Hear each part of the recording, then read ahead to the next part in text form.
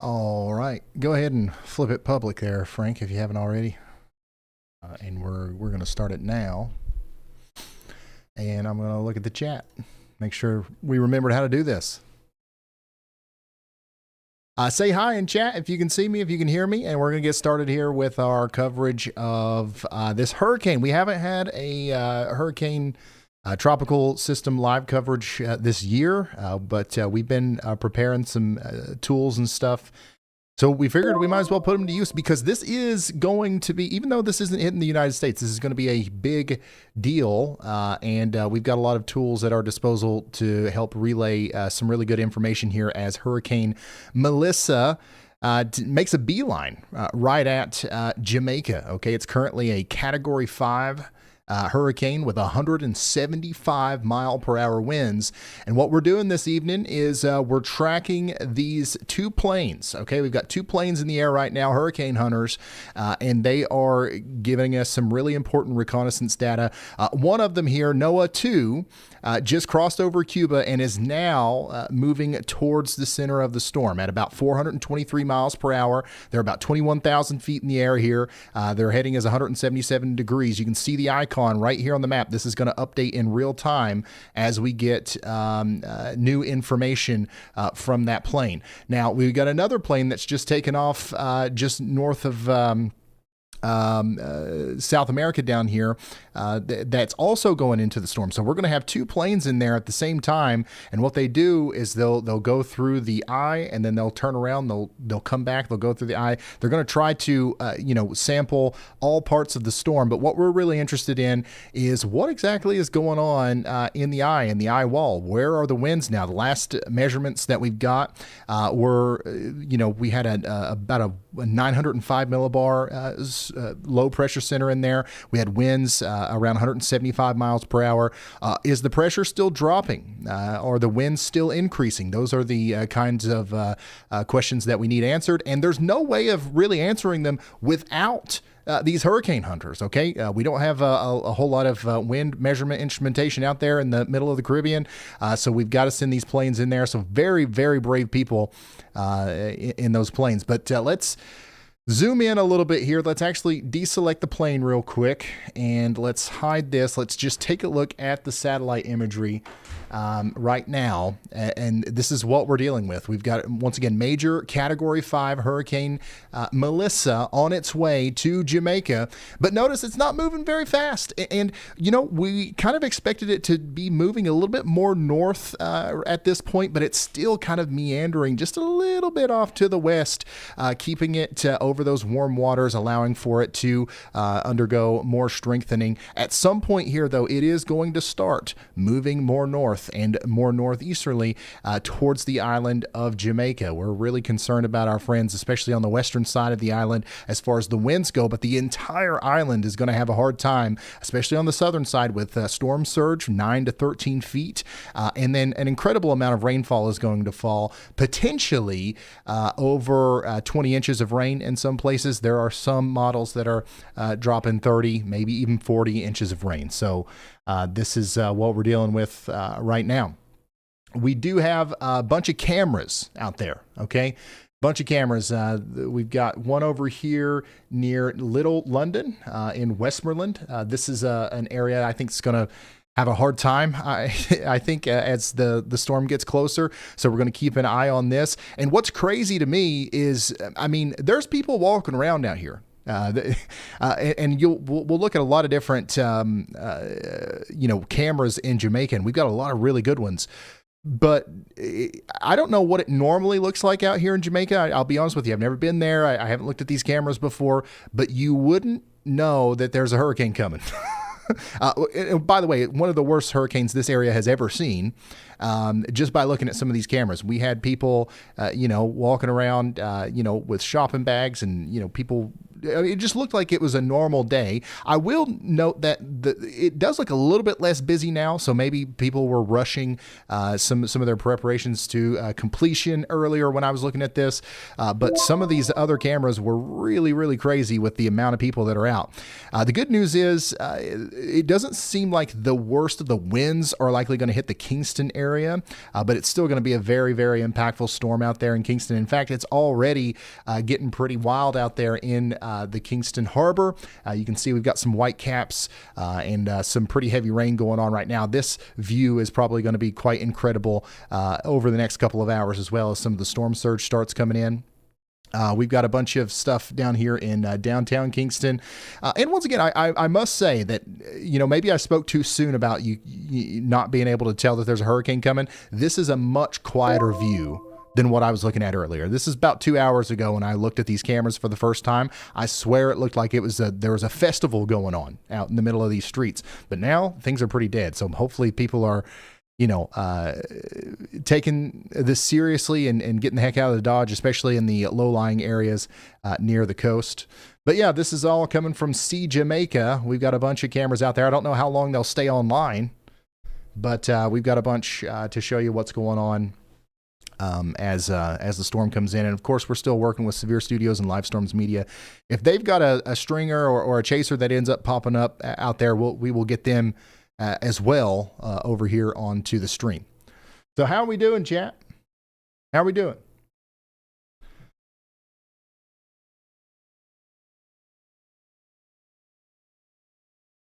Now, it's a long time no see. Doing good? Awesome. Yeah, we are going to watch these reconnaissance planes over the next few hours. And I don't know exactly when landfall is going to happen. Our estimate right now is about 16 hours from now. There's a chance that we'll do live landfall coverage as well, but that'll likely be separate from what we're doing right now. Yeah. Yeah, once again, it's been a while since we've been live. Just make sure everything's looking good, everything's sounding good. Melissa is a Category 5 hurricane with sustained winds of 175 miles per hour as it approaches Jamaica. It's moving about 5 miles per hour, which is crazy. Absolutely crazy. Yeah, Andy's here. Andy's going to chime in whenever he's got something.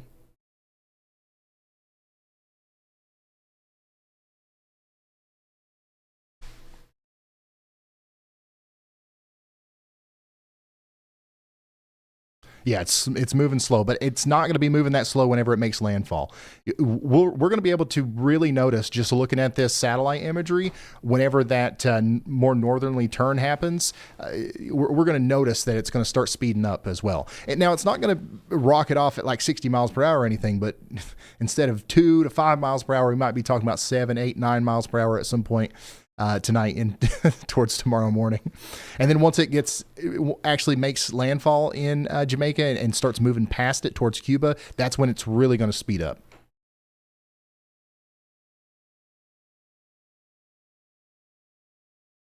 Move Ryan back to the bottom left corner. You guys notice everything.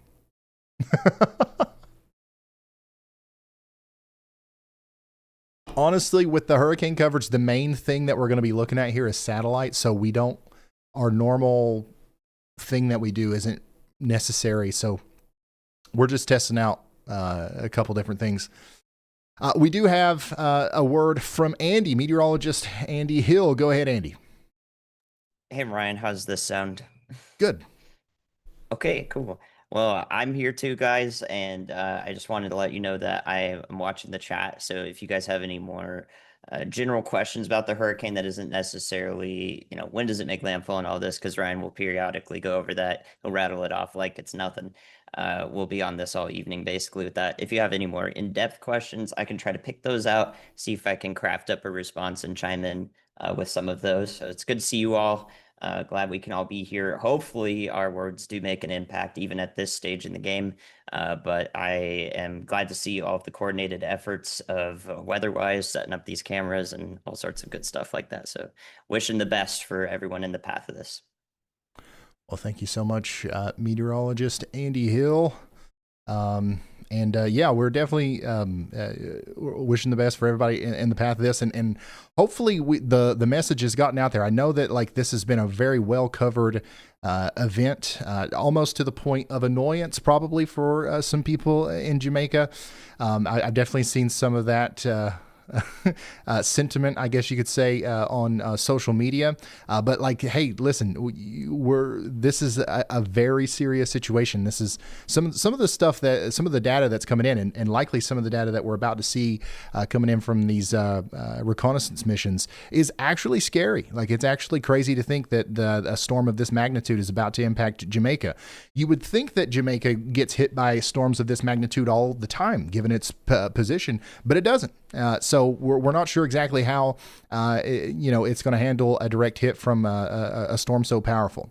But once again, I just got to talk about the storm and how it's still meandering off to the west a little bit. It's going to wobble within this cone here, but notice how we still haven't seen that direct north trajectory yet. It's just moving pretty much due west inside of that cone there. Over the past several hours.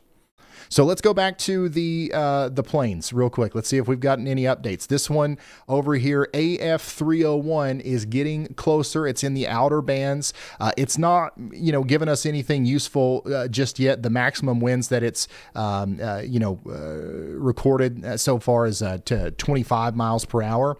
Same thing with the other one, but it's getting closer. It's actually just about to enter the storm here as it's moving 400 miles per hour at an altitude of 15,000 feet towards the storm. And once again, it's going to do a number like this. It's going to go in, it's going to try to get in the eye, and then it'll like turn around and it'll come back up this way like an hourglass thing. And it'll do that a couple times, and then eventually it'll have to go back. These things can stay in the air for like 6 hours. So we're going to get a lot of good information out of both of these planes. And it's actually kind of unusual to see two in there at the same time. So we're going to get a lot of information really fast once they get in there closer. If you're just now tuning in, we are going to be doing live coverage of this reconnaissance data that's coming in. We're going to, do everything we can to cover that, and then also go over some warnings and information for Jamaica. So as usual, feel free to share us out there on social media: Facebook, Instagram, YouTube, Twitter, TikTok, whatever it is. Help us get out in front of as many people as possible. We couldn't, we're not advertising. We don't have commercials out there or anything. You guys are the only way that anybody even knows we exist. So if you feel like what we're doing here is valuable and useful, feel free to share us out there. It helps a lot.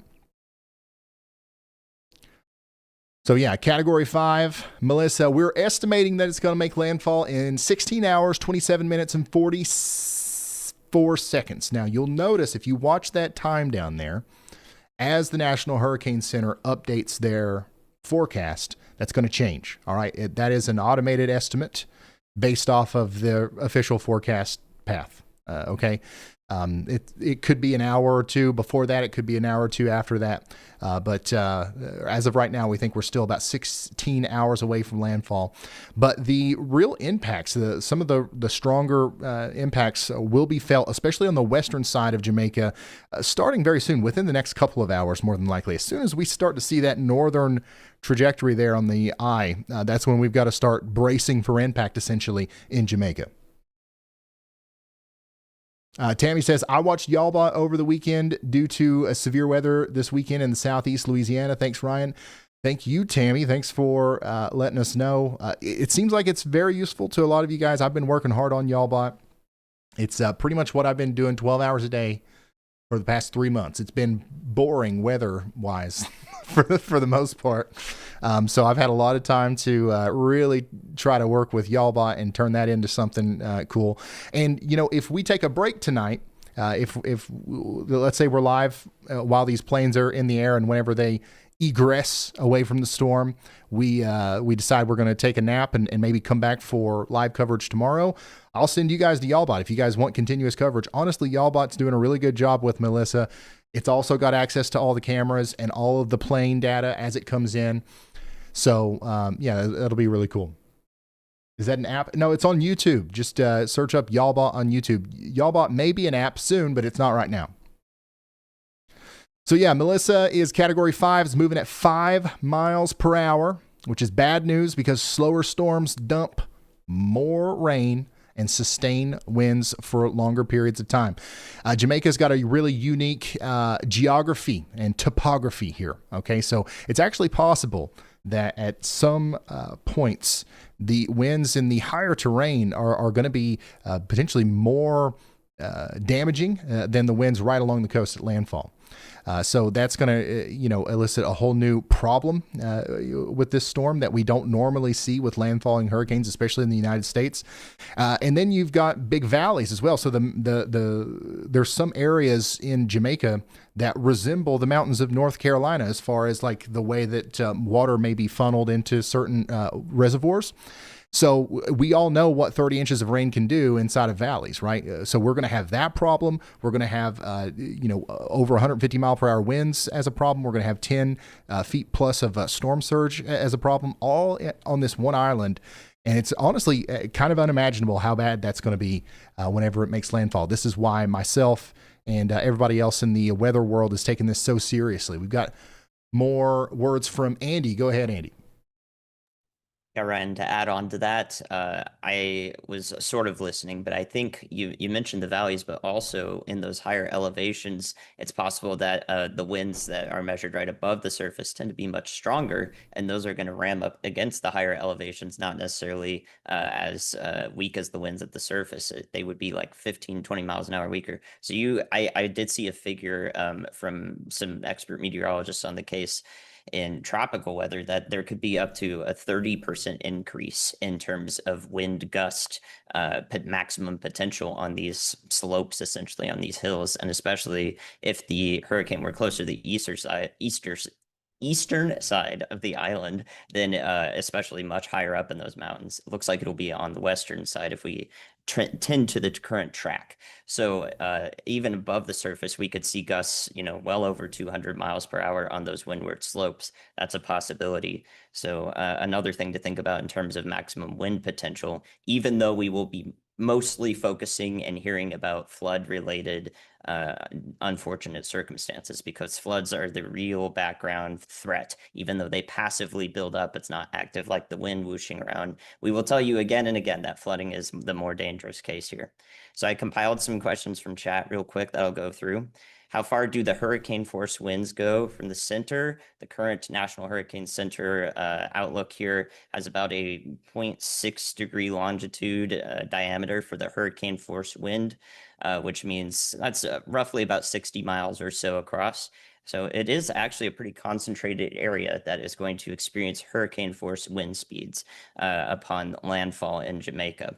And that means that there's a couple things that means. It means that all the folks over in Kingston on the eastern side, if we get the western in landfall and it stays pretty far away from that population center, are going to experience 50, 60, 70 mile per hour wind gusts with the tropical force storm winds continuously, but they're not necessarily going to see the roofs flying off their houses in real time and all that, right? So I'm concerned about that as like in a social stance, that they have been exposed to social media and all of this, and they're expecting the worst, and they think it's winds that are the worst, because a lot of you probably think the winds are the worst case here, but they're going to see the winds not be extreme and ripping roofs off, right? And then they're going to be like, well, this wasn't as bad as I thought it was going to be. And then they might return to places that are lower lying, more exposed to flooding potential. And then that flooding builds up passively, and suddenly they're in a really bad spot.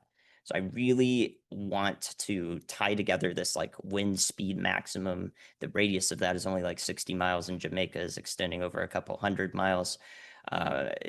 Together with the fact that there is the potential that people make some grave errors here by returning after they see the winds aren't so bad in Kingston.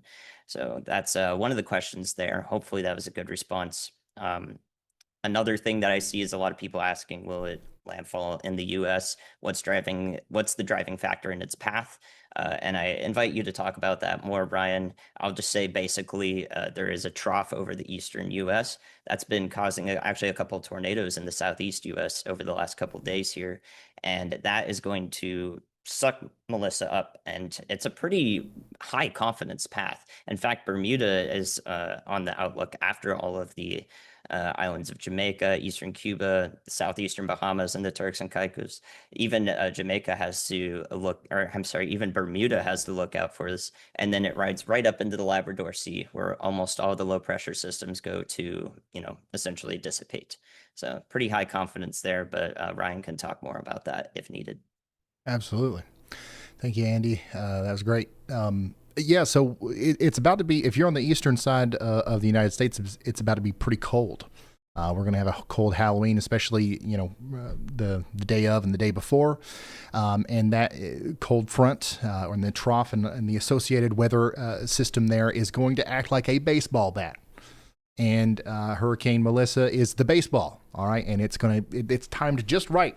It's not gonna strike out. It's not a foul ball. It's not it's literally going to hit it out of the park and keep it away from the United States. So be thankful for this cold air that we're about to experience. It's actually going to be quite cold in some places, especially in the deep south. It's going to be much below average for our Halloween, and that storm system once again is going to be the reason why we don't really have to worry about this in Florida, the East Coast, definitely not in the Gulf. I mean, this still has the opportunity and the possibility of producing some big time swells that travel hundreds of miles and cause rip currents and some intermittent problems with coastal flooding along the East Coast, but probably not as bad as some of the bigger storms that we had earlier in the season. So definitely the main impacts with this storm are going to be with Jamaica, Cuba, and the Bahamas. So Crooked Island and places like that over here in the Bahamas, north of Cuba. This is going to be a pretty impactful storm for you as a Category 2. And then, like Andy said, it does look like it's going to go up towards Bermuda, potentially right over Bermuda as a Category 1 in about 3.5 days from now. And that's crazy, too. We've been watching this thing for, it feels to me like forever in this one little area down here, right? So like day 1, it's right here. Day 2, right here. It's day 3. Now we're talking about 3 or 4 days from now. It's going to be, well over 1,000 miles away. So it's pretty crazy at how fast it's going to be moving. And it's all thanks to that system that's moving in. So some of you guys are asking about the cameras and where you can look at them. I do want to shout out WeatherWise because they're the reason why we've got these cameras. Let me pull that up real quick. So if you guys don't have it, you should get the WeatherWise app. It's free. You can go to weatherwise.app in your browser, or you can just go to your app store and search WeatherWise, and you'll immediately have access to all the tools that I'm using here. Yeah, you can load up the satellite, and then just go over here to the island of Jamaica and click any of these cameras, and you'll be able to pull these up. And you can do this in your phone, on your phone app. You can do this on your desktop browser, whatever you want to do, and you can kind of, follow along like this. So it's the same satellite that I'm using. You can pull that up. And by the way, just an incredible satellite presentation here. Almost perfectly circular eye earlier. Let me actually switch this over to a different band so we can see it as the sun goes down. So yeah, you got access to all this stuff over on WeatherWise. It's a free app that you can go download right now if you want to follow along with our hurricane tracking. So beyond that, I also just retweeted a really, really incredible video. Have you guys ever heard of the stadium effect? So these hurricane hunters, in one of the earlier flights today, there was somebody on board who recorded a video whenever they went into the eye of this storm. And it is the craziest video you'll see today, probably this year. I can't share it on here for copyright reasons, but you can go look at it on Twitter, and it is absolutely crazy. So the hurricane hunters flew into the eye, and you can literally see the entire thing around them. The stadium effect refers to being in the eye of a hurricane and like feeling like you're in a stadium, like the Coliseum, with these giant rows of clouds around you instead of, stadium seats and bleachers or whatever.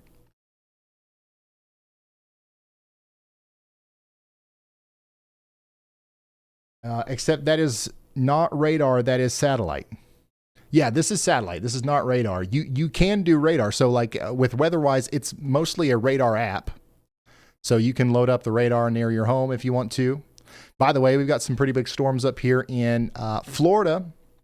A couple of severe thunderstorm warnings. Yesterday was a pretty wild day in Florida. We had a flash flood emergency, a couple tornado warnings in Florida.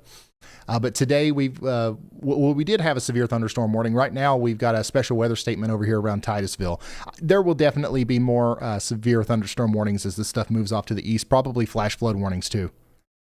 That's moving over towards Palm Bay. It's moving away from Orlando.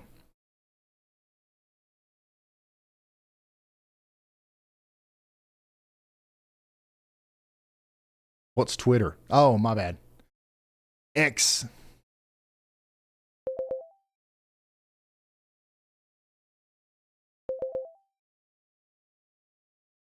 All right. So let's go back over here and let's see where we are with our planes. They're getting closer, slowly but surely. They're getting closer. This one over here is still moving. The largest wind it's recorded is 26 miles per hour. It's about 15,000 feet off the ground as it goes towards the storm. It'll be a couple hours before that one gets there. This one, however, NOAA 2 is getting really close. It's right here on the outside of the storm. So it's going to line itself up and try to go right through the eye. Now, sometimes they'll miss. But with this one, they probably won't because it's not moving very fast. So it'll be easy to line that up. Caravan.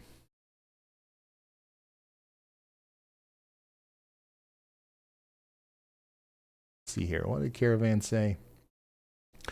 It says, you saved my family in Port St. Lucie during Hurricane Milton. Ever since I've been into weather. Thanks for what you do. Caravan, thanks for that kind message. Milton was crazy. And there was a lot of people watching and like, we just released a video, by the way, on the Y'all Squad channel. If you guys haven't seen it, about Milton and the recovery stuff that the Y'all Squad did there. So if you want to check that out, I would go check it out. But I'm glad you came out all right. And seriously, thank you for the kind words, Caravan. And Bobo, oh, my bad, Bon, says, love you, buddy. Thanks for everything. Nashville loves you. Hey, here's the good news. I know we got people in Tennessee that are watching. Hurricane Melissa will not hit Clarksville, Tennessee. Just to clear that up, just to make sure that I mentioned that before we get too deep into the weeds here. Yeah, I don't know where I got Bobo. That's what I saw. But it's Bon.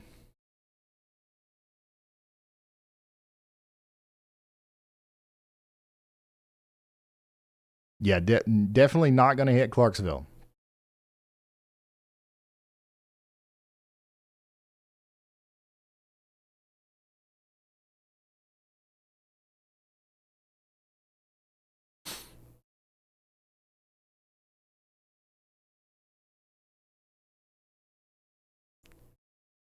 Yeah, so we're getting close to getting some juicy information out of this plane over here, but it's still going to be a little while. Like honestly, it's right when they pass through the center. That's what we're most interested in, I guess you could say.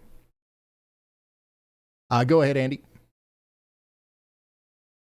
Hey Ryan, until that happens, I will fill the space with some more of chat's questions here that I can answer. If you guys have been paying attention to media at all, you may have seen a lot of questions or actually just posts in general, even from me, about the driest eye ever recorded. And it's true. This hurricane has the driest eye that has ever been recorded with like modern satellites, modern geostationary satellites in particular. And what that means is simply how the satellite is collecting black body radiation temperature, which is a brightness temperature, looking at infrared wavelengths here. So it's not quite the same as the temperature you feel on your skin outside, but what it does let us know is, how many clouds essentially are in the center of that eye. Is it going all the way to the surface when it's collecting, this temperature data? And if it can get all the way through down there and there's less clouds that are down there and the sort of resolution that it can make out, which is not very. It's kind of like a mile wide resolution. So you can think about all those clouds that are kind of sifting around in that eye. It does have to be pretty dang dry and far fewer clouds to be the driest hurricane on record on across the entire globe. And that was achieved today, actually multiple times. It's broken its own record a few times since then, since breaking the record set back in 2016 in the Western Pacific. So what that means is that you're sampling the driest eye. That tells us that there is actually the most strongest sinking action in the eye itself, and that's clearing out all those clouds. So when we have that, we get the driest eye on record, and that's essentially what that means. It tells us that this is a stronger hurricane. You have stronger sinking motion, which means the eye wall around it is probably rising much faster as well, and that air is just moving faster all around, which tells us the pressure is lower as well, and yada yada. So that's another measure of hurricane strength we can use. And sure enough, yeah, I mean, I didn't think I would sit down today and look at a record broken across the entire world, but it did happen. So there's that. Awesome. Thank you, meteorologist Andy Hill. Lots of records will likely be challenged or broken. One interesting thing that I pointed out in our video earlier today, I don't know if you guys have watched it yet or not, but 80% of the hurricanes this year in 2025 have been Category 4 or Category 5. And that usually doesn't happen. Most hurricanes are usually not Category 4s or Category 5s. This year, most of them have been. And 80% is definitely the most on record. So that's another interesting thing here. But that's just one of the many things that we'll add on to the list of things we remember about this storm as we continue to watch it. It does look like, notice how the eye definitely looks like it's moving a little bit in the last couple of frames. I'm playing 100 frames here on WeatherWise.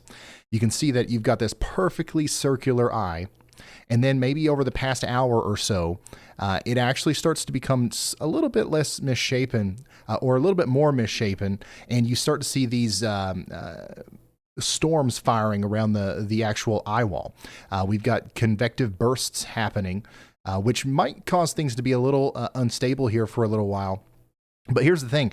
This thing is still floating very far away from the island of Jamaica. And as long as this disc here is not mostly over the island, there's not going to be enough friction to really lead to any sort of de-intensification or anything. So if this goes through another eye wall replacement cycle or something like that, in fact, if that happens right now and not 10 hours from now, that's actually not a good thing, because that means it could get back to this steady state here before it actually goes up and makes landfall. So there's a lot of little things like that we'll be paying attention to as well as we analyze every frame of the storm.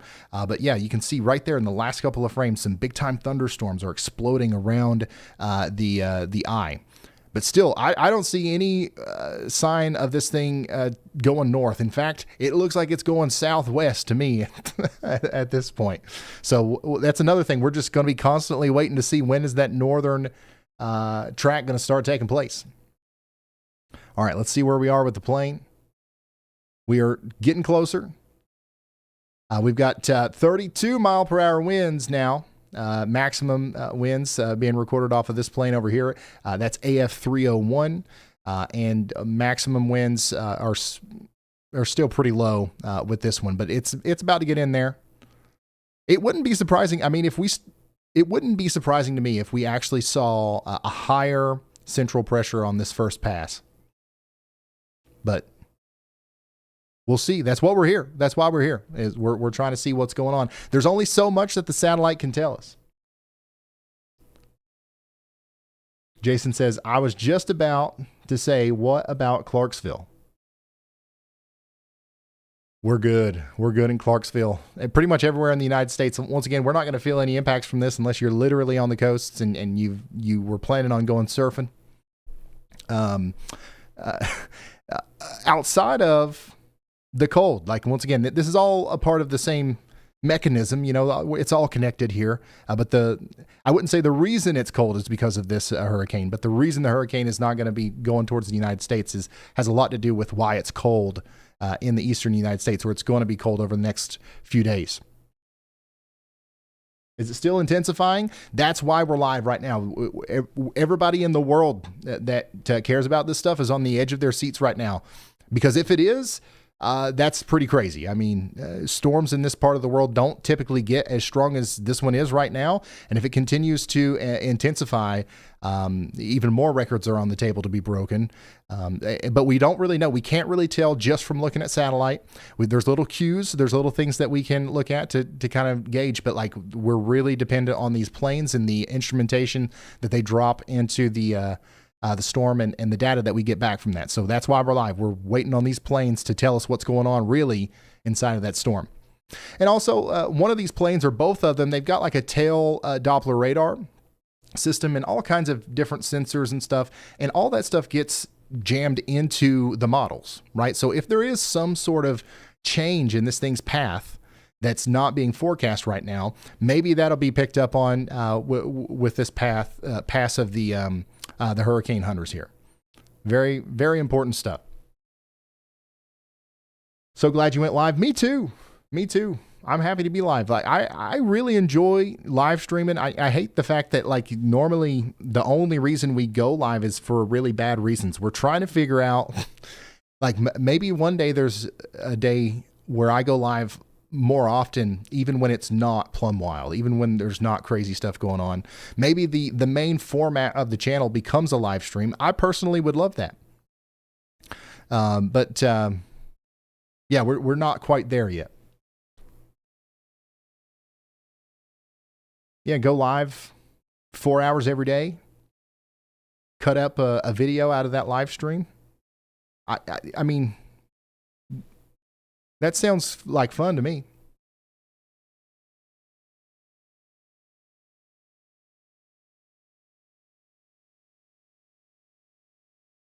Go ahead, Andy. Hey, Ryan, lots of questions about the westward motion from you yourself included. I'll try to shine some light on a little bit of some of what could be a contributing factor to that. The first thing we can talk about that exists in basically every major hurricane is if you just get rid of all of the winds in the atmosphere, there's just no flow at all. You just put the hurricane there and you plop it down in a vacuum, right? What will steer it? It will actually go west-northwest on its own due to something called the beta effect. And essentially to explain that, you have the low pressure center, right? But on the outside, the periphery of the hurricane, there are lows and high pressures that set up in the corners, essentially. And that happens because the Earth spins faster. If you're standing in a spot, you'll complete a rotation faster if you're closer to the pole than closer to the equator. So across the poleward, equatorward expansion of the hurricane, just how many degrees latitude is it? Tall or wide or however you want to think about it, right? There's going to be a difference in force there. And what that does is it creates those little low pressures and high pressures in the periphery. So if you just get rid of all the flow, everything that's steering the hurricane right now, and you just put those low pressures and high pressures on the periphery of it, it'll move west-northwest. So what we know right now is that all of the wind affecting Hurricane Melissa is actually pretty weak. That's why another reason it's been allowed to do this, essentially, just explode rapidly, intensify and all that. And thus, the beta effect can have a really real effect, even in the short term here, on its movement until it gets picked up by that trough. It feels the influence of the trough and goes to the north. So that's kind of what we're seeing right now. Another thing that could explain it is also like very short term. We see those convective bursts wrap around the eye like that, and the eye could literally just be tugged toward where the most intense convection is because air will flow in that direction. So pretty powerful, result of what that convection is doing literally in every 5 minutes when we see an update, right? So those are kind of my stabs at explaining why it's moving west, but we do, of course, all anticipate that northward progression, and we'll see where exactly it ends up making landfall. Awesome.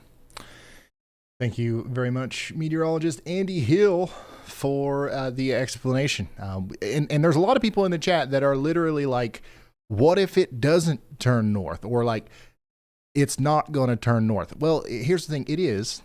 And any sort of difference that, happens here is not going to be like incredible. Like I know there's people in the chat right now that are like, oh my God, I'm in Texas.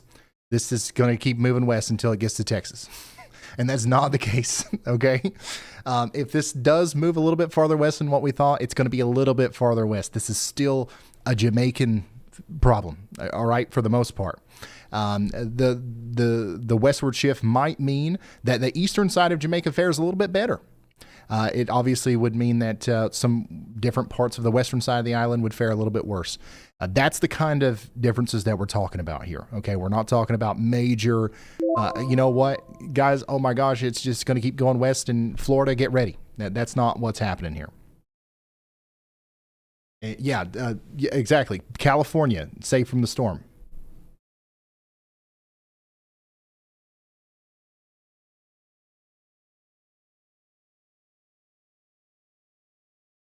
Are you still predicting? Yeah, so it's definitely possible that many areas on the island get more than 20 inches of rain. And there are several forecast discussions that mention up to 40 inches of rain. There are models that, show 40 inches of rain. The vast majority of them show a widespread 20, but 40 is not out of the question, especially if it keeps moving really slow.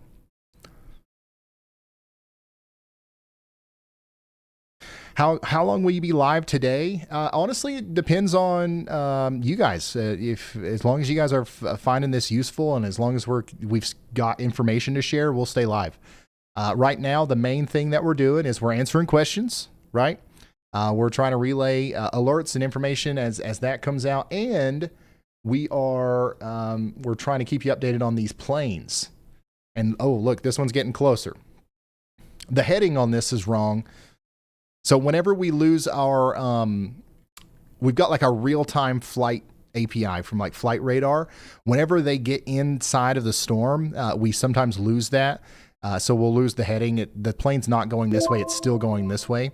But we've now gotten already a 997 millibar reading from this plane on the outside of the storm. So now every time we get an update, we're going to see lower pressure and higher winds, lower pressure, higher winds, all the way up until it gets to the center.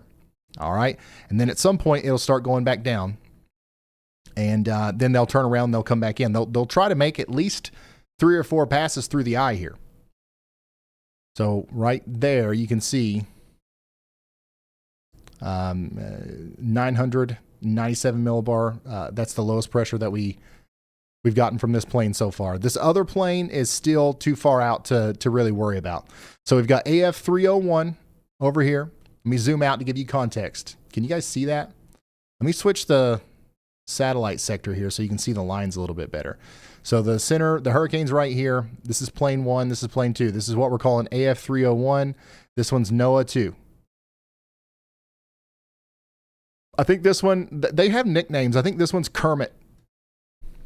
I need to add that to the overlay. That's a better way to refer to them as. NOAA 2, AF 301, Kermit. Yeah, I need to add that on here. So we're waiting for an update from old Kermit here.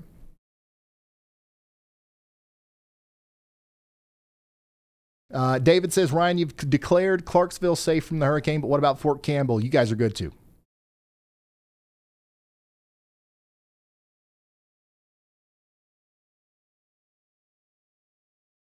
Yeah, Kermit. I'm not kidding.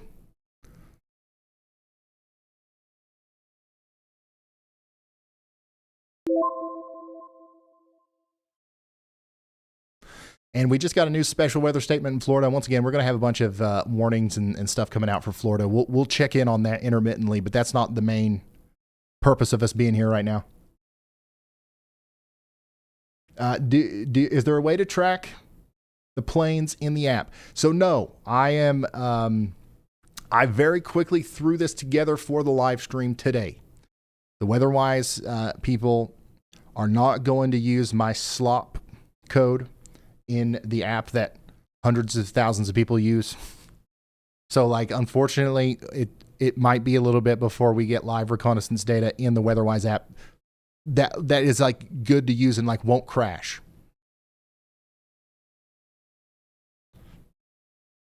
I'm very lucky. I can implement features for my live stream in like 30 minutes because if it breaks, it only affects me.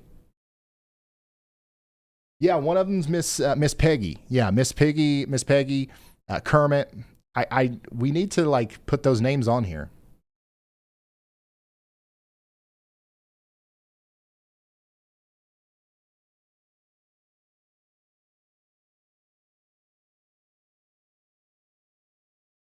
But yeah, at some point the flight reconnaissance will be a part of WeatherWise for sure.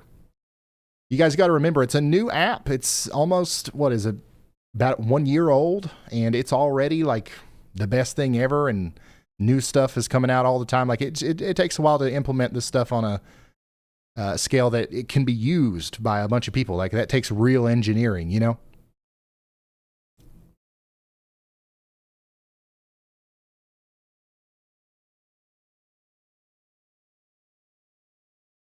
All right, so what do you guys think? What do you guys think? Whenever this plane right here goes through the center circulation, what are we going to find? Has the pressure dropped? Is the storm still intensifying? Or do you think it's leveled out? Or do you think maybe it's even increased a little bit? Let me know in chat. So once again, we're trying to beat, I don't even remember, what is the official 906 millibars. So 905 really. If this thing goes through and we get a 904 or a 903 millibar reading, then that means that the storm still has intensified since the last time we got a reading, right? So what do you guys think? Are we even sub 900? That would be crazy.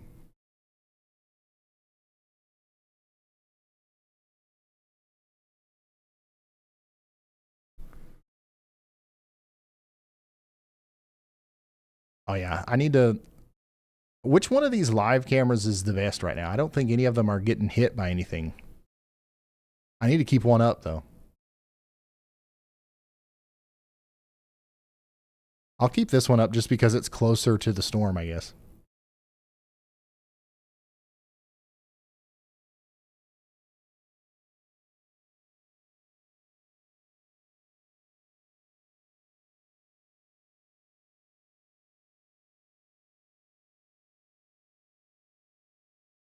Got a lot going on screen here. You think it's went down? 880? No.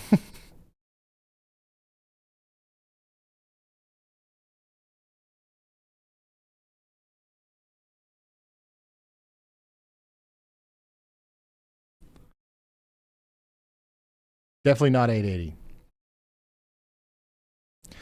It's definitely possible. The lowest pressure ever recorded in the Atlantic Ocean was 882 millibars with Hurricane Wilma in October of 2005. Lots of parallels between 2005 and 2025. This is our third Category 5 of the year. And in 2025, we had 4 Category 5 storms. So we are we're right up there with 2005, which is very commonly, referred to, and everybody knows it as the year of the hurricane. You know what I mean? So 2025 will be another year that's remembered, but probably not as much, because another thing about 2005 is, we had Katrina and we had all these. Most of the storms actually had major impacts to land. Most of our storms this year haven't. This is going to be the first one that is really impactful to land here.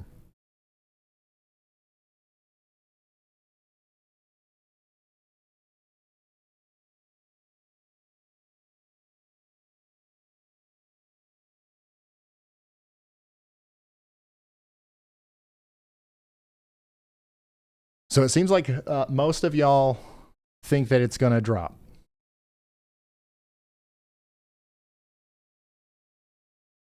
I'm going to be honest with y'all. I'm going to say that it's completely leveled out, because it has dropped and then started to come back up here in the past couple of frames, just based off of satellite imagery, or it might even be a little bit higher than the last reading. That's good. That's my guess. Plane's currently at an altitude of 8,000 feet. It'll probably cross through the eye at around that altitude.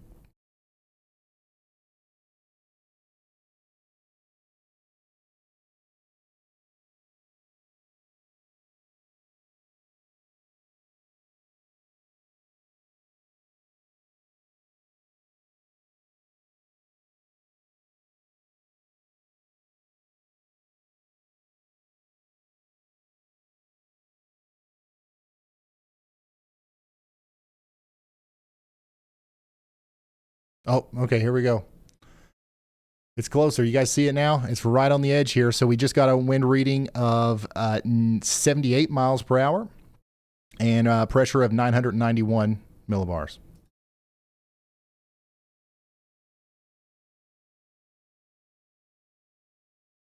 So once again, it's going to keep going right here. It's going to go through the eye.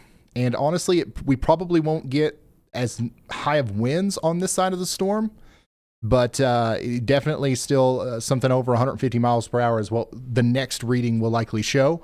And then also, we don't know if we'll get a proper reading on the actual eye here either. That's why they make multiple passes. On one pass, they might go through the eye wall. On one pass, they might go right through the center of the eye. On another pass, they might go through the northern side of the eye wall. You know, it's not, there's a bunch of different angles that they're going to try to hit here. Go ahead, Andy. Yeah, Ryan, something else that impressed me earlier today, I'm not sure if you talked about this yet, but there was that mission that actually had to turn back around briefly before they reattempted the eye wall, or maybe even a different plane ended up attempting the eye wall, and that one just didn't go in because of the G-force experienced. And I find it, and that was actually like unsafe limits for the crew on board of that plane. I find it so interesting that it just so happens that the intersectionality of that, our peak hurricane strength that we can even possibly have over the best, pristine sea surface temperatures and conditions for a hurricane to intensify coincides with our modern technology of aircraft, just barely enough G-force, right, for it to be unsafe enough to fly through and collect data. So that is a possibility. We see right now that really intense convection wrapping around the eye of the hurricane, and the latest burst that started at 33 minutes ago wrapped around halfway around the eye in 26 minutes. So to complete a revolution in 52 minutes, less than an hour, that's how fast it's kind of swirling around there. And that's not even right on the edge of the eye wall there. That's like kind of back just a little bit and just swirling around. So if they do end up having to turn around at all, well, that would be the reason why. So let's not get disappointed at that, right? Let's just, respect their decisions and their assessing of their own safety as well, and hope that it all goes smoothly, because again, they're right approaching that limit of dangerous G-forces when they're trying to enter the eye wall, especially with that rigorous convection circling around it. So hopefully they're all good. Absolutely. Yep. And it's probably should be expected that at one of these missions here, at some point, it might have to turn around. I mean, these guys do this all the time. The hurricane hunters, this is what they do. But storms of this magnitude are not common. Most of the time, they're flying through winds half as strong. They're flying through storms half as strong. They're flying through, just half of what this is. You know what I'm saying? So this is something that they're going to have to prioritize their safety for and everything like that. Let me show you the camera here again. I just have to correct myself, because when I first started the stream, I very wrongly said that you couldn't tell a hurricane was coming looking at these cameras in Jamaica, but it is a ghost town out there. All of these cameras, everybody's off the streets.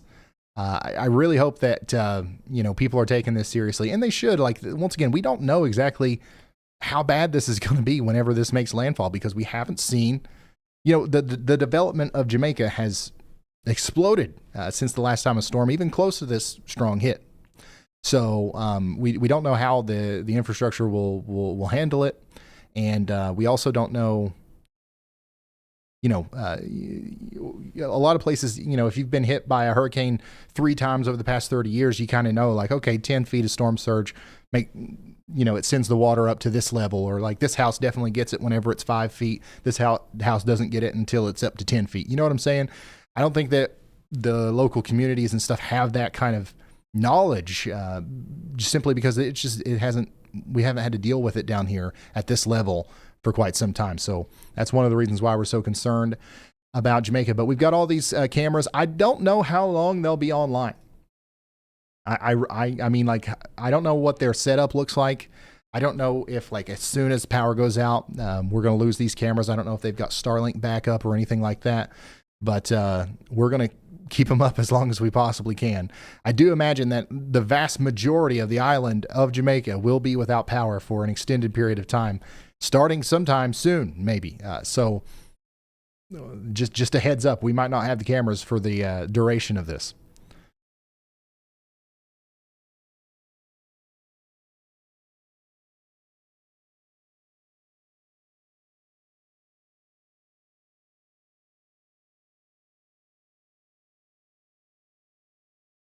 All right, so I think we got another update from our plane. What's happening now is the data comes in like a long string of text that has to be parsed into stuff that, we can read easily on the screen, and then that'll pop up for us.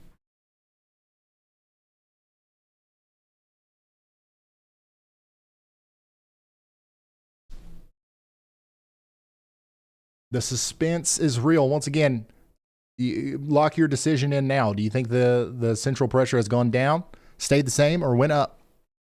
Also, maximum winds, 175 miles per hour is what we're dealing with right now. Do you think the winds are stronger than that right now?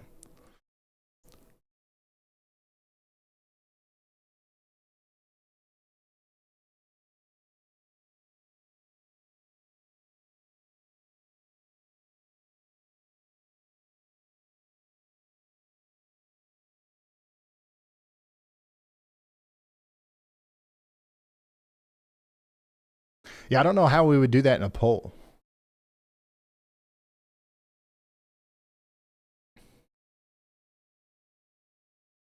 Actually, yeah, just do stronger, weaker, or maintained in a poll. We'll see how good we are as a collective meteorological hive mind. If we get this right, we're going to have to stay live for every storm and put all of your all's answers into like a model and like actually use that as real guidance.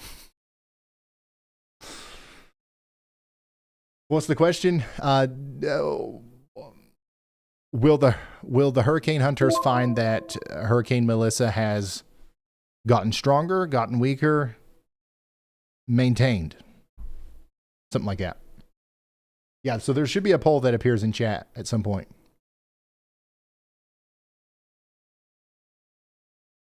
All right, so while we wait on that data to come in, there's a camera I want to show you real quick. This flat bridge. We've got access to this. If you've been watching Y'allbot's been talking about this a bunch. This is the historic flat bridge, considered a very significant historical site here. It's one of the island's oldest bridges. It was built in 1724. This thing's been there since 1724. And now we're going to be watching this as a historic hurricane makes landfall on the island. There's folklore about a mermaid-like creature named River Mama who lives in the waters below the bridge. So we'll be watching out for River Mama too, as the waters will inevitably start coming up here.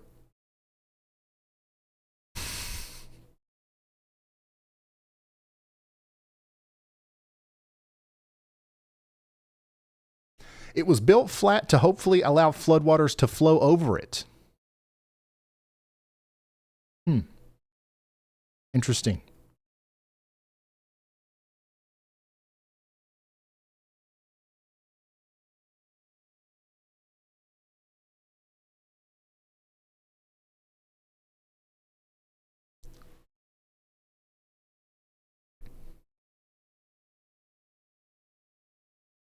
The water does look like it's rising a little bit. I've been watching that all day.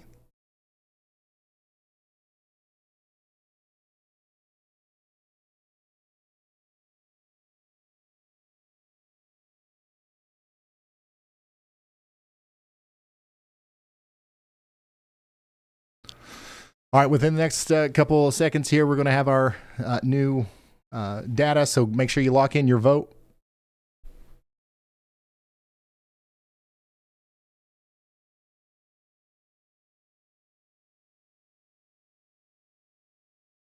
Daggone it, I can't see the poll.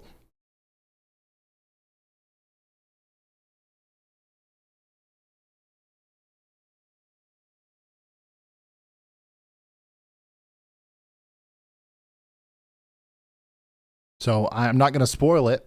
I'll let it appear on the screen here, but I've got like access to the behind the scenes, and the data's already in, so I already know the answer.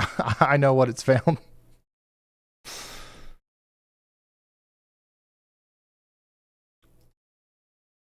By the way, there's another plane that's going to come in right after that too. So, and the way this works is we'll get several passes. Once again, if you're just now tuning in, I want to make sure everybody understands what we're doing here. We're watching this plane sample the storm. What color? I need to use a better color here. We're watching this plane sample the storm. Okay, it's recording the wind speeds and the surface pressure, and whatever it sends back here. That's going to be pass one, and then it's going to turn around and it's going to try to go through again. And sometimes it won't go directly through the center of the eye. Sometimes it'll miss, or sometimes maybe the reading isn't great. So it takes several passes, and we'll see what the next one looks like. But also, we're going to have another plane coming in here that's going to add another source to that as well. So we're going to know what's going on with this storm. No doubt about it.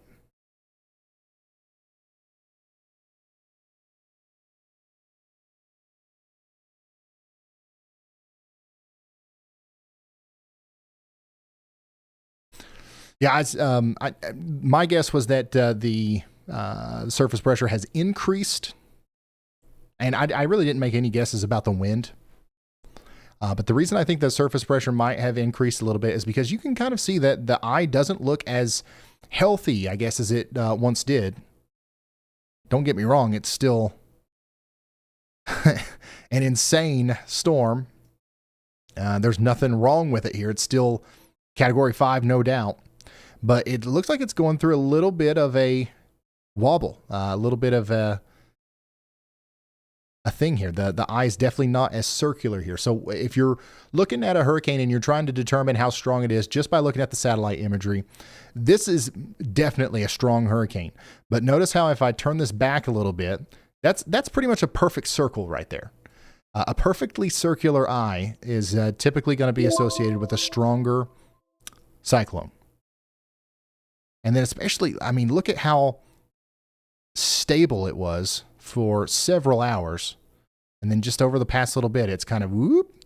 But, along with those wobbles have come stronger thunderstorms that have formed on the outside of the storm here. So those will organize, and this thing will rebalance itself. And after that, it might actually be stronger than it was before. This is a part of every hurricane. Like, this happens with every hurricane, no matter how strong or how weak they are. They will be steady state for a while, and then they'll go through a replacement cycle or some sort of wobble and kind of rebalance themselves.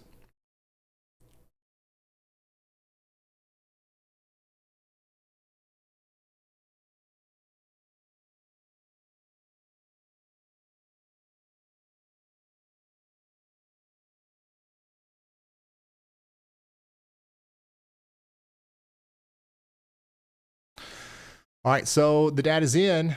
You can see that the plane did go directly through the eye. Let me pause the satellite playback here. I'll zoom in here. You can see that the plane went directly through the center of the eye. The reading came from right here. The plane is currently on the other side of the eye. Winds, they recorded 140 mile per hour winds and a pressure of 910 millibars. So on that pass, according to this, drop sonde here, we actually did see the pressure increase. The winds definitely are less than what we got on the last one, but we'll see a big bunch of variance with the winds. Depending on which side of the storm they enter on and all that stuff, we're going to see different wind speeds. But what's really interesting to me, and what's interesting to anybody that's kind of analyzing this, is that the minimum pressure increased It's gone from 905 to 910 from the last time we had a plane in here. And that means that the low pressure system is a little bit weaker than it was. Does that mean that the storm is weaker? Does that mean that this is not, that anything has changed really? No. More than likely, this is just a natural phase and a natural cycle of the storm. And what's actually is unfortunate is a lot of times, because these, kind of fluctuations are inevitable, a lot of times we root for them and we hope that they happen right as landfall occurs, right? So the fact that it's happening out here right now, and it's probably going to get organized over the next 6 hours or so, that means that it might be back in the steady state where it's really strong as it makes landfall in Jamaica. So it's actually a bad thing that that's happening right now in terms of like how strong it could possibly be as it approaches Jamaica. So that's plane number 1. That's Kermit with 140 mile per hour winds and 910 millibars minimum pressure. It just recorded there. Once again, it's now outside of the storm. It's going to turn around. It's going to make another pass. We also have another plane that's getting closer out here. I don't know if this one's Miss Peggy, but we're going to say that it is. Miss Peggy over here is going to also go in there. And I don't know if they're going to be like in there at the same time or what, but like that's going to be really interesting. We might have tons of updates coming in rapid succession within the next little bit. So the next time, and also storms change very quickly. So the next time that this plane goes through, the pressure might have dropped a little bit. We might be back to 905. We might see winds of 180 miles per hour on the other side of the storm, which is actually what I think. I think we will see stronger winds on the other side of the storm that it's about to go through again. And the other plane might. So this is going to be taking place over the next several hours.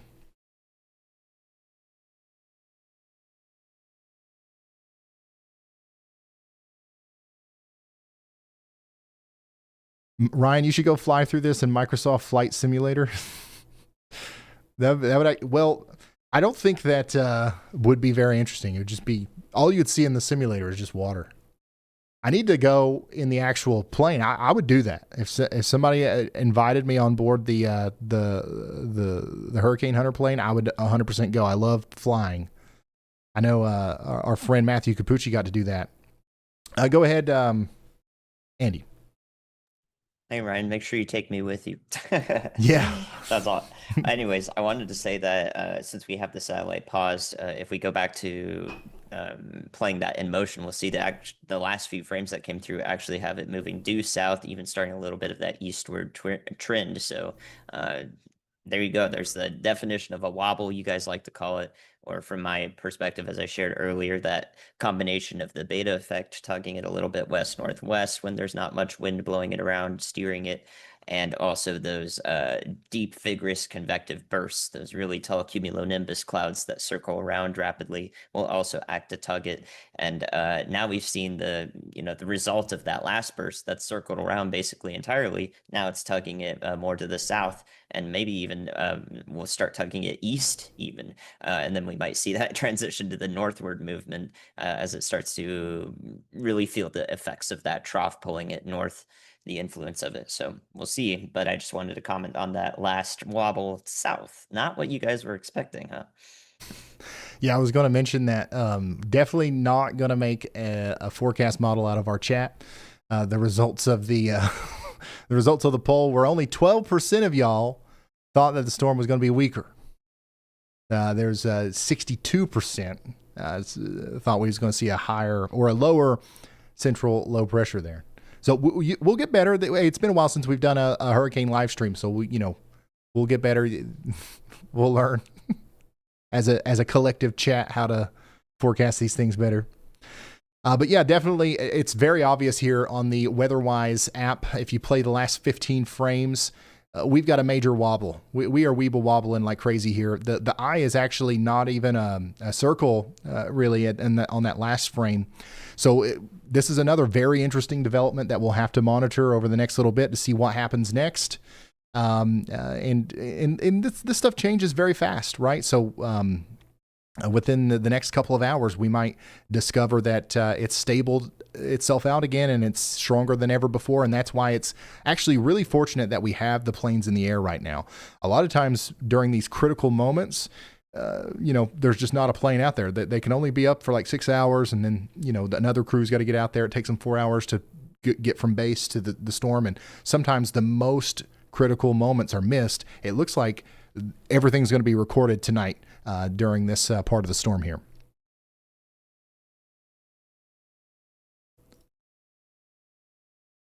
All right, so our plane is well outside of the eye of the storm now, and at some point we'll see it turn around. So, and our heading's back, by the way. You notice how whenever it's not in this part of the storm, we've got live updating positions from flight radar.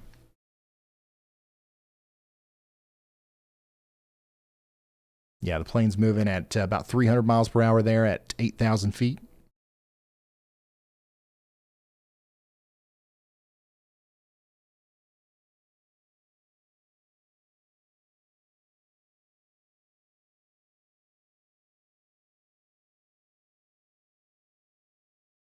And yeah, the winds were actually 160. So what we showed was in knots. It was 140 knots, 160 miles per hour. Still less than the 175 that we saw in a previous mission, but more than 140.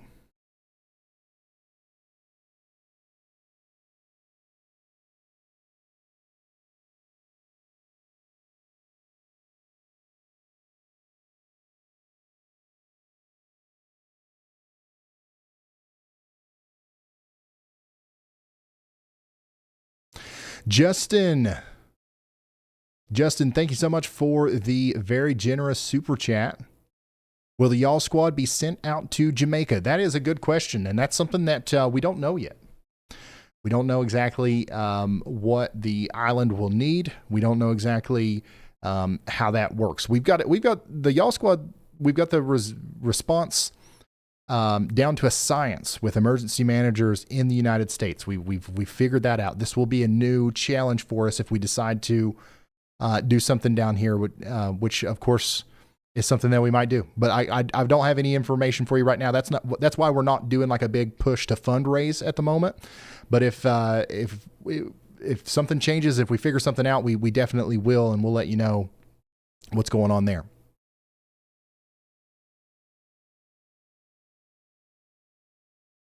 What's the chance it doesn't hit Jamaica? At this point, it's very unlikely that it won't hit Jamaica. Like, I think that it's certainly going to hit Jamaica. What we can hope for, I guess, is that this westward wobbles enough to where it goes much farther west and hits the part of the island maybe that's less populated and leaves places over there around Kingston in a little bit less trouble. But at this point, it's already too close to say that it's going to miss or cause less problems than what we originally thought. Jamaica is going to get hit hard by this storm.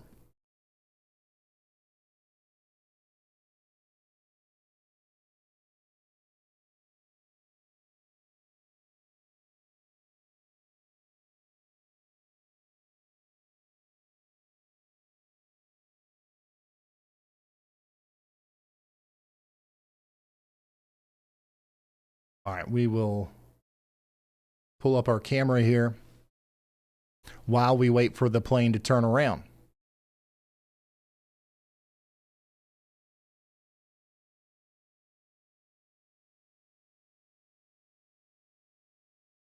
Go ahead, Andy. Hey Ryan, I just wanted to talk about something I actually haven't really seen covered whatsoever today by anybody. Is every hurricane, virtually every single hurricane. So cat 1, cat 5, it doesn't matter. As long as it's a hurricane status, has tornadoes associated with it in those outer bands, specifically the ones that are in the front right quadrant relative to how it's moving. So in this case, it's going to end up moving north into Jamaica, which means the front right would be to the north and east. You see all those cells right next to Ryan's head there. Those are going to progress into that north and east quadrant. And yeah, we don't have a storm prediction center tornado outlook in Jamaica, right? So we're not even thinking about the tornado risk. But if we get those supercells that come on shore anywhere onto Jamaica there, definitely on the east side especially could be a problem. and possibly all the way even over to western parts of Haiti and Hispaniola. That is a problem. There can be definitely waterspouts that could even be strong that come on shore, make landfall, become tornadoes, do some damage in that way. And we're not thinking about that because there is no storm prediction center tornado outlook. So I just wanted to say that. And it is, published research that basically every single hurricane will have waterspouts. Pretty much they're always waterspouts, right? Unless they make landfall, they become tornadoes. They have those associated with them. So we need to be thinking about the severe criteria of those outer bands as well, because we'll all be focused in on where that eye is and where it's making landfall and all the flooding impacts and all of this, right? But there still are even more dangers to think about that we should be cognizant of, just in case, because it does slightly change, the correct way to react and to shelter in the cases of dealing with the flood and a tornado possibility at the same time, or the high winds to the west. So lots of different things to know, but also just being aware of it in general, even if you don't know exactly what to do in those circumstances, is helpful. So I wanted to relay that tornado risk, tornado threat, as it does exist with the hurricane. All right. Thank you so much, meteorologist Andy Hill. Tornado risk is always something that we've got to think about. But like Andy said, we don't have the SPC. We don't really even have a good. We don't have radar in Jamaica or anything or anywhere down here that we can pull up reliably. There is a meteorological society. There's some sort of institute in Jamaica that has radar, but I've noticed that it's in and out a lot, and we certainly don't have access to it in our data set. It's kind of just like a GIF on a website. But yeah, that's an interesting thing there. Another interesting thing is our plane has officially started turning. I think it's going to go this way and come back in this way. So that's we'll pay attention to that as the storm continues to grow. And also, for anybody that's just now tuning in, let me give you the rundown on Hurricane Melissa. All right, because we are getting more viewers in here. And a reminder, please help us reach more people. If you know anybody that lives down here, or if you know somebody that knows somebody that lives down here and would just like to hear the information that we're giving out. And when I say down here, I'm talking about Jamaica, I'm talking about Cuba, I'm talking about the Bahamas even. Feel free to share our stream out there on Facebook, Instagram, Twitter, YouTube. It's the only way that we have to promote what we're doing here. So also like the stream here on YouTube, and that'll hopefully get us in the algorithm to where we're getting in front of people who need this information. All right, so we've got a Category 5 hurricane, Melissa, currently south of Jamaica, producing 175 mile per hour winds.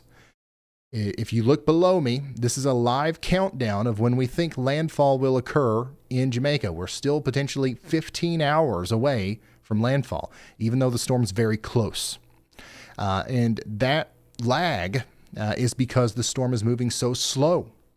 And the slow movement of that storm is going to lead to torrential rainfall that will accumulate between 500 and 1,000 millimeters. That's 20 to 40 inches of rain. And that will cause catastrophic flooding just from rainfall in Jamaica. Now, inside the eye wall of this storm, at times we're going to have 200 mile per hour wind gusts, which is going to push a wall of water, a storm surge of more than 10 feet, up onto the southern side of Jamaica. So you're going to have a wall of water coming out of the hills and the mountains and the valleys in the form of rainfall. You're going to have a wall of water coming in from the ocean. Terrible flooding. Then we're going to have landfall after all of that, where we're going to have destructive winds capable of leveling homes, downing power lines, and causing widespread infrastructure damage, with long-term power outages and community isolation likely right after that. All this is going to happen over the next 15 to 20 hours. And the reason we're live right now is we're trying to gauge exactly how bad it's going to be. We already know it's going to be really bad. But if this thing keeps intensifying, if it keeps getting stronger, it could be even worse than what we're thinking right now. The good news is the latest pass of our hurricane hunters here through the eye of the storm did discover that the storm is currently a little bit weaker than it was a couple hours ago. So I guess you could say that's good news, but we just talked for an extended period of time about how that also is kind of bad news because it's inevitably going to try to strengthen again. And maybe now that's going to happen on its final approach to Jamaica. The current weakening that's happening, the wobbling, the replacement cycle that's going on, we were kind of hoping that would happen right as it was making landfall because that would lessen some of the impacts, but it's happening now. So, that's what's going on for Jamaica. We're really concerned. We're waiting on that northerly turn. This thing is still going west or pretty much due south currently, which is crazy. But at some point, this is going to start going north up towards Jamaica, and that's when we're really going to lock in talking about, when certain aspects of the storm are going to start taking place. Outside of Jamaica, let me turn on the path here. Outside of Jamaica, we're also concerned about Cuba, Haiti, and the Dominican Republic. There's a tropical storm warning right now, and even up to 30 inches of rain is going to be possible in western portions of Haiti. So west of Port-au-Prince. 20 inches of rain is going to be possible in southern portions of southeast Cuba.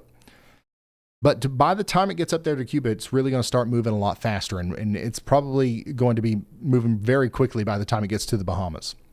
But Bahamas, Turks and Caicos, hurricane watches are in effect right now. And we expect impacts by midweek. And I do think that the main thing that we're going to have to worry about up in the Bahamas is the winds. We're going to have a Category 2 hurricane come through. The rain's not going to be nearly as much of a problem up there as the winds are going to be. So over 100 mile per hour winds for an extended period of time. And then this thing's going to rocket up to Bermuda, where it could hit Bermuda as a Category 1. So that's where we are right now. This is the current stats, latest from the National Hurricane Center, 173 mile per hour winds. Wind gusts of 213 miles per hour. And our second plane here, Miss Piggy, my bad. Why do I keep saying Miss Peggy? Is getting closer. It just recorded a 50 mile per hour wind gust. And this is wrong. It says that it found a pressure of 696 millibars out here. Nah, that's not right. It'll get a more accurate reading once it's below 1,000 as it gets closer.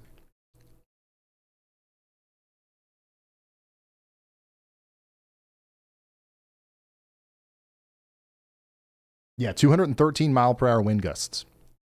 It's crazy. Yeah, in Jamaica, there are these things called 881 emergency shelters, and apparently they're all opened and free.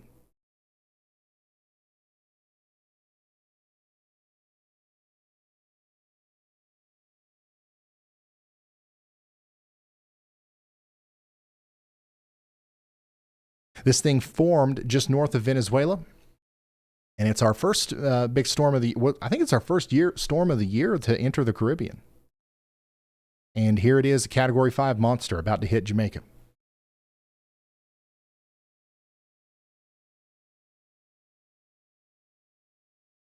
I saw earlier most of the shelters are empty. Yeah, I've been hearing like conflicting reports about how the public is receiving the warnings in Jamaica. I honestly, I don't know exactly what's going on the ground out there, but hopefully people are taking it seriously. Because this is the definition of a serious storm.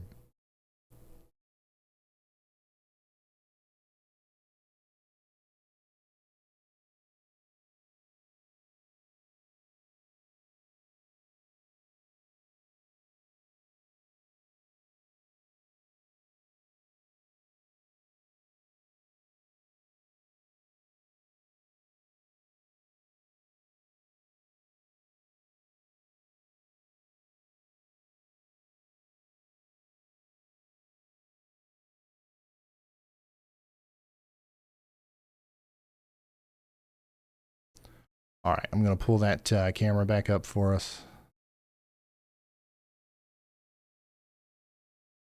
Still not a lot going on the western side of the island, that's probably going to change here pretty soon.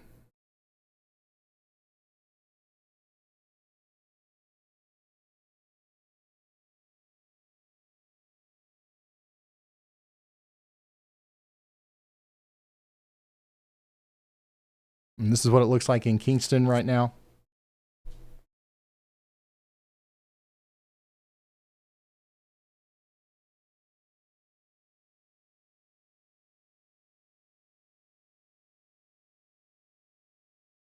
Yeah, October is not too weird. A lot of our strongest storms happen in October. It feels late, but it's really not.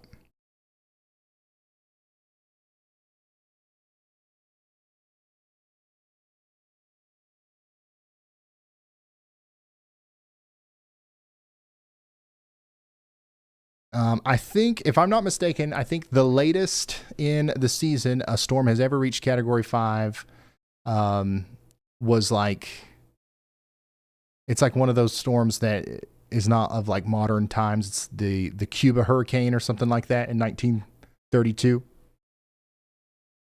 And that was in November, early November. That storm reached Category 5 status. So like it can happen all the way into November. October, a lot of them are in September, and that's when people are usually expecting them. October feels late, but it happens. November is actually really late. So yeah.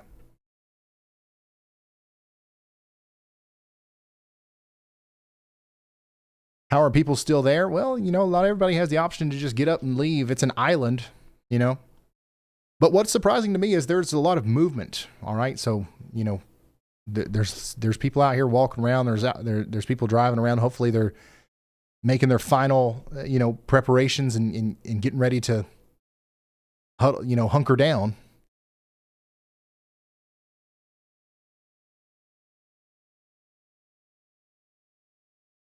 The rain's not too bad there.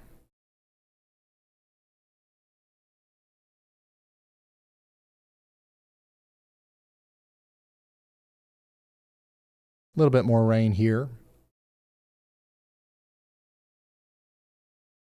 But the winds should start picking up on this one here soon. Look at here. We're hours away from an incredibly strong hurricane, and we've got people just taking a stroll. I mean, hey, there's nothing you can do about it. It's crazy to see.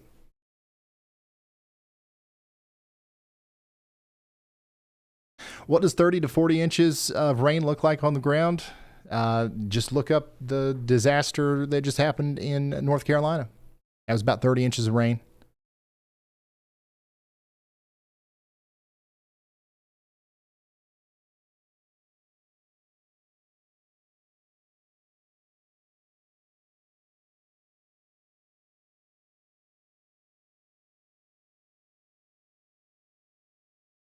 Storm surge for Jamaica. Yeah, we're expecting 9 to 13 feet of storm surge on the southern side, likely right in the middle there.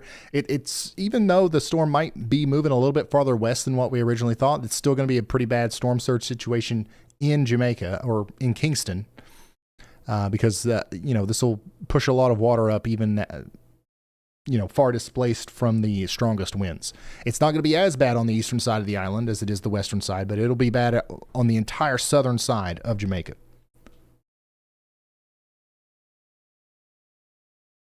Any update on the pressure yet? No. Our planes are still not in there. This one's getting closer. Miss Piggy's getting closer. I would say it's, about maybe an hour away. And then this one's still turning around here. Kermit.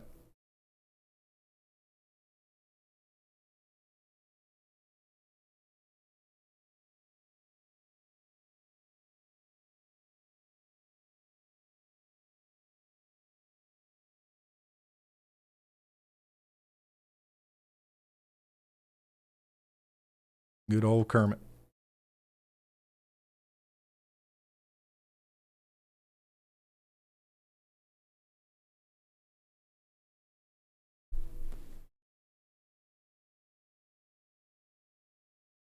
I'm still shook that planes fly into hurricanes. Yeah, it's pretty crazy. And there's no trick to it. They're not flying above them. They're not, like they're actually flying through like the worst part of the hurricane. And it's not like it is a special plane. Don't get me wrong. You can't just take your Cessna into a Category 5 hurricane. But it's not such a special plane to where like they're having a field day. Like it's tough. Like they're getting rocked around. They're getting shot up 100 feet, and then the wind's moving them down. Like it's a very intense flight. It's very dangerous. But yeah, it is crazy that they do that. But thank goodness for crazy people. I say that all the time. Storm chasers, a lot of times they're crazy, but we love them to death. You know what I'm saying?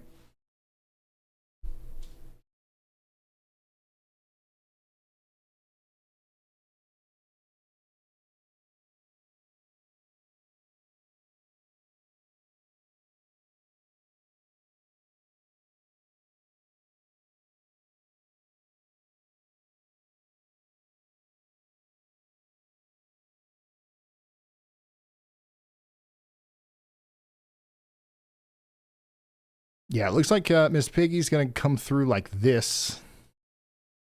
And I thought we got an update on this plane's location and it was going this way, but I actually don't know if it's going to go this way or this way. My guess is that it's going to go this way and then come up through here.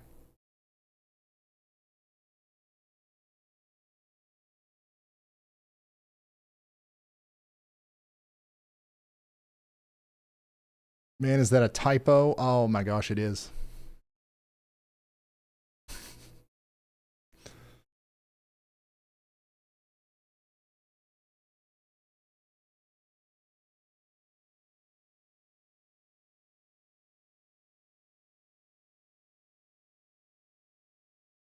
I'll try to fix it real quick.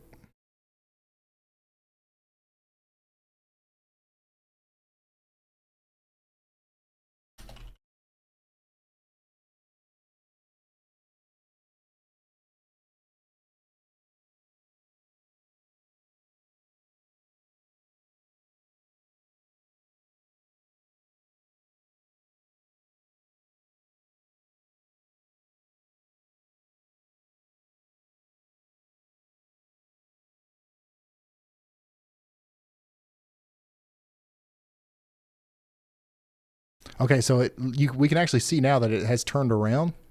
So this plane is going this way, which is interesting. I mean, because we've got Miss Piggy up here, and now we're going to have Kermit right here, pretty much in the same spot. Maybe they'll go in one right after another. I don't know what's going to happen here, but that's an interesting thing.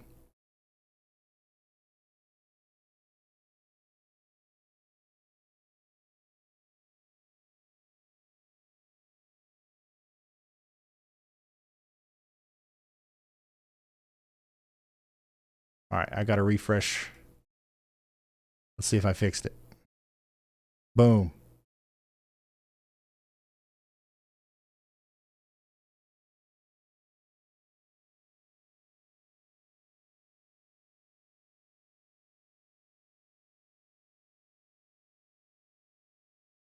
There you go.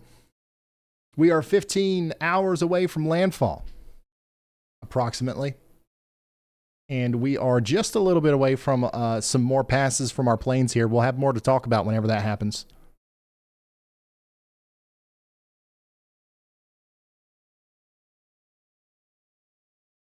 Is it still going west? It still looks like it's going pretty much west. South. It's definitely not going north. Whatever is not north, that's which way it's going. It's definitely not going east either.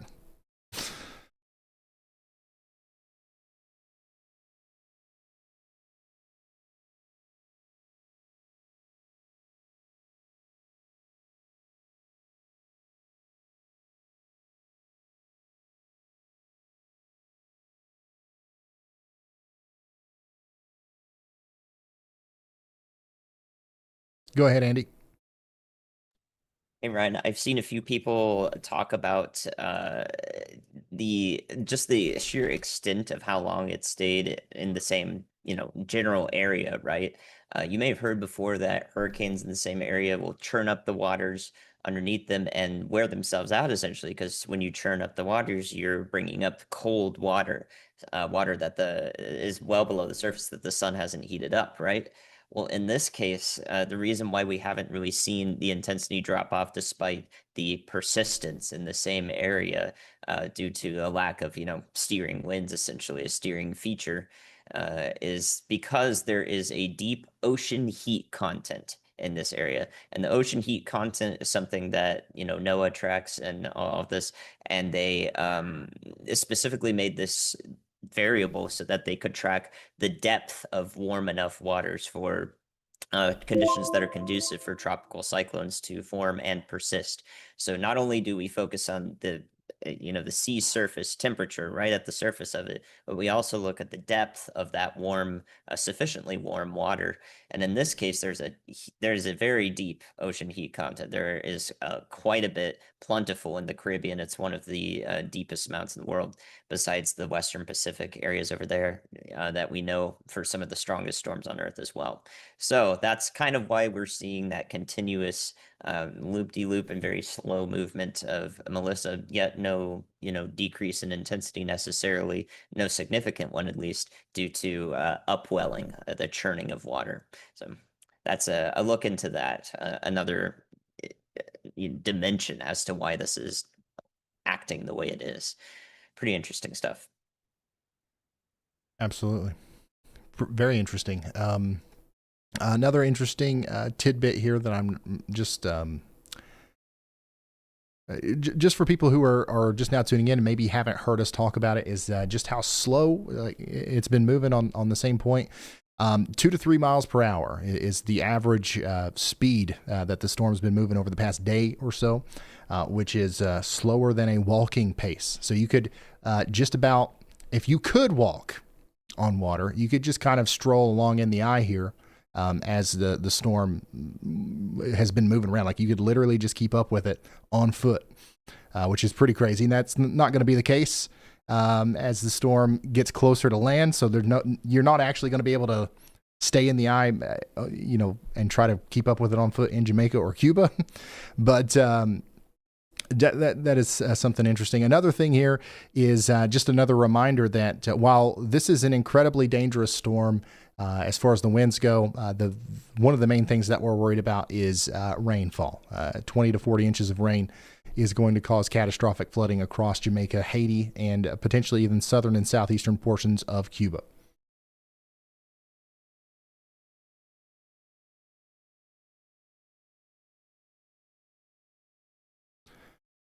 Yep, Miss Biggie has turned southwest. So you can see here, it's going in now. It's going to go straight in this way. It's going to try not to miss like I just did. Actually, it might have to do that. It might have to account for this southerly wobble and aim south. But it's going to go in this way. Kermit is still going this way. I still don't know if it's going to go in behind Miss Piggy or if it's going to keep going up this way and then go down. We'll just have to watch. We'll have to watch and see. I need to make the planes like easier to see.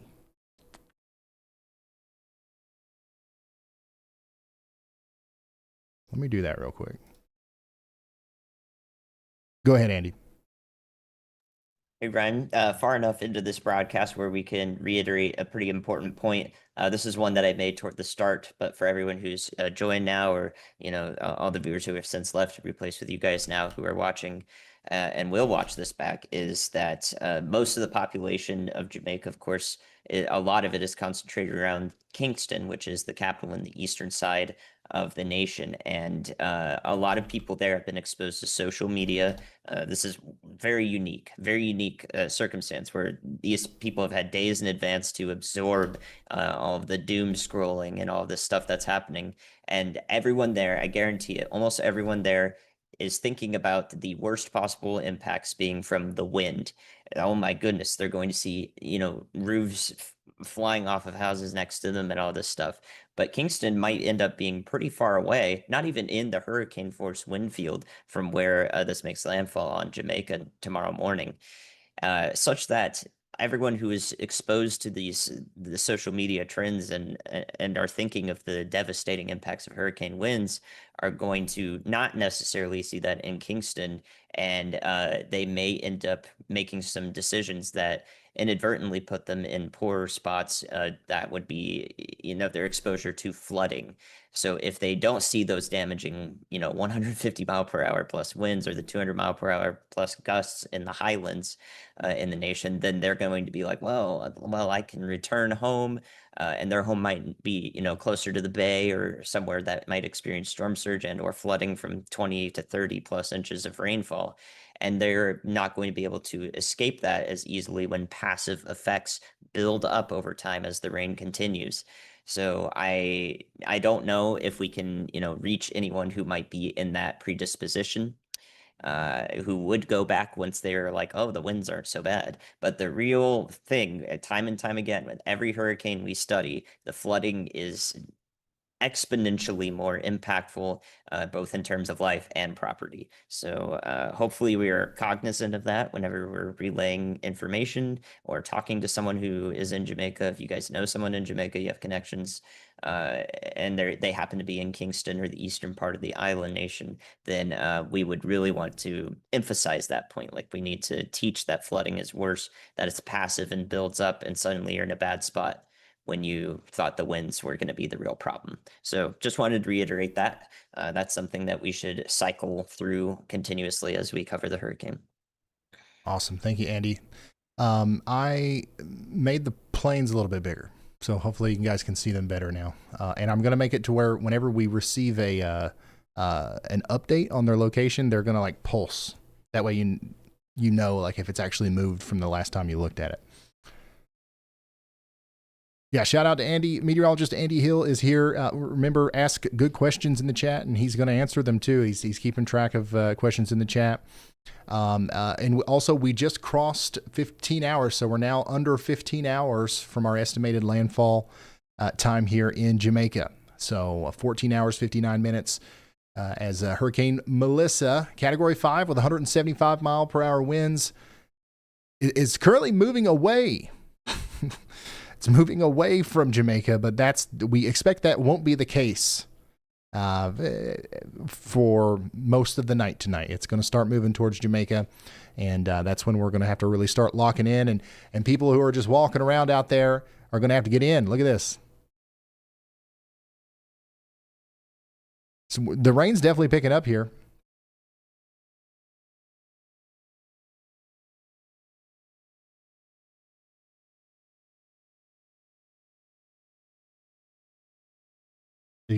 There is a black outline around the plane, but I think we need to make it more. Need to add more black outline.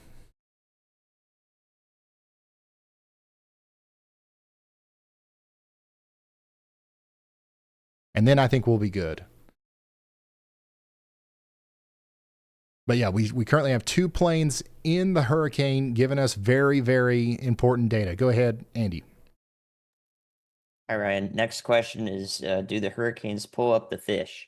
And I did talk a little bit about that upwelling and the churning of the waters. Melissa is definitely doing that, totally, a lot, turning up a lot of that water. But it's all warm down there too, which is why she's maintaining that intensity as she meanders.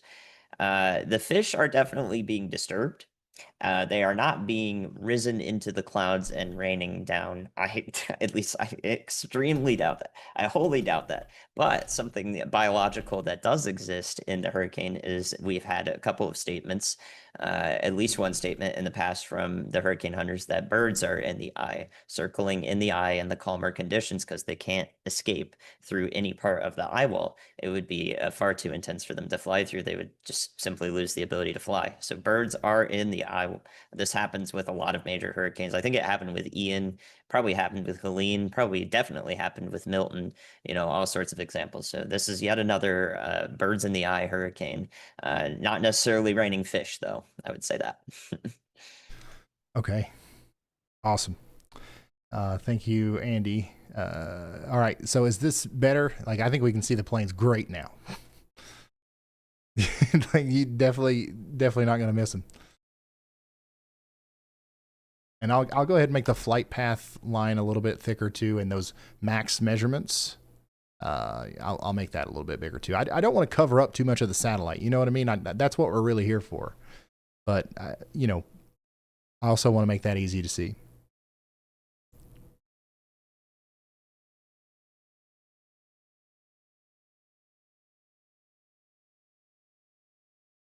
I see some people in chat saying that fish aren't real. I didn't know there was a fish aren't real movement along with the birds aren't real movement. That's news. I didn't know that.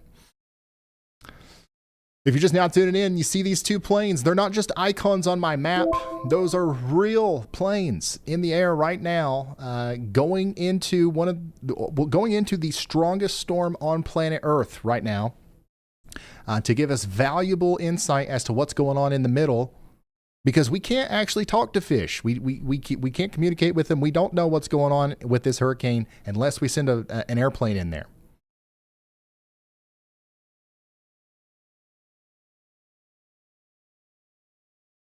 And why can't we talk to fish? Maybe it's because they aren't real. So Chatter's got a point. All right, I think I'm going to have to refresh to see this change. Oh, yeah. Now that's cool. Every time we get an update, that pulse ring's going to happen. And you can see now the max wind marker is bigger. Oh, yeah. Oh, yeah.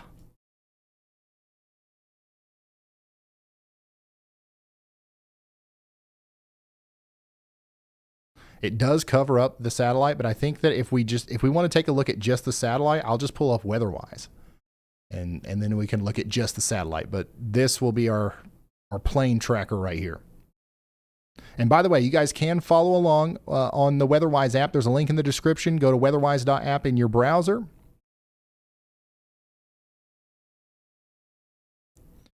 It's free. You can watch the satellite. You can view these cameras in Jamaica. You can do all that for free right now.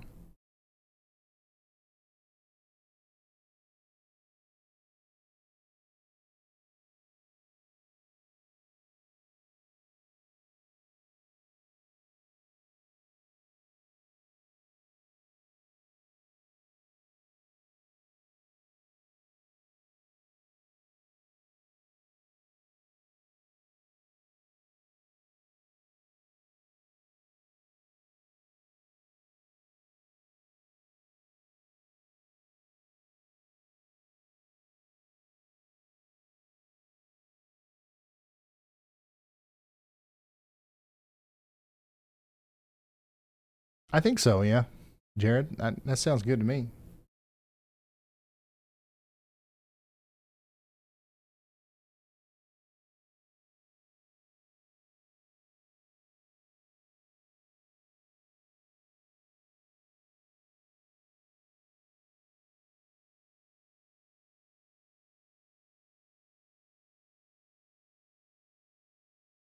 I'm trying to figure out how to get it in my thing here.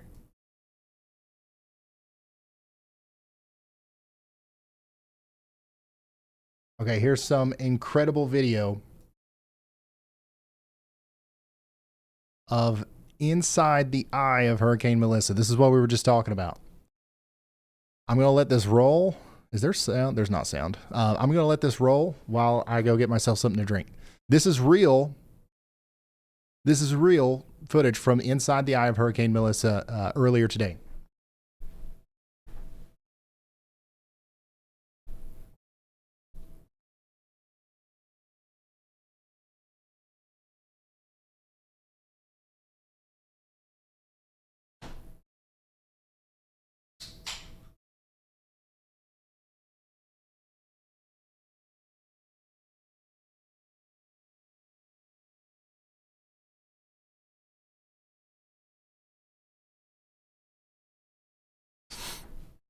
I don't know if you guys know this or not, but that's plumb wild.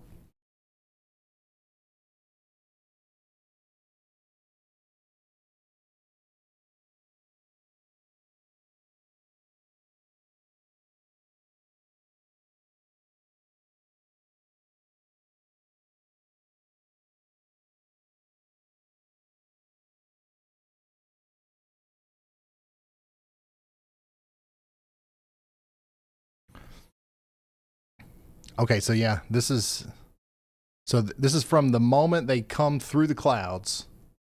Boom. In the eye. Golly. That's crazy. That is absolutely crazy. That's got to be one of the best videos ever of this effect. I mean that I have to I have to keep saying like this is real because it would be easy to say that this is like from some sort of movie, but this is the real deal right here. Unbelievable.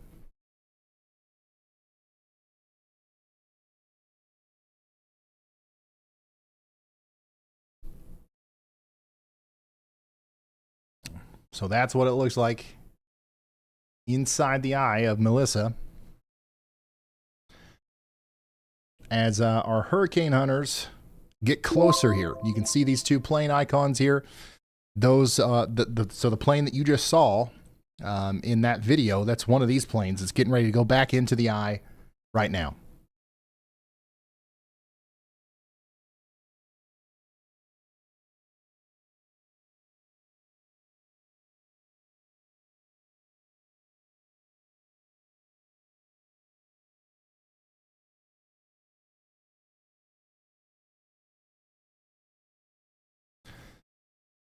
AF 301 or Miss Piggy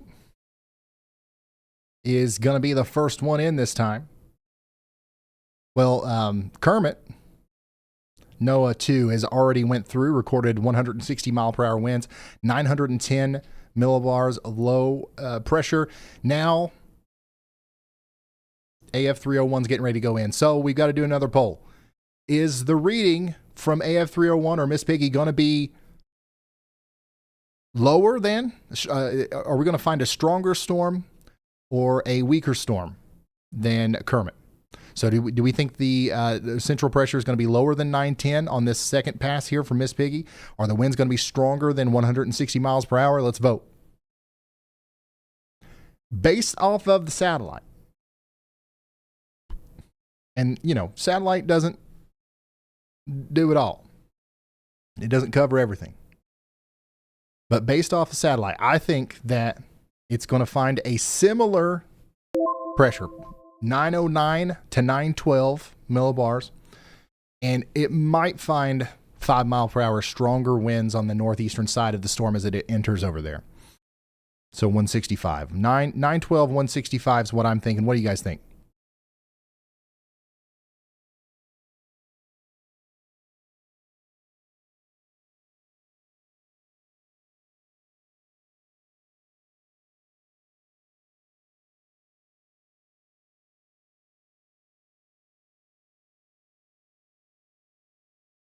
I can't believe we've got two planes getting ready to go in back to back. This is going to be crazy.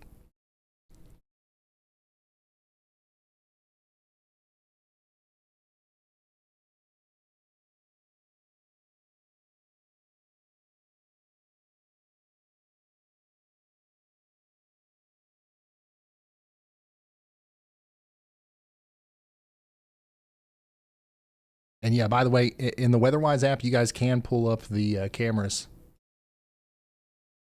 I'll keep one up on WeatherWise and I'll keep a different one up on ours, which I'm using WeatherWise too. Like this, what I'm using here is also WeatherWise, but I'm like decorating it with my own lines of code to add the planes and stuff.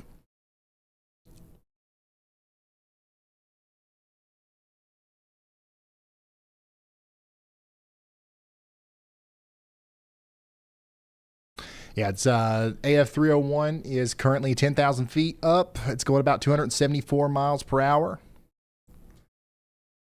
And the next couple of readings are going to be interesting here. We'll get a pretty high wind speed on this next one as we enter the outer part of the storm core there. And then the next reading after that will likely include the center.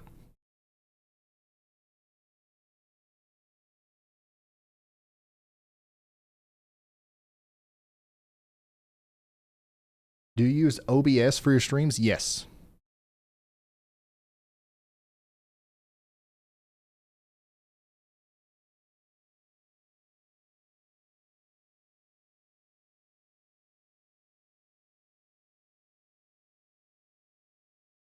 Go ahead, Andy. Hey Ryan, I'm already seeing posts about, organizations, whether official or unofficial, preparing to deploy in Jamaica for disaster relief, cleanup, response, etc. Right? And I would just say to all those people who are doing that, and we can't convince you otherwise, or you're set in your ways, or you've received like a large donation to go through with it, right? When you get there, it's going to be miserably hot and humid for a long time, for like the entire duration of the cleanup that would need to happen, if it takes months like Maria did in Puerto Rico. So if they're coming from the States or wherever else, and they're not necessarily used to this humidity and on a longer term, or they overwork themselves in the humidity because they don't think it's as bad as it seems to be, uh, that should be something that's taken into consideration for anyone who is responding in any sort of capacity. So just something I want to note, because it'll last for the entire time. It is an island nation in the tropics, so expect to need to prepare for that, especially because with those cleanup capacities, there will be limited water, and that's going to be your most important tool for keeping yourself healthy. Great stuff. Thank you, Andy. Yeah, it's going to be crazy down there. It's the heat, and then also we have to really think about an island of people are going to be devastated here. We're going to have countless people without power and other utilities for an extended period of time. It is going to be a literal disaster down there. So if anybody's planning to go down, and this goes to anybody on the Y'all Squad that's listening, like we have our meeting soon. This all these kinds of things are things we really have to think about as we think about doing this. But thankfully, there are a lot of people and there's a lot of organizations that are going to be down there to help. All right, we just got another location update.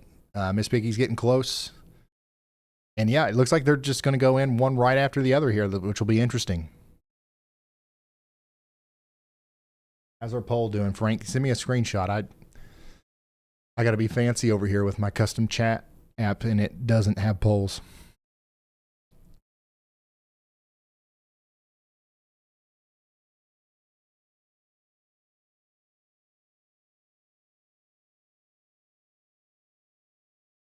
So it looks like most of y'all still think that the storm's going to be stronger. 58% of y'all say it's going to be stronger. Yeah, we'll go ahead and end that poll. We'll lock it in because pretty soon here we're going to get an update with the results. Planes are getting close, and what's crazy is we're still getting real-time position updates, even though Miss Piggy's technically in the thick of the storm now.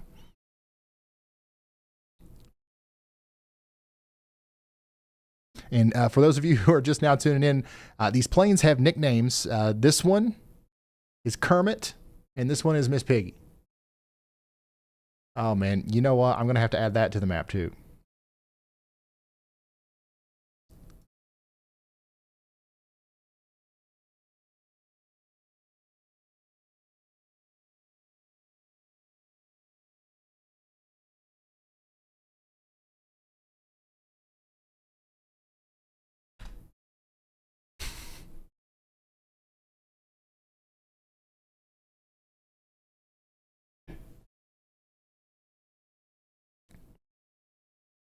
Yep, they're both getting closer here. We are getting real-time updates. Last time we wasn't getting this frequent of position updates. It just kind of all happened at once. You can see they are very close to the eye. And they're also very close to each other.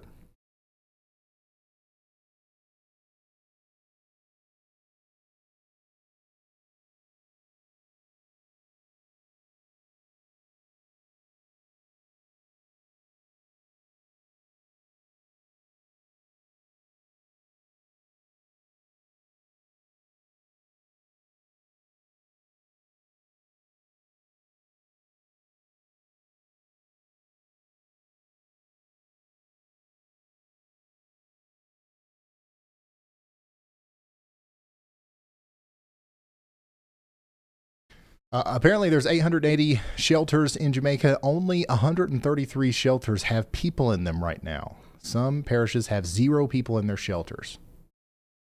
Oh, there's a press conference. Link that. I think we should. Can we listen to that? Is that?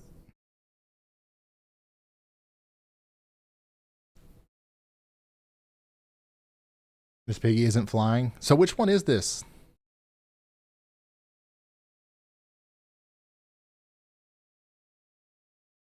Okay, we probably can't.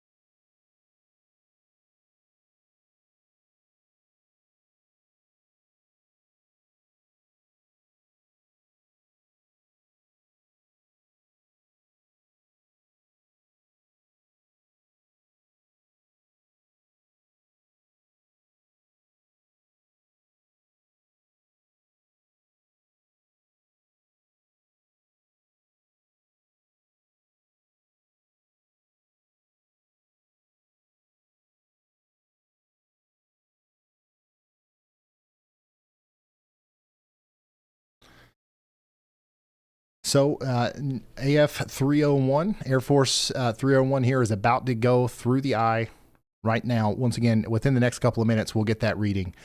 It's been about 20 minutes since we've gotten a reading, even though we've gotten a position update. It's been since about back right here since we've actually gotten any data from the plane. So we'll get this whole path in here soon, but looks like we're going to be able to watch it in real time go through the eye before we get that information. So the plane will be right here, and then we'll get a path update to about right here, and then probably it won't be until the plane's right here before we actually know what happened in the eye.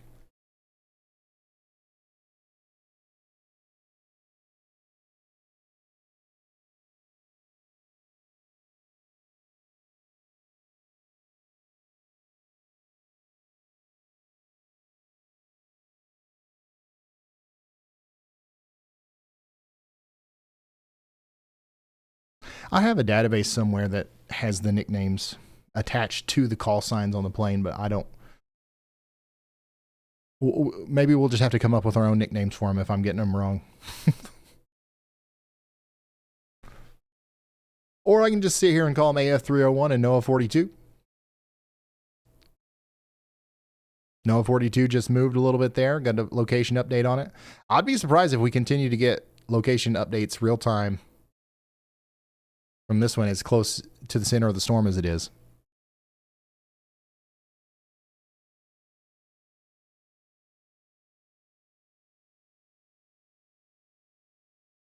NOAA 2 is at about 8,000 feet above sea level, going 266 miles per hour, 236 miles per hour. The Air Force plane here at 10,000 feet. So they're close together, but the Air Force plane's about 2,000 feet higher up in the air. NOAA 42 is Kermit, but AF 301 I guess is not Miss Piggy. Do they not give nicknames to the Air Force planes? Is that what it is? Just the NOAA planes have nicknames?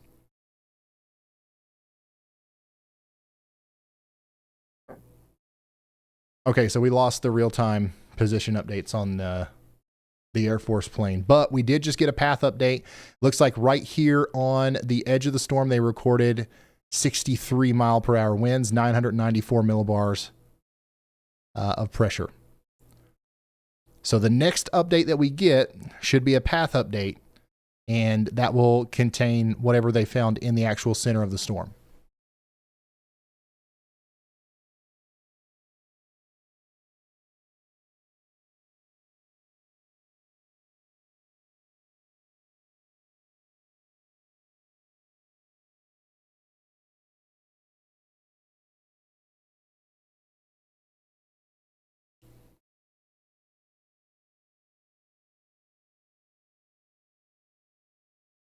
Yeah, this is crazy. We're about to get 2 passes on the same side of the storm at the same time. It'll be really interesting to see what kind of differences the dropsons show. Like, I wonder if they will be different at all. Please make the planes 2 different colors. Oh, okay, yeah.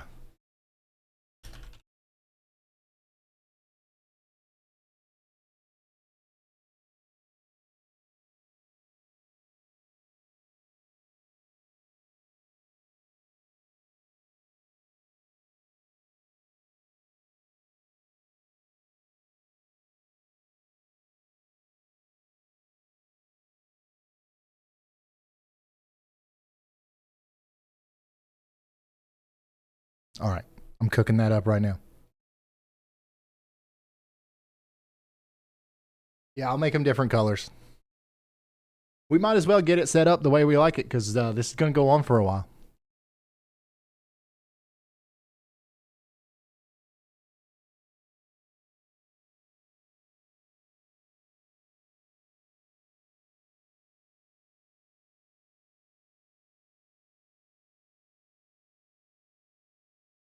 Clear, and if we are wrong, we are bold enough to say we are wrong. But all the decisions that we have taken to safeguard the Jamaican people, we stand by those decisions. It is the Jamaican people that have to work with us now to ensure that we minimize as best as we can whatever the outcome is. Thank you. Jared, let me know if I need to flip it over here.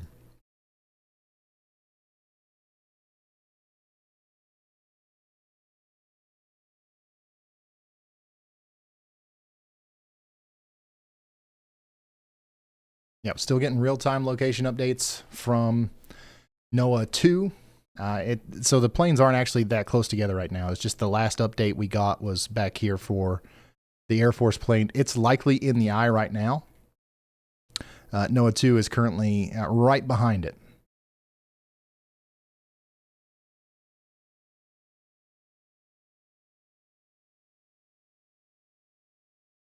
I'm going to have to refresh and reload everything, but yeah, there we go. So now the NOAA plane is yellow, the Air Force plane is green. Does that work?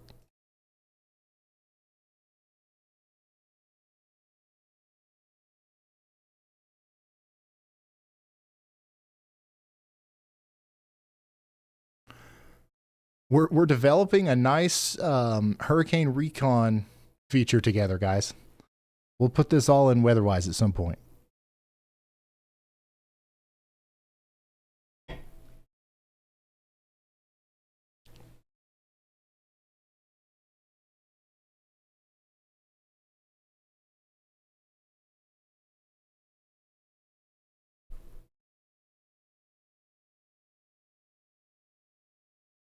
Kermit should have been green. Listen, we're doing best we can.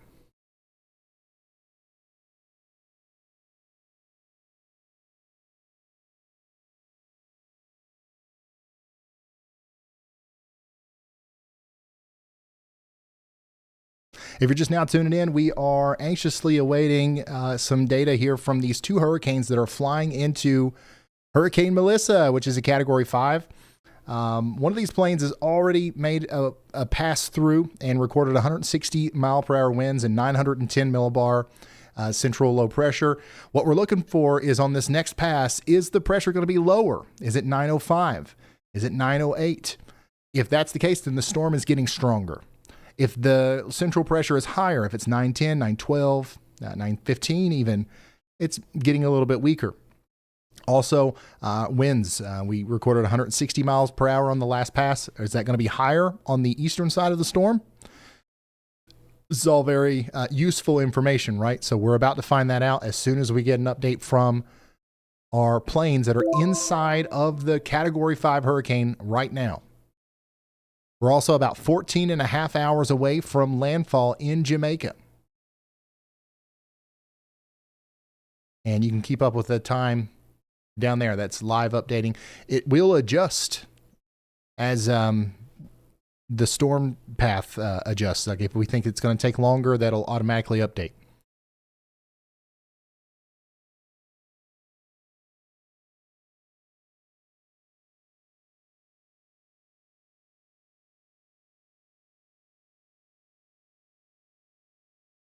Yeah, we should have an update from the Air Force plane within the next minute. –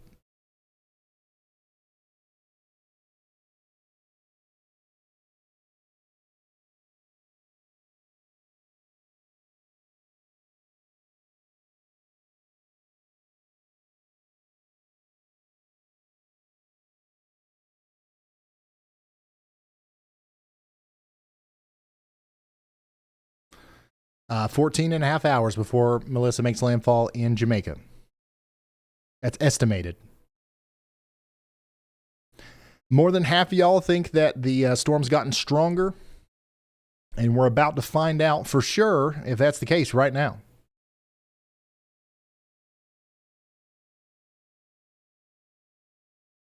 All health centers are closed, but all hospitals will remain open. They are concerned about a few hospitals on the coastline. Evacuation plans are in place for those hospitals if needed. They do anticipate a breach of some hospitals.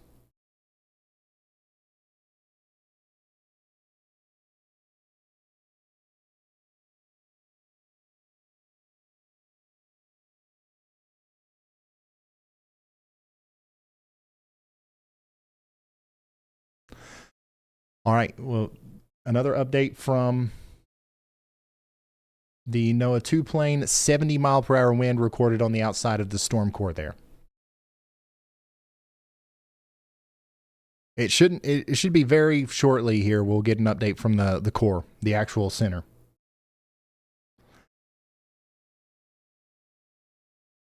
The Air Force plane should be blue. Listen, the only reason they were green is because whenever we're not getting a location update from any of our sources, they turn gray. So it just made sense for me to be like, okay, let's turn them green to make sure that we're connected to our data sources.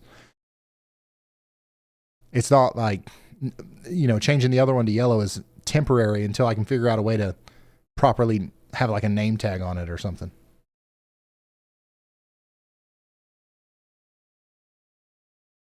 Oh, there we go. Oh, okay. So it looks like the pressure reading was missing from this. It did record 100. So the Air Force plane recorded 162 mile per hour winds.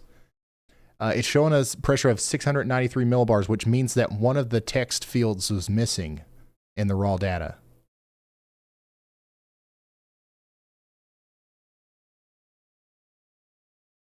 Because it's not really that low, obviously.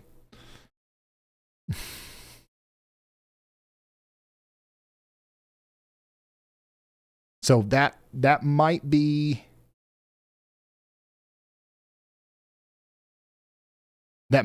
like a pass that we can't even use to determine the pressure. So the way this works is they drop an instrument into the storm that sends back the data.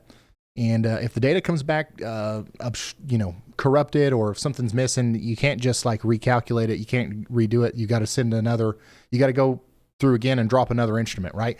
Which thankfully we've got another plane right behind this one that's going to do that right now. But the winds are a little bit stronger on the eastern side of the storm. 162 mile per hour winds recorded over there from the Air Force plane. 160 is what it recorded on the western side of the storm. Now, what is NOAA 2 or Kermit going to find?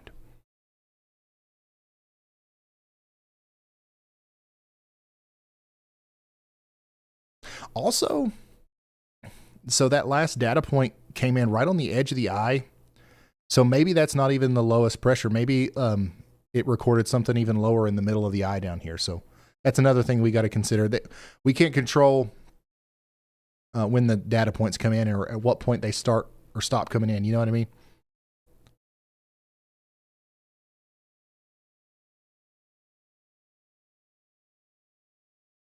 Yeah, 693 is not the true.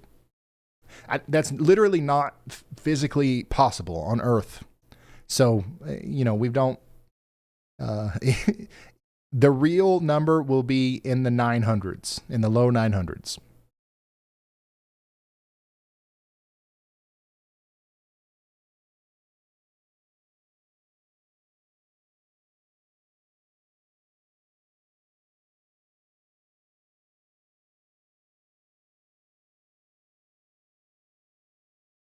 Yeah, Eddie, I think so. I think that's what we're looking at here. Luke, thank you for the super chat. Mopar, thank you for the support. Says, can you take a look at that Colorado storm? Yeah, sure. Just while we wait on the next update from our planes here, let's go take a look at Colorado real quick. We do have a special weather statement out here for a storm that's south of Denver. And there's also a severe thunderstorm warning in Colorado right now. Big time hailer, 1-inch hail. It's coming into Hugo. I wonder if we can see it from this camera. Can't see much. Yeah, not seeing a whole lot. But yeah, some strong storms right now in Colorado. This is what they look like.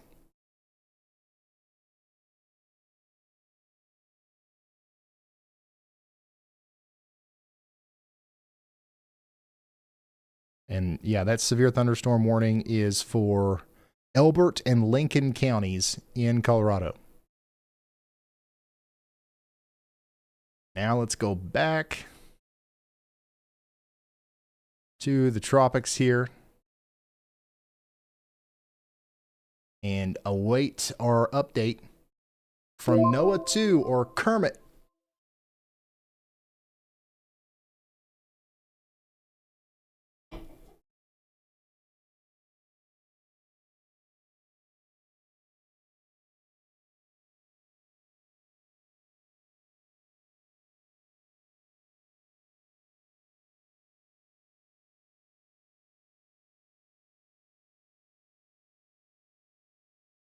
So we are waiting on, so this plane just went through the center of the storm. We're waiting on the rest of the data from that because it looks to me like the last point that we got there was not from the center of the eye.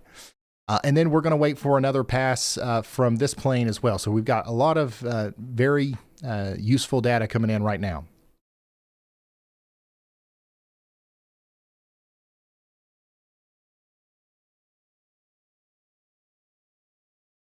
Ian, thanks for becoming a member.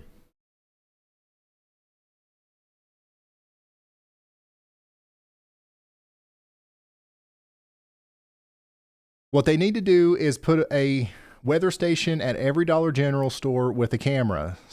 I agree. This is something that we've talked about a lot on this channel. And one of these days, we're going to make it happen.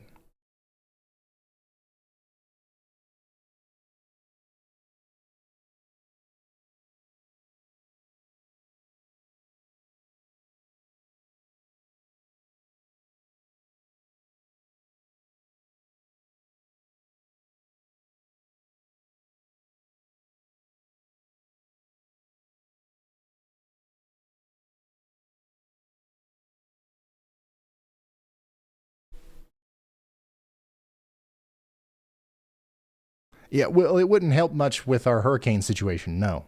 But it would help everywhere else.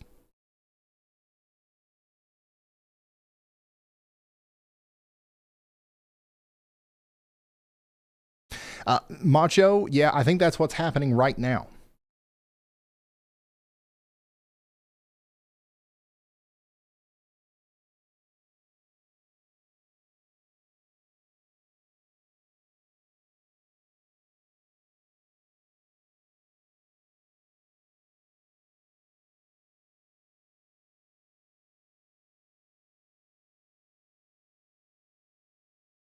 And we are just waiting for the next bit of data to come in from NOAA 2 or Kermit. Here, these are two planes that are actively flying through Category 5 Hurricane Melissa right now. 175 mile per hour winds officially from the National Weather Service on the last advisory. These planes might influence the Hurricane Center to actually change that a little bit. If we don't find any stronger winds at flight level here or, anywhere through the storm, they might lower that for a temporary period of time until the storm gets its act together.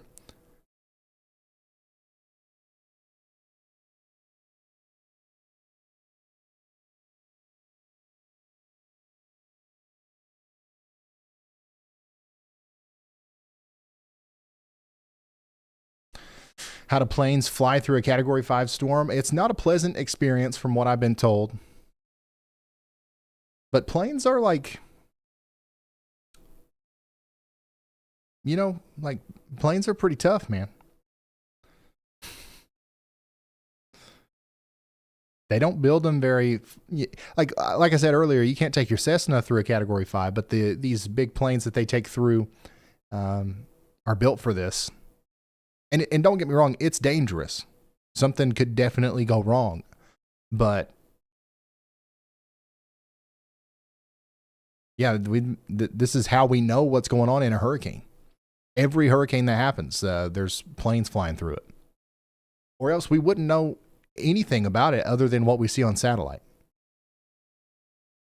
Yeah, you got to be a good pilot, that's for sure.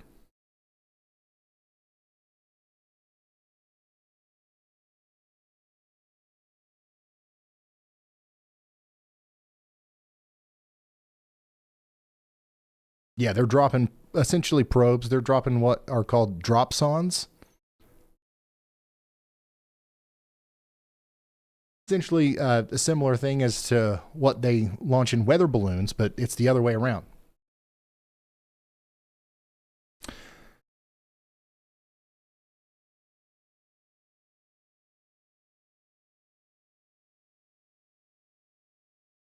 Okay, we got an update here from the Air Force plane.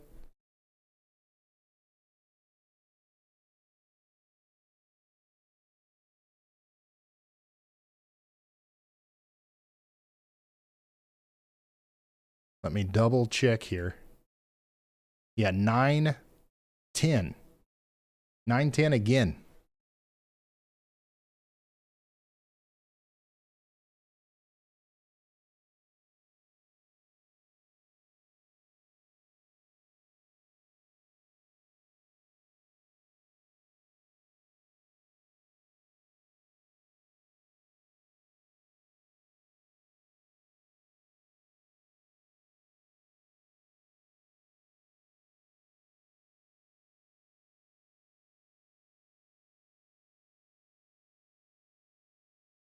Hold on. This is having a hard time organizing itself here.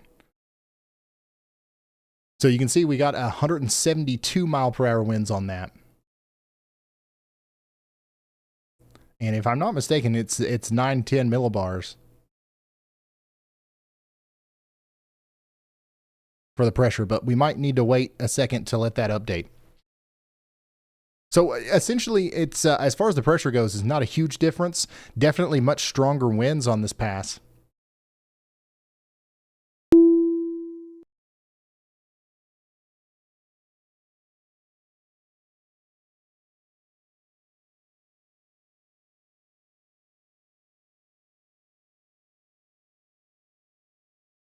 Yeah, 910 millibars is very, very insane.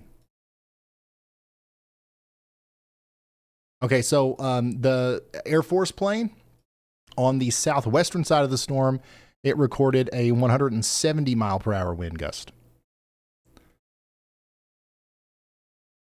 So we're honestly, a lot of this stuff is broken. Like even like all these websites that you can go look at this data on, it's coming in kind of difficult to parse.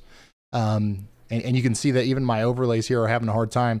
But these numbers right here are what we should go off of for the wind. When this plane entered on this side of the eye, it recorded 172 mile per hour winds. And then when this other plane, the Air Force plane, exited the eye, it recorded 170 mile per hour winds right here. The actual information down here will update on the next one. It's a little buggy right now. I don't know what's going on, but like the raw data that's coming in is a little messed up.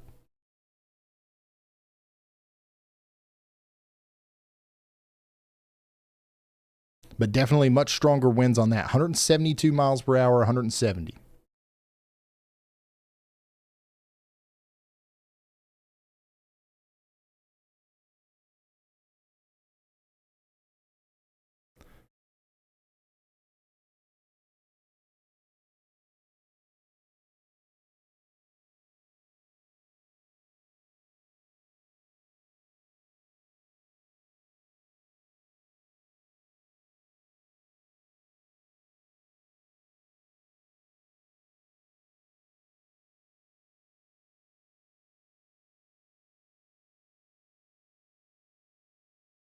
And once again, even if we can't use either of those, which we will be able to, I think the next update is going to clear a lot of the stuff up here, but they're going to do another pass.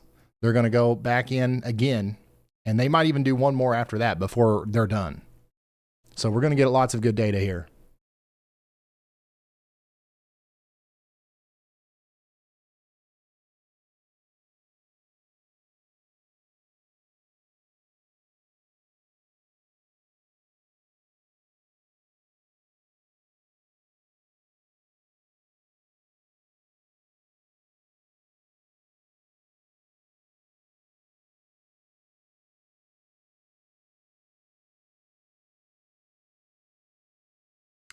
So we'll keep the camera up as we await another pass from our planes.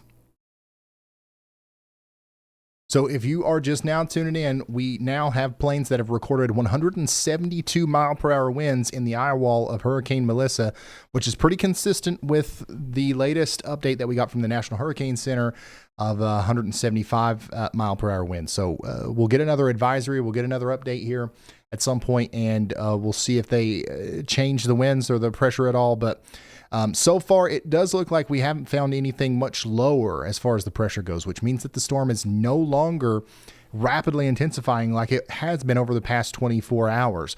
How long will that last? How long will it go through this cycle of not intensifying?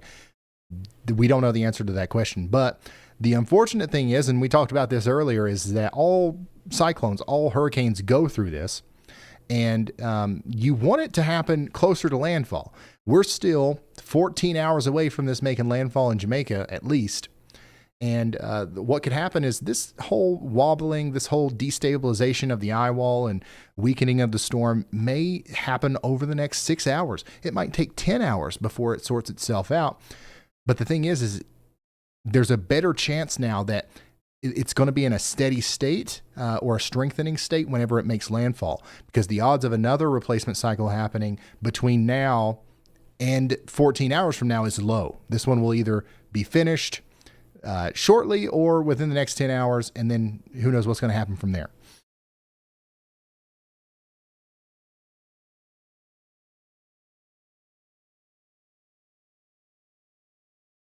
Okay, so the 8 p.m. advisory is out. I'll share that with you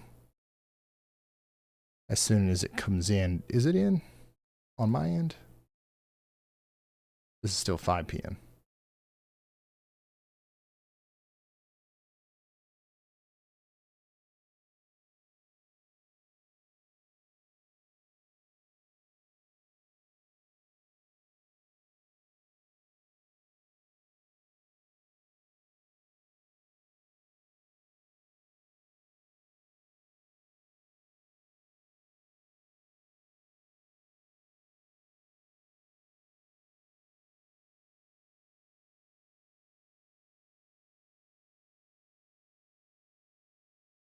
So the 8 p.m. advisory still has it at 175 mile per hour winds. No changes there.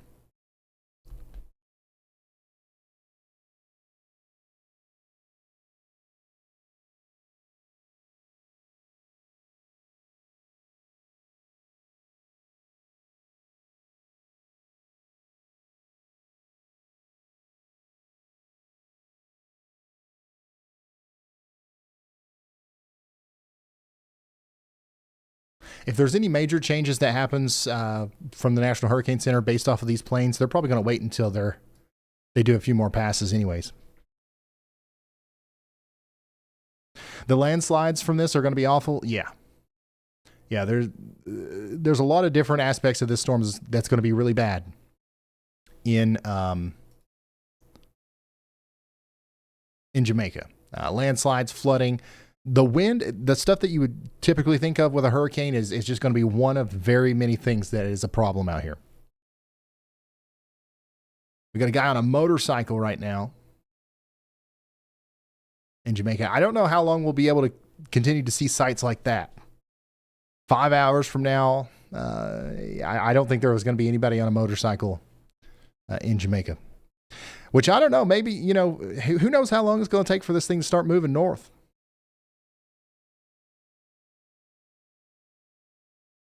It still isn't. But look at that. Last couple of frames, that eye certainly looks a little bit more stable. You see what I'm talking about? You see how it's a little bit more circular? Doesn't look like there's any new, like, very robust convection popping up right around the eye wall. Looks like things are getting a little bit more organized again, which is why it's so great that we have those planes out there. They're going to do several more passes. Now, I actually wouldn't be surprised if we saw a lower pressure on this next pass.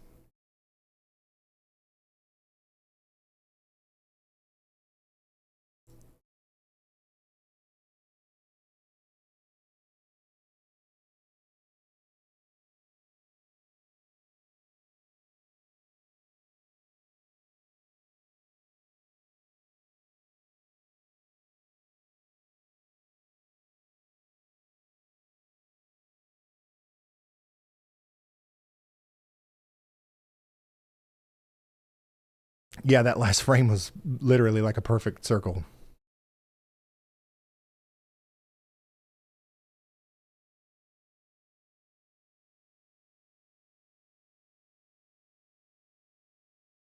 Yeah, we're going to start seeing some stronger wind and some heavier rain here on the western side of Jamaica here soon. Little London, this camera will be interesting to watch as the storm gets closer.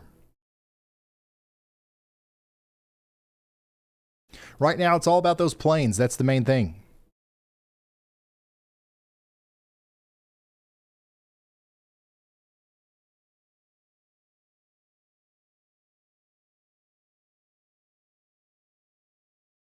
That was fast. The eye, honestly, a few minutes ago, didn't, like, it wasn't nearly as impressive as it was earlier. And now it's like right back to literal perfection. That's crazy. This is what the eye looks like right now.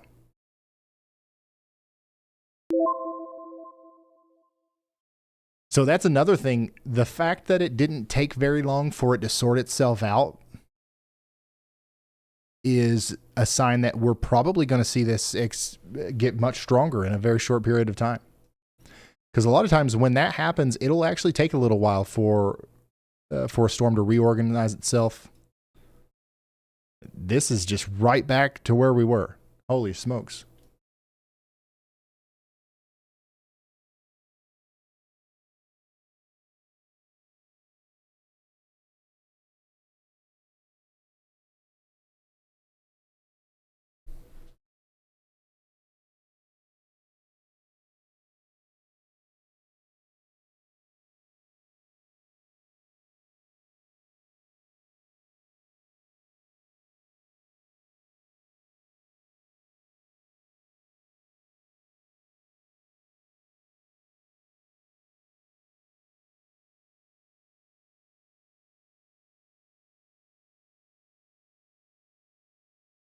I've got 11 cameras in Jamaica. The vast majority of them are in Kingston. We've got one on the western side, and that's the one that I've got pulled up right now.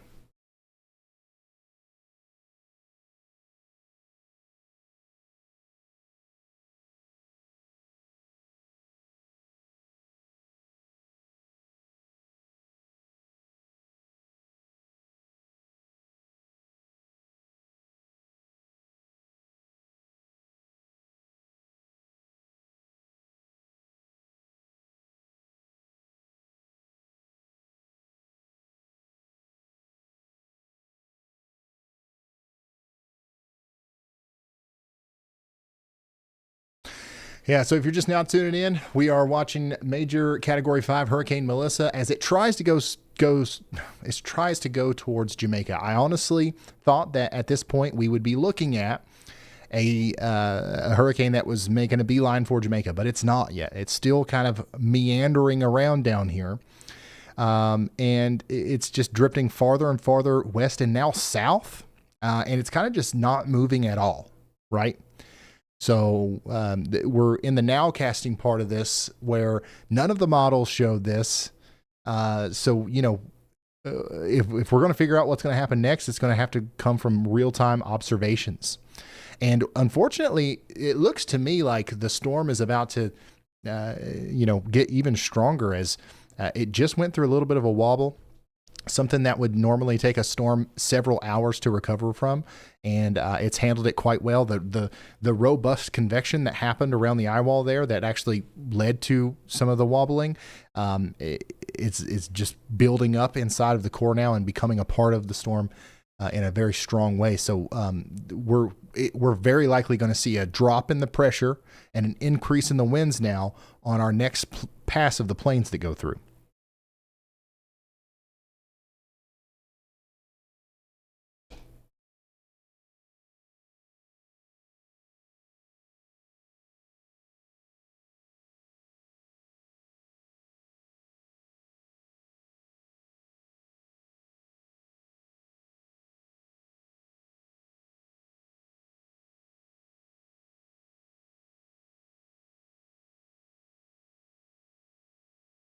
And once again, I want to show this again just because it's so incredible.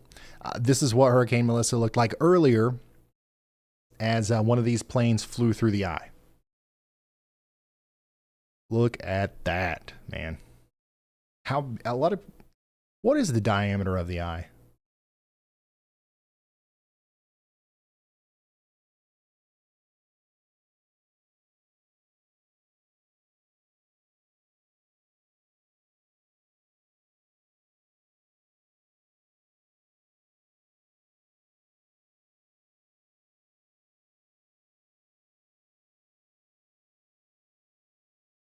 It's about 10 miles.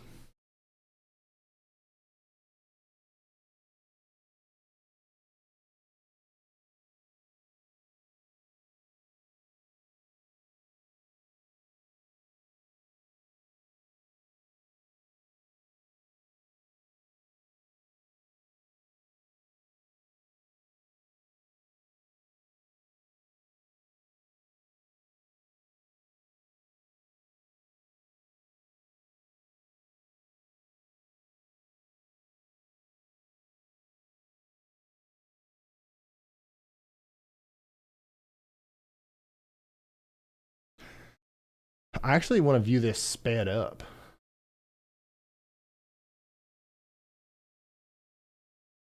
Because, I mean, like, don't get me wrong, this is an incredible shot in real time, but I think that I think you really get the effect if this was sped up.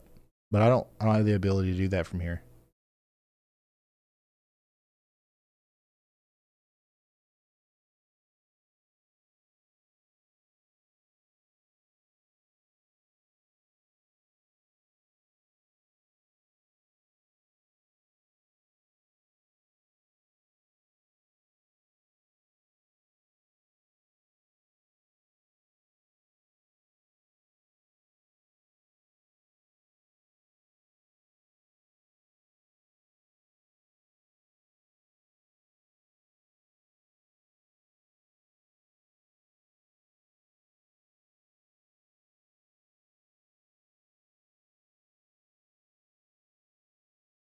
How long till landfall? So this timer down here, that's going to be our live countdown to landfall. It's an estimate.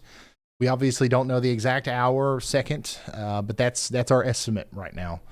About 14 hours, we will be dealing with a landfall with Hurricane Melissa. All right, where are we at with our planes? All right, they're on the other side of the storm here. They're going to start turning around here soon.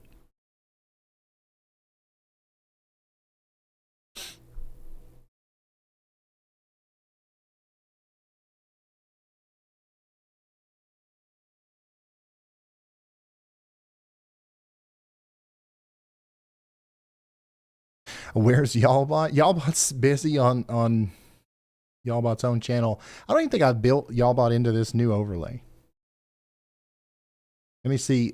Bear with me here. This might be weird. All right, Ryan, check the board. The weather intensity score is a solid 75 right now. The big story is, of course, the absolute buzzsaw that is Hurricane Melissa, a catastrophic Category 5 with 175 miles per hour winds closing in on Jamaica.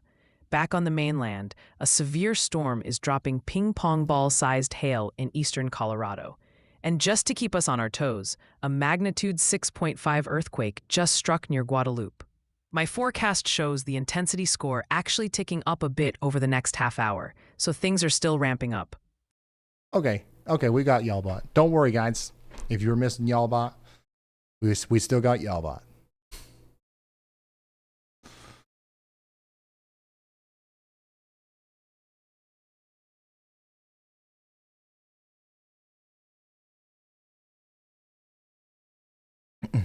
Y'allbot's pretty useful. Some people don't like the voice. Some people just hate AI. But in this use case, it's actually really, really useful. It's like it's crunching all the data and can pick out things from a wall of text that we don't have to read. You know what I mean? I do think that the best use case for Y'allbot, though, is on its own channel. Like that's like my main focus right now. That's the thing I'm working hardest on every day is the Y'allbot 24/7 channel, because I see a day where that's like a really, really valuable resource as long as we can keep it free for everybody, because it does a really good job of coverage. I was watching it during a hurricane, not a hurricane, but a tornado warning the other day. I mean, and it was doing a really good job. Okay, here we go. Jared. Shout out to Jared for speeding this up.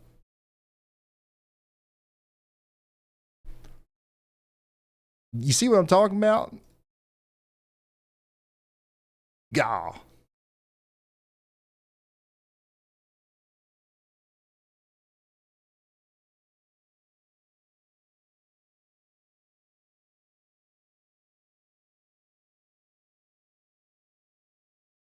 Yeah, that's plumb wild. All right, so here's our planes.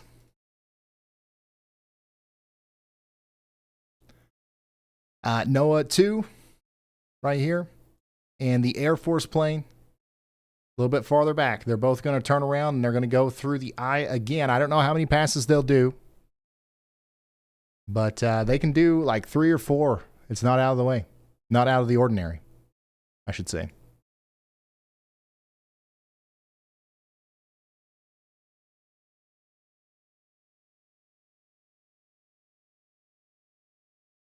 Looks like the rain's picking up a little bit here in Jamaica. And the wind? Wow, this actually looks like a hurricane's coming.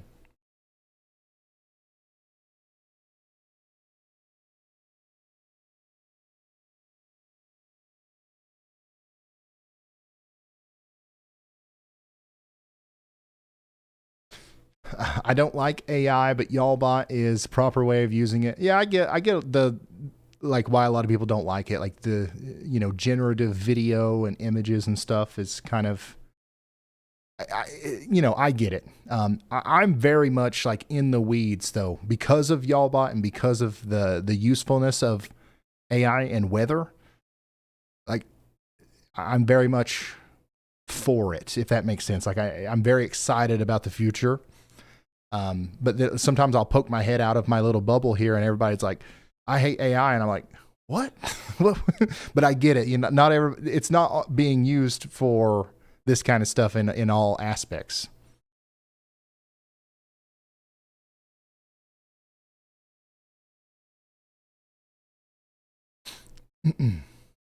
Yeah, wind's starting to pick up out here. This is from the Kingston side of Jamaica.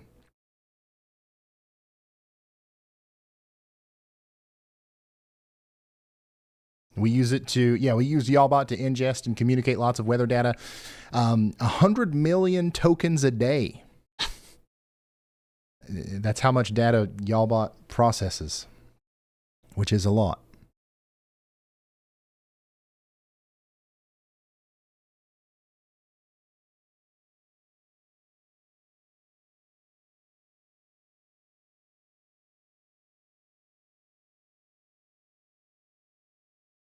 Yeah, and we're working on like putting it in an app, so like you can talk with it and get alerts from it and all that good stuff. Like we're going to do big things with Y'allbot. It's going to be very, very cool.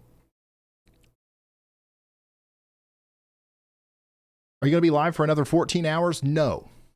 No. So at some point here, we will end the live stream and I will go to sleep. And when I wake up, we'll go live again for landfall, more than likely. So this is kind of like a pre-live stream where we're just kind of geeking out over these planes. And then the live stream, we'll probably start at a couple hours before landfall tomorrow.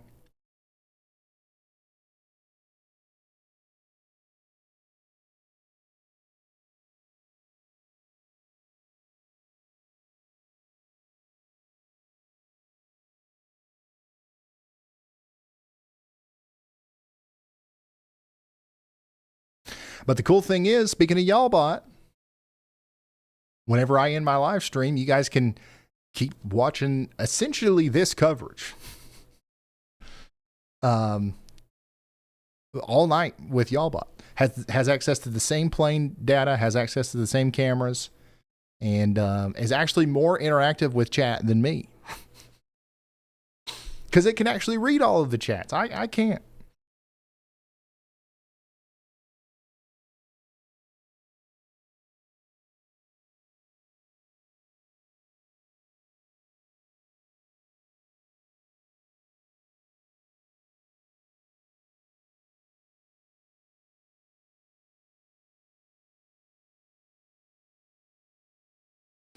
Somebody said, so you built YALLBOT to replace you? No, not really. The thing is like, even if YALLBOT one day is for whatever reason more popular than me, and or maybe even it's actually a better resource, I'm still going to do this. I'm doing this because I love it. I'm not trying to be the best in like terms of, like if YALLBOT were to surpass me in viewership, I wouldn't care, like, especially if it was like for a good reason.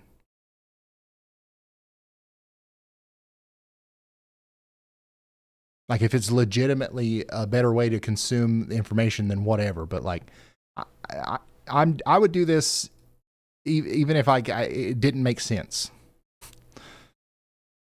I love weather. I love everything that goes into this. It's like I'm super passionate about it, including the building YALLBOT. Like that's been a passion project. I'm really love building it and learning all the stuff about everything that goes into it. You know what I mean?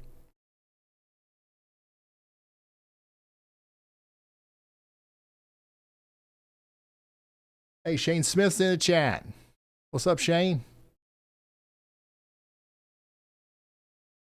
Thank you. Yeah, we've got some new overlays here.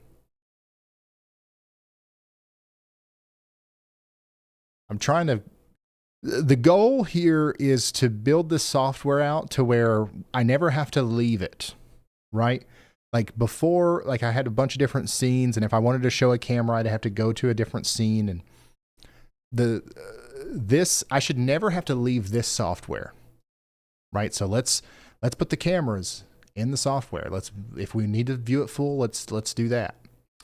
Let's put the planes in the software, and it'll put it all in one place. And I think that makes the broadcast better.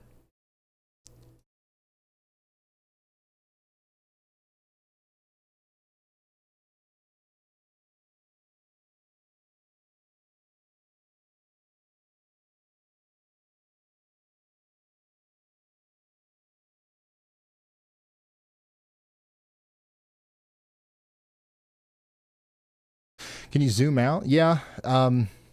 So the only other places that are experiencing impacts from this right now really are like Haiti, and they're very minimal impacts right now.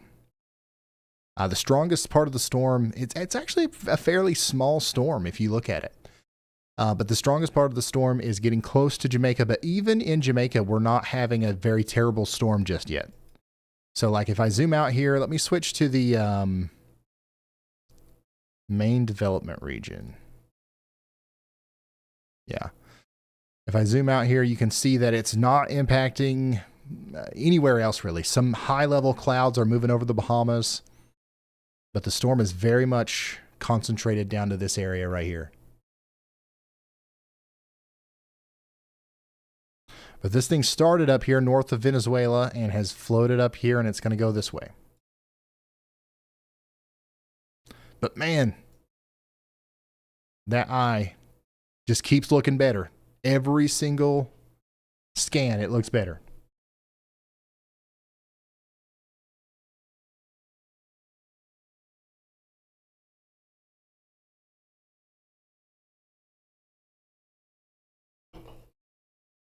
Yep, we're now 13 hours and 50 minutes away from landfall in Jamaica.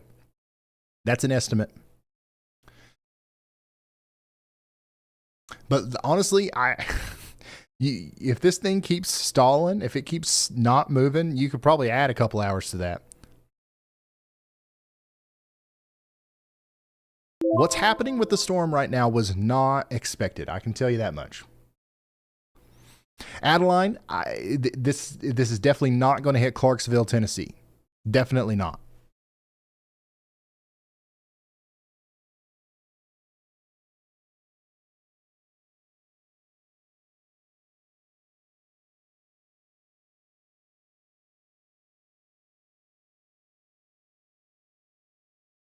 I thought I did a really good job with the landfall countdown.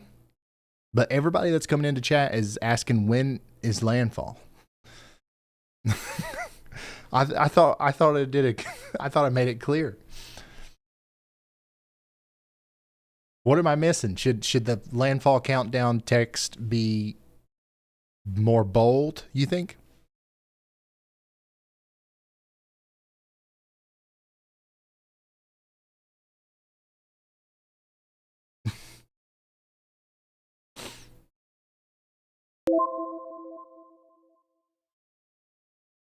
Should put it at the top. Yeah. So normally what's down there in the landfall countdown area is like the top priority warnings if there's a tornado warning or something.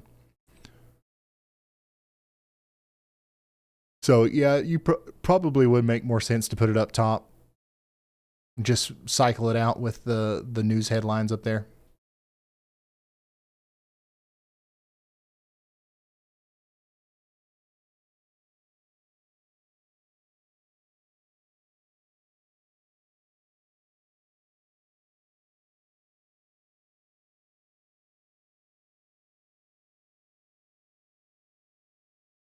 Vidal, thank you for the very generous super chat. He says, when you have a moment, will you recap your thoughts on the Enderlin EF5 and what you think we'll see going forward with the use of forensic damage investigation as new? So, yeah, if you want my full thoughts on that, you should go to ryanhallyall.com and read the blog.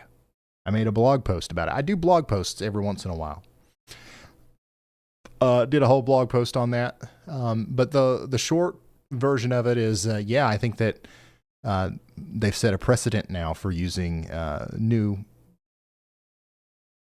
ways to determine damage from forensic evidence, and also using the storm chasers imagery in the way that they did was really cool.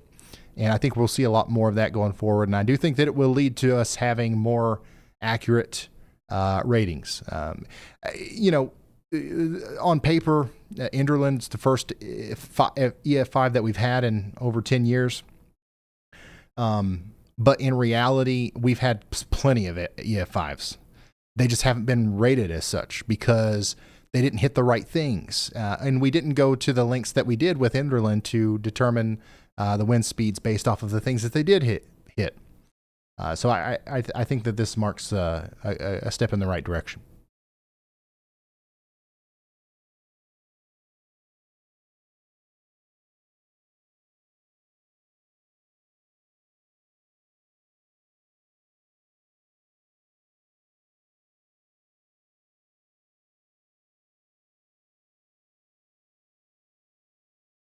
All right, looks like Kermit,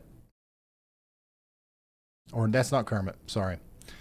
The Air Force plane here has turned around. So this will be interesting. It's going to take its next approach from the south. And I would say the reason it's doing that is because that'll be its last pass. It'll leave after that.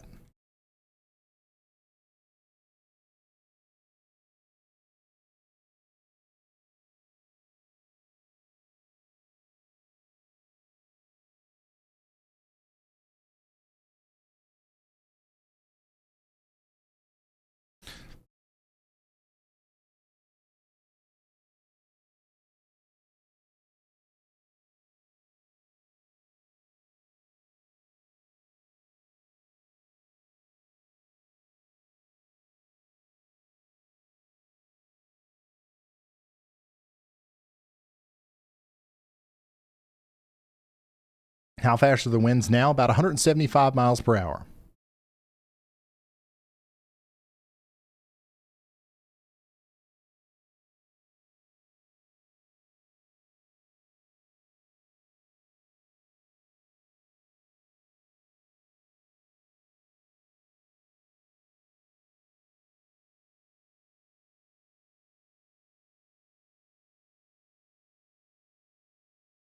If you're just now tuning in, guys, we are watching Hurricane Melissa, which is currently a Category 5 hurricane with 175 mile per hour winds.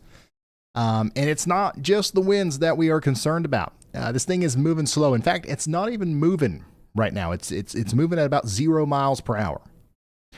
And if it continues to move that slow, especially when the core of the storm gets closer to Jamaica, we're going to have an incredibly long period of time with sustained damaging winds in Jamaica. And we're going to have an incredible amount of time for storm surge to build up, 10 to 13 feet on the southern side of the island. And we're going to have potentially 30 to 40 inches of rain, 30 to 40 inches of rain falling as a result of this slow moving storm. So all of this extra stuff, and you got to think Jamaica has mountains and hills and valleys, and there's going to be landslides. All of that's going to be the headline makers. I think that the 150 to 200 mile per hour wind gusts are definitely going to blow over some buildings. It's going to look like a tornado went through part of Jamaica. But even though that's going to be devastating and that's going to be really bad, I don't think that's going to be the worst part of the storm. It's going to be the storm surge combined with the inland flooding and the landslides that's going to be our really bad deal here. It's over incredibly warm seas. And, the longer it stays over the water, the more strong it can get too. So the fact that it's stalling out over here is not a good sign for our friends in Jamaica.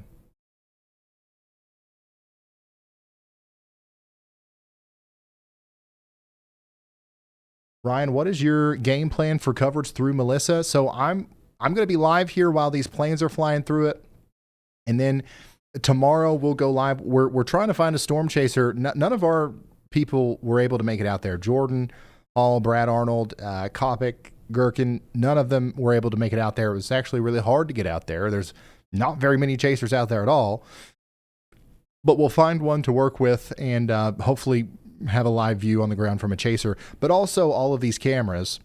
And also just generally the satellite coverage and the reports coming in. We'll figure out a way to cover the landfall. It's a lot different than what we normally would do in the United States, where we have a much more robust system of doing that. But we'll do the best we can. So we'll end the stream sometime tonight. We'll take a little bit of a break. You guys can watch Y'allbot, which, by the way, I recommend that. I'm not just saying that because it's my thing and I'm trying to promote it. Like, I do think you can get valuable insight and information from Y'allbot, more so than traditional media sources in a lot of cases. Some people are not going to like me saying that, but it is the truth. And then we'll come back and we'll take over in the morning as it makes landfall.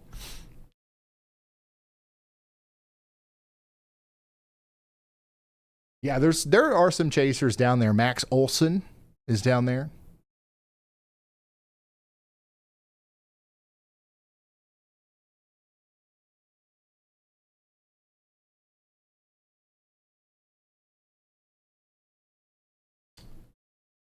Newt Churi. I'm a weird person that likes Y'allbot's voice. I like it too. I'm watching. We've got a dedicated Y'allbot screen in just about every room of our house, and we're always listening to Y'allbot. Yeah, things are definitely picking up in Jamaica now. It looks like a tropical storm. It looks like a hurricane's on the way now. It didn't look like that earlier.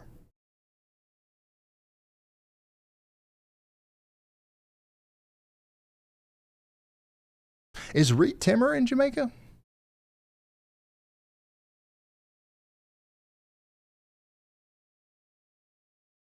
Yeah, Josh is the iCyclone. Reed's not. That's surprising. Apparently, it was really hard to get down there. That's why not very many people are.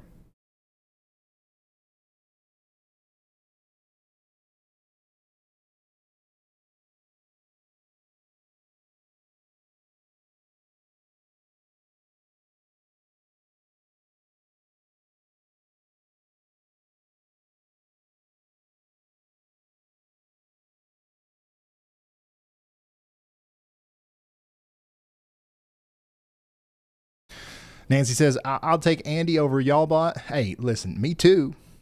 But Andy isn't on 24/7, or I would have a dedicated Andy screen in my house. You know what I'm saying?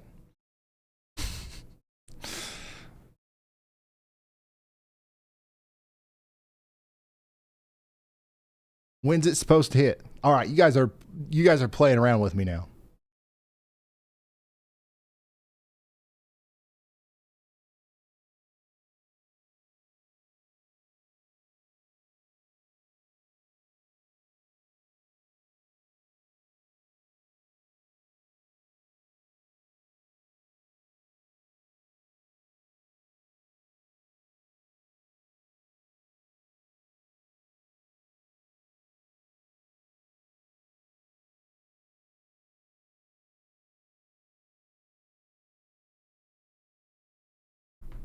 Ryan, are you excited for the snow? Yeah. I'm excited to go live for some snowstorms this year. We're going to have some big ones.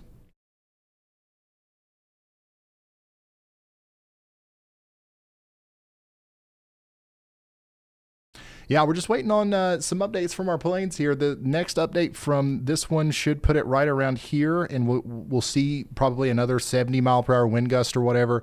And then the one after that will take it right through the eye. And I do think that this storm's going to be stronger at this point than it was during the other pass. The storm looks stronger. So what do you guys think? As Air Force 301 goes into the storm here, do you think we're going to have a stronger storm or a weaker storm? Or are we going to have winds above 170 miles per hour, which is what we got on the last pass, or below? Or are we going to have pressure below 910 millibars? I think so. I think that this looks like it could be 908 and potentially 176 to 179 mile per hour winds. We'll see. That's my guess.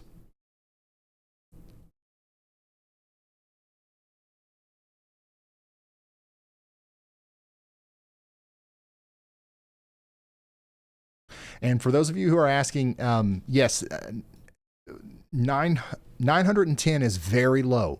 It's very uncommon for a hurricane anywhere on Earth to have that low of a low pressure. Okay, so it's already like plumb wild. The lowest pressure ever recorded in the Atlantic is 882 millibars. That's Hurricane Wilma in 2005.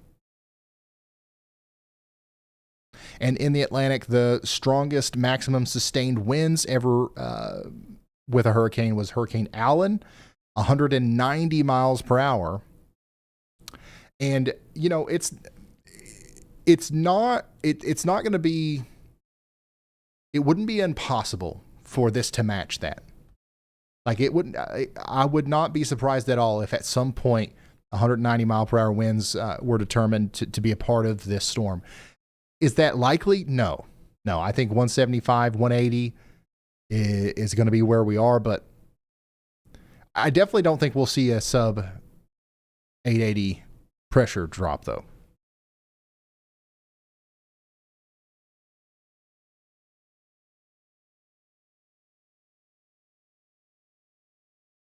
Oh, yeah, and for reference, Hurricane Katrina at its lowest point, lowest pressure, was 902 millibars. So I think on this next pass, we're going to be pretty close to that. I think that this will be 908. That's my guess. And we were closer to that earlier. There was, several hours ago, a plane went through and it measured 905. So it was 905. It weakened a little bit to 910, which is where we are now. And I think we're going to go start going back down now with this next pass. Could it hit Florida? No.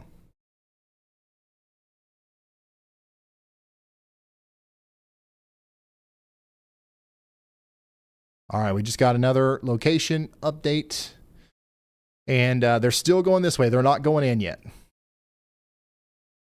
So at some point here, they'll start moving towards the center of the storm, but they're still on the outside right now.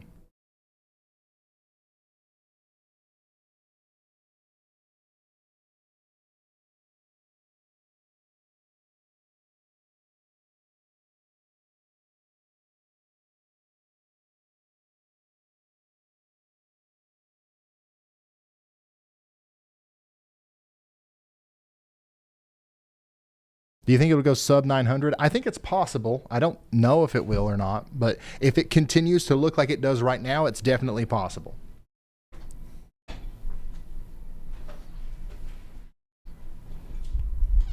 Yeah, so the strongest winds in the Atlantic, that's going to be Hurricane Allen in 1990 with 190 mile per hour winds. And then Dorian had 185. And then we had the Labor Day hurricane of 1935 with 185. Wilma and Gilbert both had 185 mile per hour winds. And Irma in 2017 had 180. So those are the top 5. We're already at 175 here. So this could make it into the top 5. 180, 185 mile per hour winds. I definitely could see that.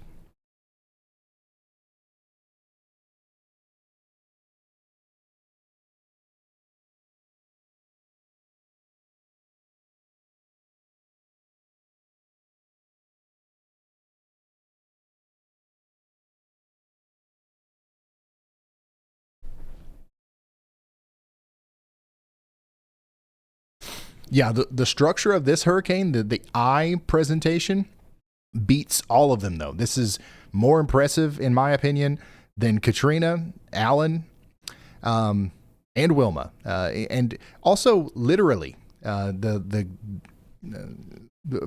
was talking about the temperature and the brightness scale earlier.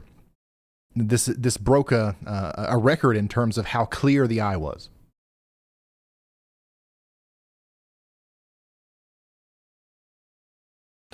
The lowest pressure ever recorded on Earth was from Typhoon Tip in the Western Pacific. And hurricanes or typhoons in the Pacific Ocean are very typically stronger than ones in the Atlantic Ocean. So the lowest pressure was Typhoon Tip with 870 millibars. And you know, the pressure and the winds are not always directly correlated. You can have a surface pressure that's 910 millibars and then 200 mile per hour winds. Hurricane Allen, for example, wasn't like an 800 millibar storm. It was about where Melissa is right now, but it had much higher winds. Typhoon Tip was an 870 millibar storm, lowest ever recorded on Earth. In a hurricane or typhoon, with peak winds of 190 miles per hour. Another thing crazy about Typhoon Tip was it was 1,300 miles across. It was also the biggest cyclone ever.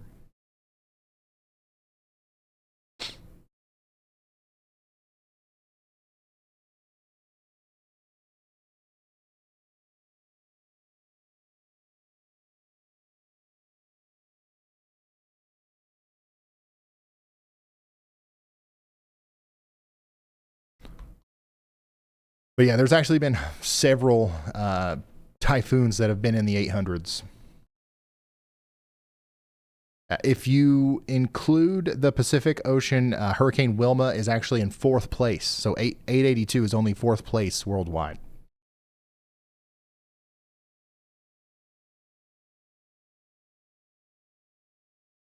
All right, let's get another look at the eye here. And my goodness, it just keeps looking better. It's more circular. It looks like it's getting bigger. Fascinating evolution here. When we started the live stream, I honestly did not think that any of this would happen. I thought for sure by now, when we started the live stream, the center of the storm was like right here. I thought that it would be starting to go this way, but it's going daggone this way. I gotta make my marker bigger. There we go.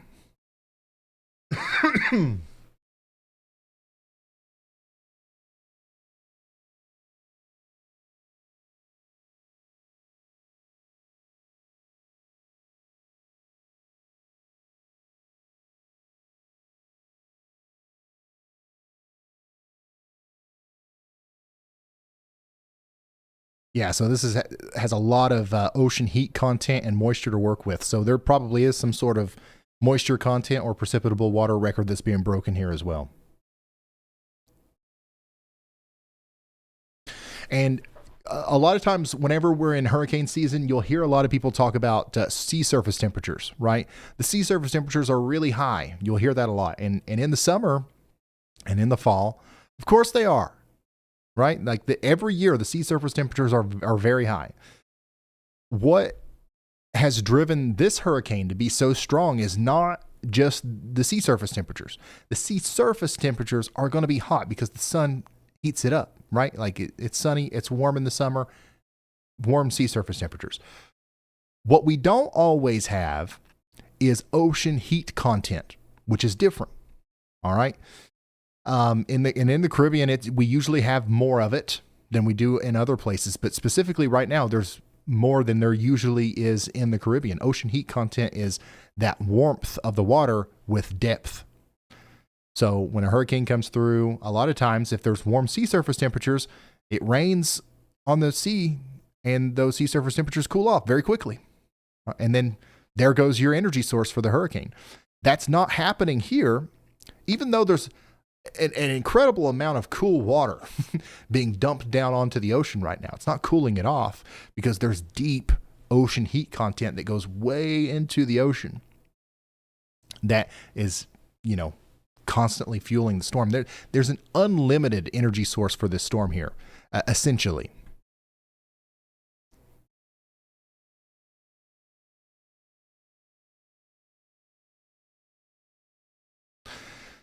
Yeah, so the Western Caribbean has got layers and layers of hot ocean water, so upwelling and the rainwater falling on the surface is not going to lead to this. It doesn't cool it fast enough, essentially.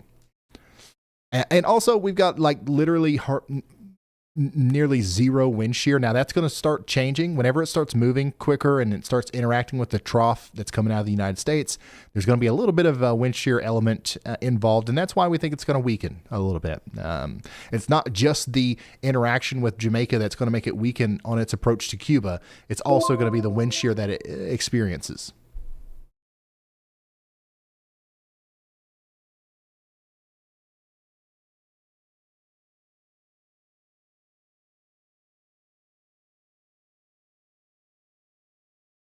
Our planes are still orbiting outside of the storm. We don't have them going back in just yet.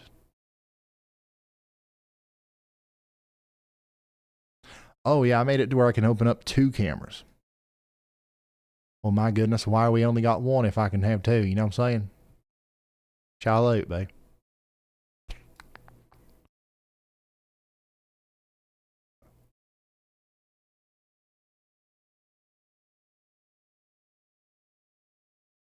You think I've never done this before?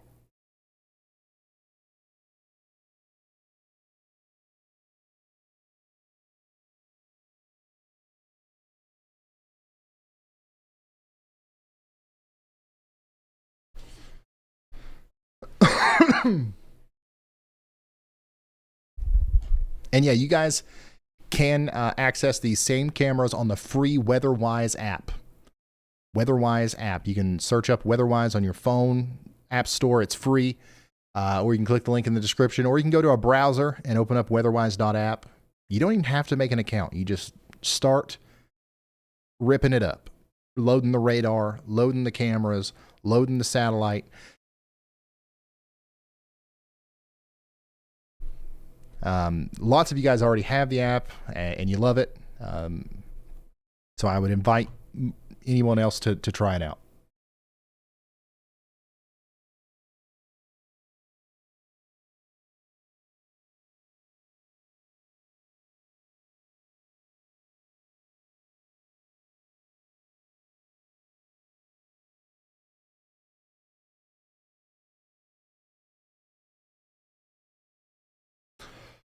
Yep, it's free. They don't force you to pay for anything. Of course, there is a plus version. There are paid, upgrades that you can get, but all of the real necessary stuff is free, and you get more stuff for free than there's other apps that you have to pay $10 for, and you get pretty much the same thing as you get at the entry level of WeatherWise. You know what I mean? So that's why we've come to like them so much.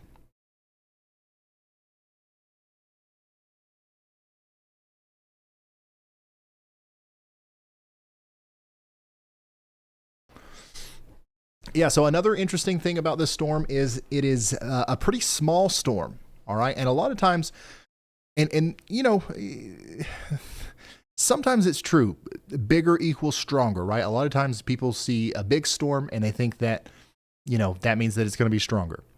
But that's not always the case. This is an example of that. Another example of a small storm being really, really strong include Wilma and Patricia. You guys want to look up some images of what Patricia looked like. That's a very good example.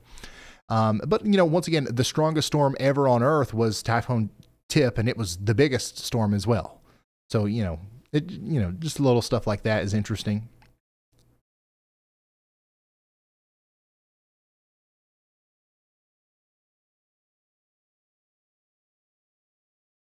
Andrew was pretty small too. Yep.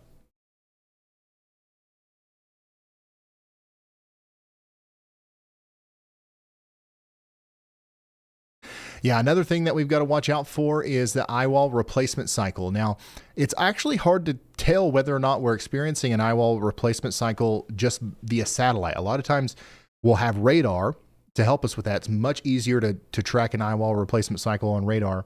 But it's something that every hurricane goes through. A new eye wall starts forming on the outside of the current eye wall, and it kind of cannibalizes itself and reorganizes. It'll be difficult to see exactly when that's happening just with satellite, but it's something that could happen, and it's something that we're going to hope happens right at landfall. I don't think what we just saw was a complete eye wall replacement cycle. There was a period of time where I thought maybe that was the beginning stages of what we were seeing, but that was way too short for it to be an eye wall replacement cycle.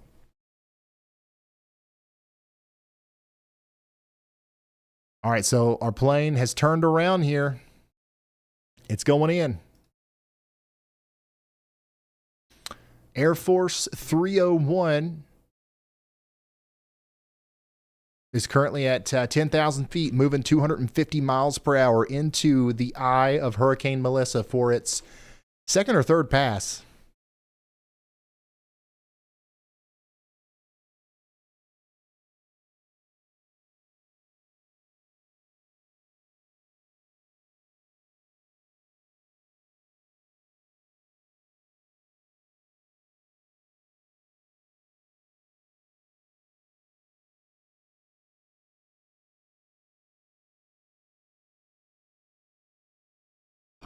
No, this will not be hitting the U.S.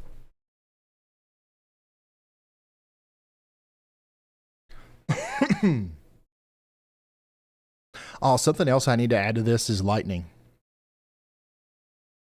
I can add lightning on the satellite data, and that's another good way to gauge, increases in strength.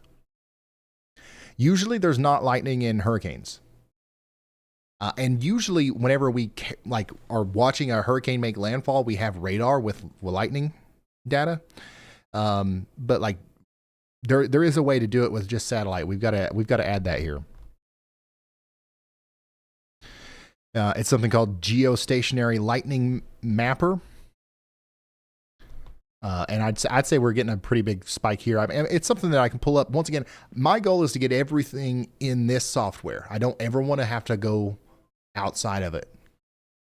At one day, we're going to have that complete. And it'll be essentially WEATHERWISE. So you guys will benefit from me being picky about that too.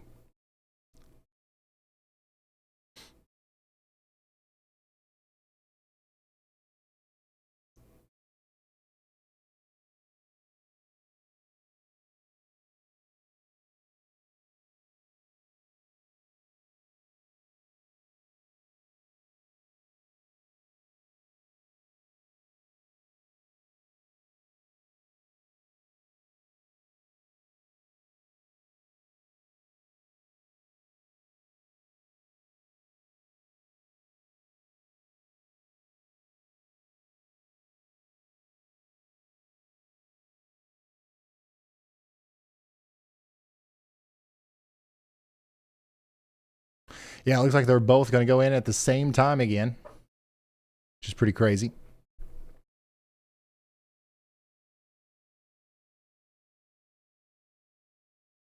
The Caribbean right now is running 2 to 3 degrees Celsius above normal at depth. So once again, that ocean heat content that we're talking about that we normally have here in the Caribbean is running above average right now. And that's one of the reasons why we're having an above average storm.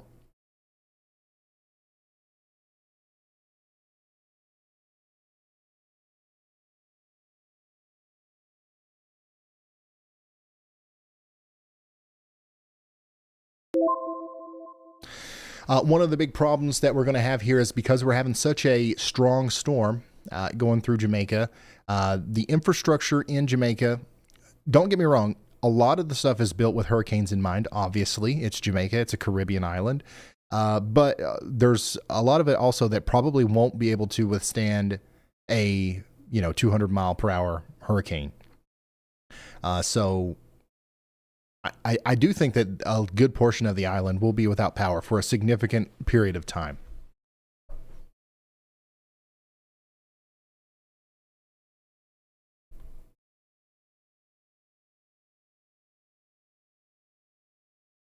All right, got another location update. They're both on their way in.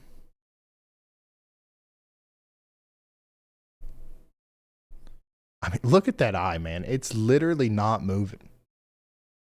This is crazy.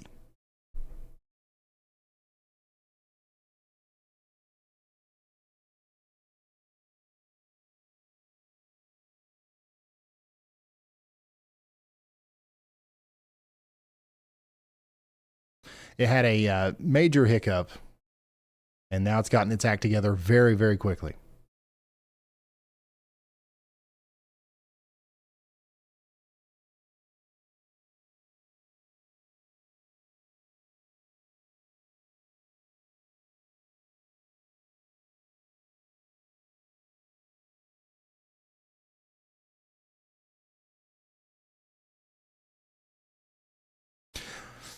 So once again, I'm going to give you guys an opportunity. What do you guys think? Is it stronger, maintaining, or weaker? I definitely think it's stronger now.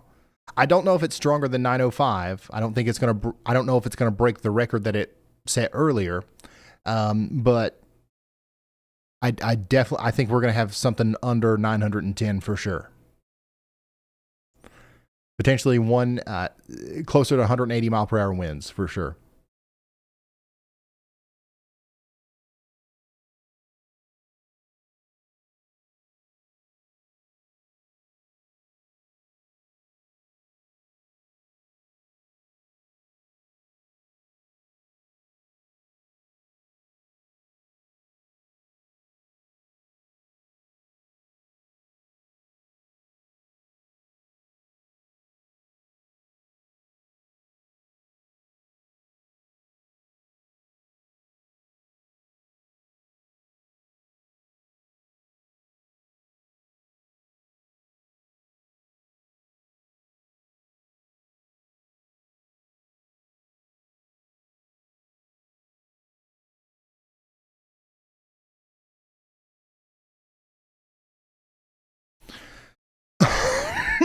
Sorry. So if we zoom out here and we take a look at the satellite again, if this westward trend continues, it's really not westward anymore, right? It's literally not moving. But let's say it does wander off to the west a little bit more and it hits the western side of the island. That's actually not great. That's not going to be very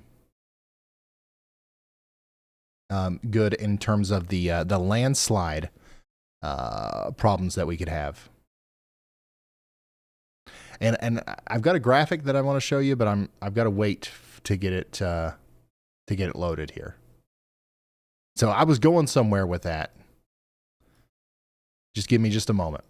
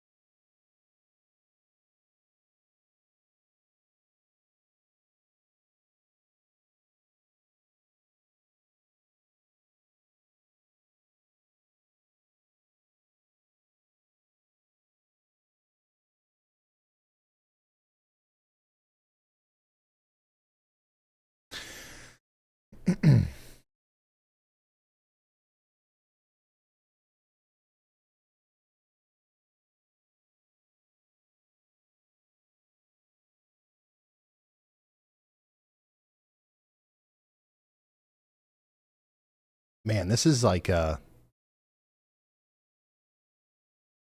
everything's broken right now. Like everywhere where there's information about Jamaica is down. I don't know. I guess it's because there's so much interest in it.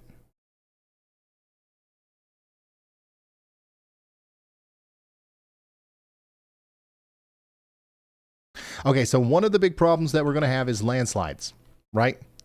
And I want to show you the landslide susceptibility map here for Jamaica, which is interesting. A lot of it is near Kingston. That's where it's worst. So let me zoom in just a little bit here so you can see the yellows and oranges. That's where we've got the worst landslide problems. So most of the rain, so let's say that the storm makes landfall over here, for example, which is a good estimate as to where it could make landfall. The heaviest rain is going to fall a little bit displaced to the east of that, which means places like Maypen, Mandeville, and Kingston Halfway Tree will be included in that. The extreme eastern side of Jamaica probably won't get hit as hard as far as rainfall goes, but it's still going to be enough to where it could have landslides. And unfortunately, that's right around Kingston where those are going to be most problematic. Also, you can see down here the population density of Jamaica. A lot of people don't live up in this part. Most people live on the southern side of the island along the shore. And that's where we expect to see that 10 to 13 foot storm surge. So definitely lots of problems for Jamaica, just in terms of the landslides and the storm surge. And by the way, I want to mention too that, like, let's say the heaviest rain falls right here. Well, this is 30 to 40 inches and this is 10 to 20.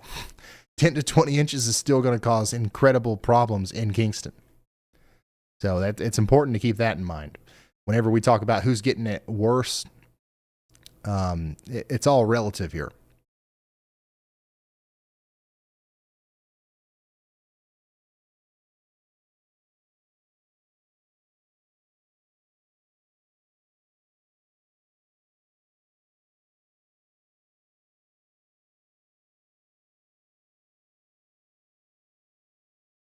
Yeah, it's definitely intensified.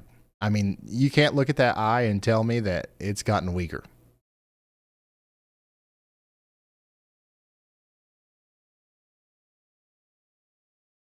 And our planes are getting closer to verifying that info for us.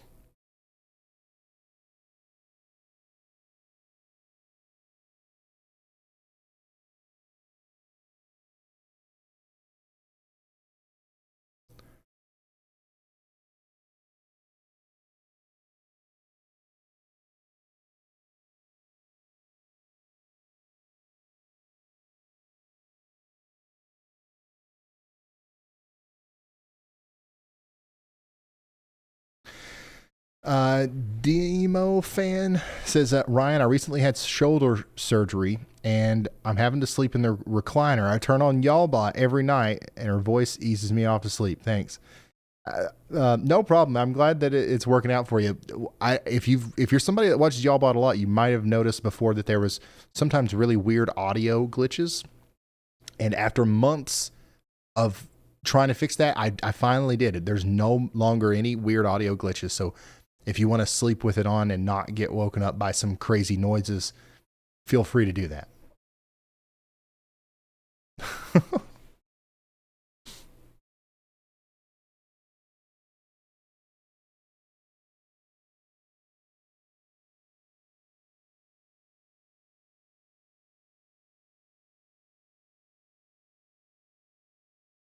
Ryan, how do planes measure wind speed while flying? So they're not actually, the planes aren't measuring the wind speed. It's a device called a drop sonde.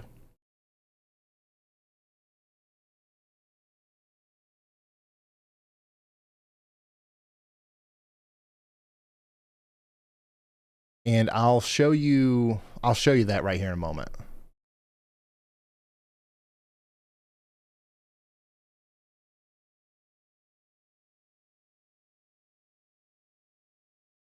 I also wanted to show you power grid stuff. We were just talking about the power grid.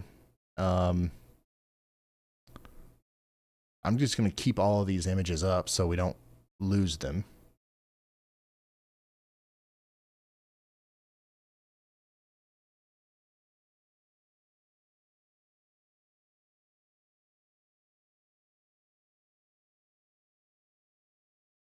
So to put it very simply, the areas circled in red are areas we don't want the storm to hit hard. So if this makes landfall, unfortunately, one of these is going to hit right here. And essentially what's circled here are going to be places where, like first points of failure for large utility service outages, right? So if that goes down, then everything around it goes down, that kind of thing. And some of the strongest winds are going to be happening right in here. But even like the weaker winds outside of that could cause problems in some of these other ones. You know what I mean? I think that there's a chance that this is an island-wide problem.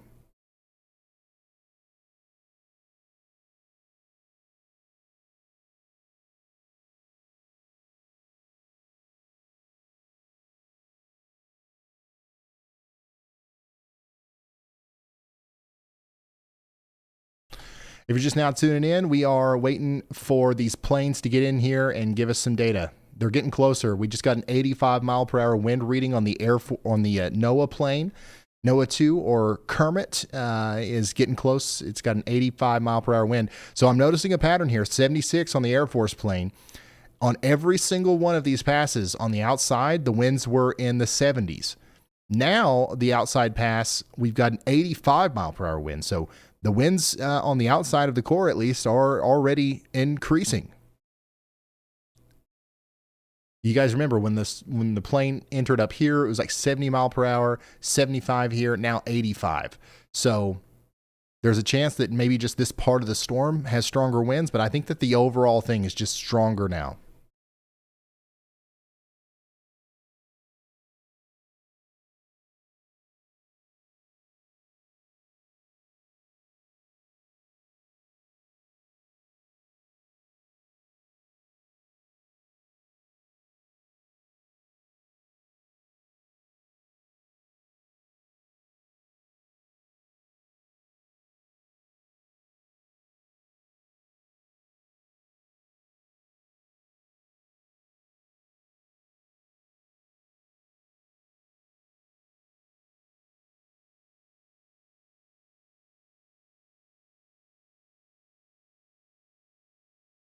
So this is what's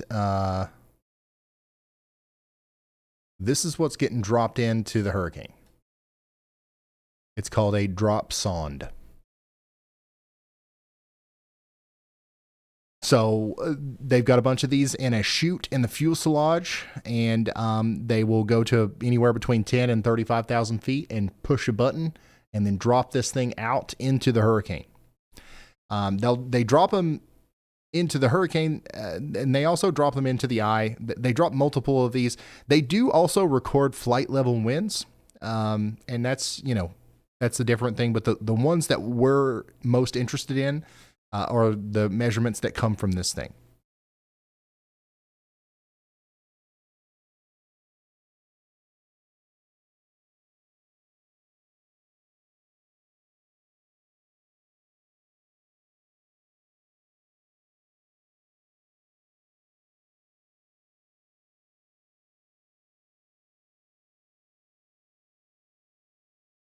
And what's cool is like you see this fabric up here, that's actually a parachute. So when it comes out, a parachute deploys and they fall pretty slowly, like 20 miles an hour pretty much is how fast they're falling down. And they collect data every like 10 feet. So they collect data, send it back to the plane sends it to me, essentially, not just me, you know what I mean?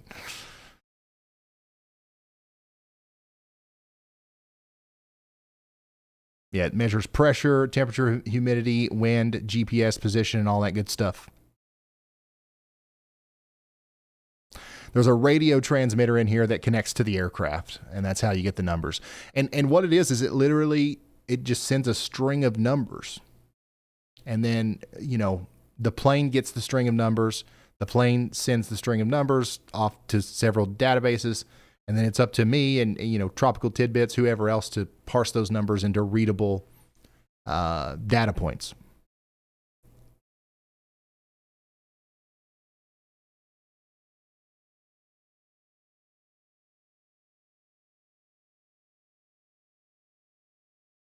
Yeah, we're getting close here, Bulls.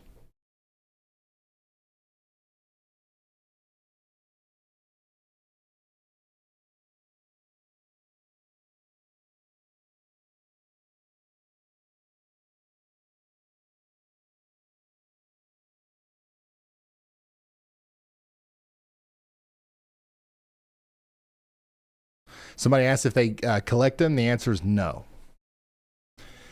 Once they swan dive into the hurricane, they are gone forever.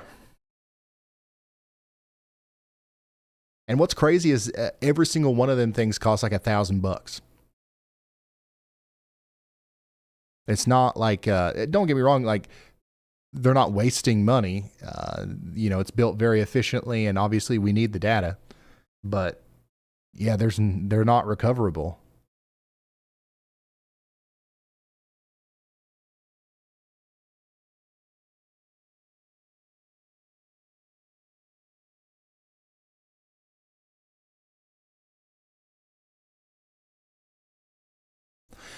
I wouldn't call it litter. I think that for the most part, they're considered biodegradable.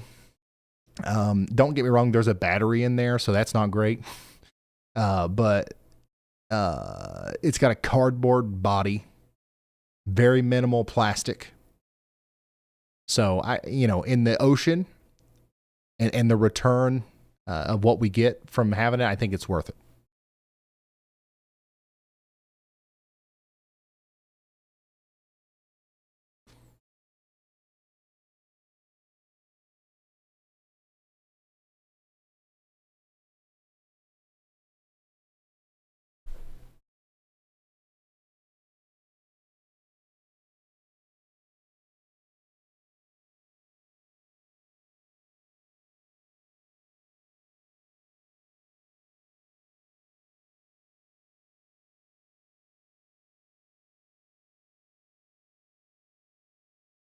They can't put a tracker in them? Well, there already is a tracker in them. That's how we know where they are.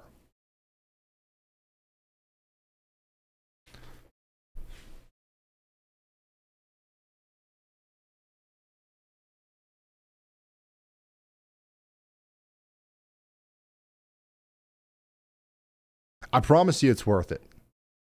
I promise.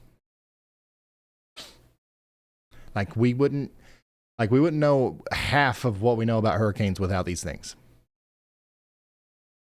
Probably not even half. Like we wouldn't know nothing. When could we get the next update? Any minute now. Any minute now. I'd say they're both in the eye or very close to the eye. And we'll get an update as soon as they get in there.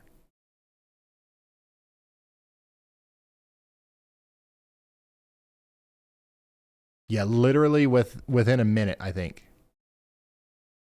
And once again, I do think it's going to be lower. I think the pressure is dropping.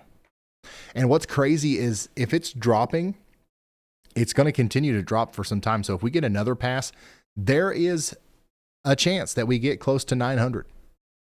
Oh, here we go.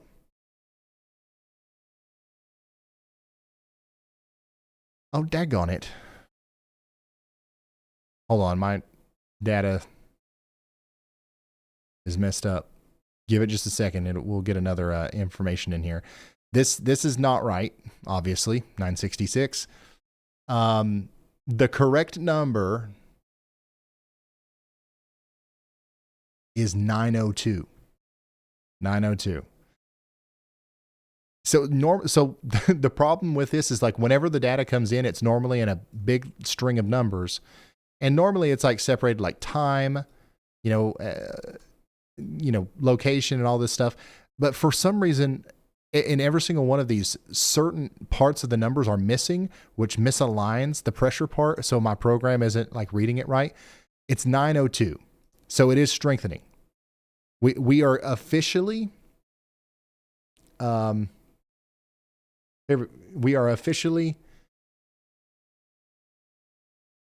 at 902 and 180 mile per hour winds. 180 mile per hour winds. And just a reminder, 902, that's as low as Hurricane Katrina got. Hurricane Katrina, the lowest pressure that it got to was 902. I think that this could go even lower. There's a real possibility now that this goes sub 900.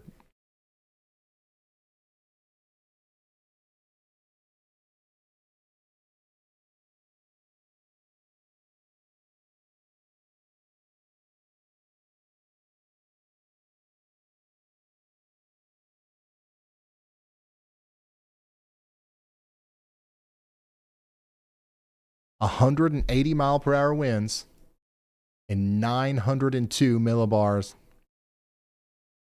low pressure. That's crazy. Sub 900 is a legit possibility now. That is crazy.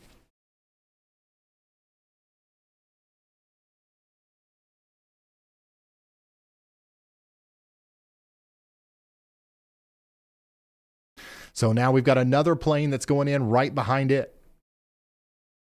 So let's see what it gets.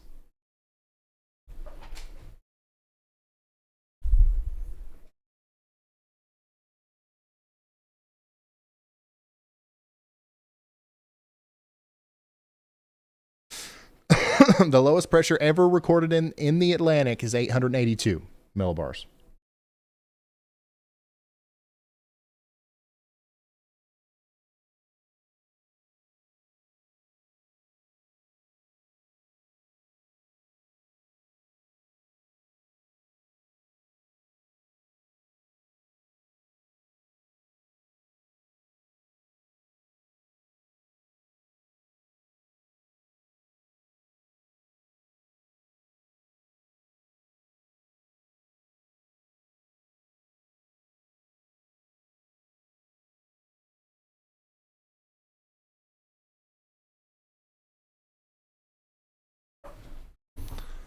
So as we wait for the next plane to go in there and tell us, I think that it's a legitimate possibility that just in the time that it's taken for this plane to get there, it's going to increase even more. We could have a 901 reading, maybe even a 900.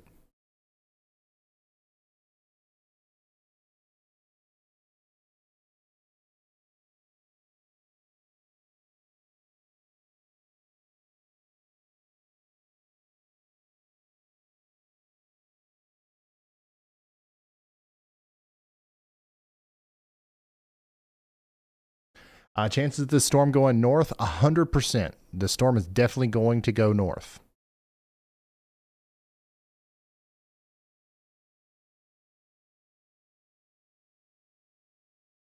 I'm distracted now. I'm thinking of how I'm going to write this to parse the numbers better.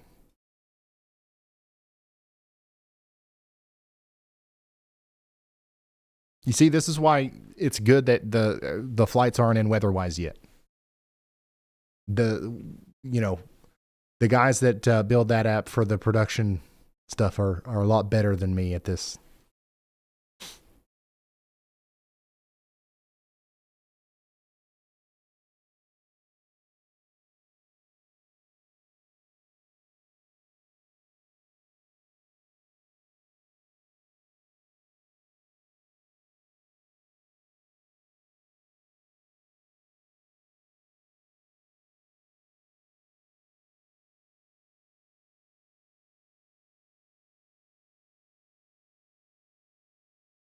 What is the black color? If you're talking about this, it's just the satellite. So the darker colors, the dark red, the black, and eventually into the white.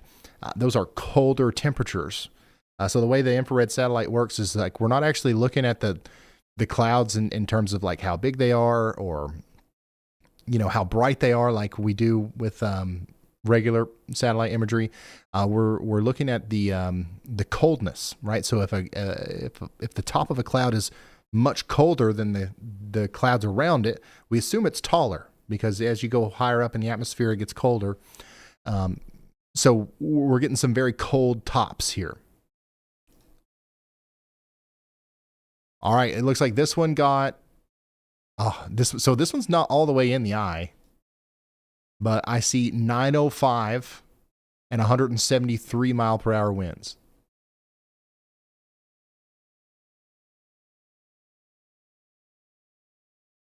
So this plane is in the eye, okay? But it's not, this is the data point. This is the last data point that we had right here.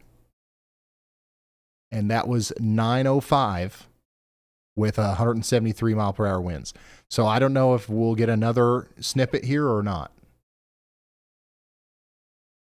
If it's 9:05 here, then it's definitely lower than that here. You know what I mean? The best place to measure the lowest pressure is going to be right in here.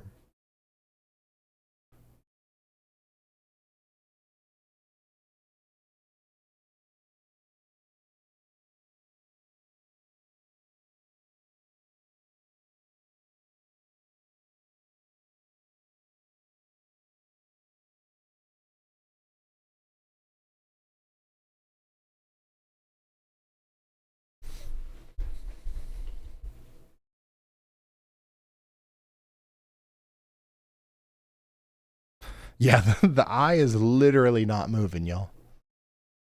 This is almost a 3-hour loop or 2.5-hour loop.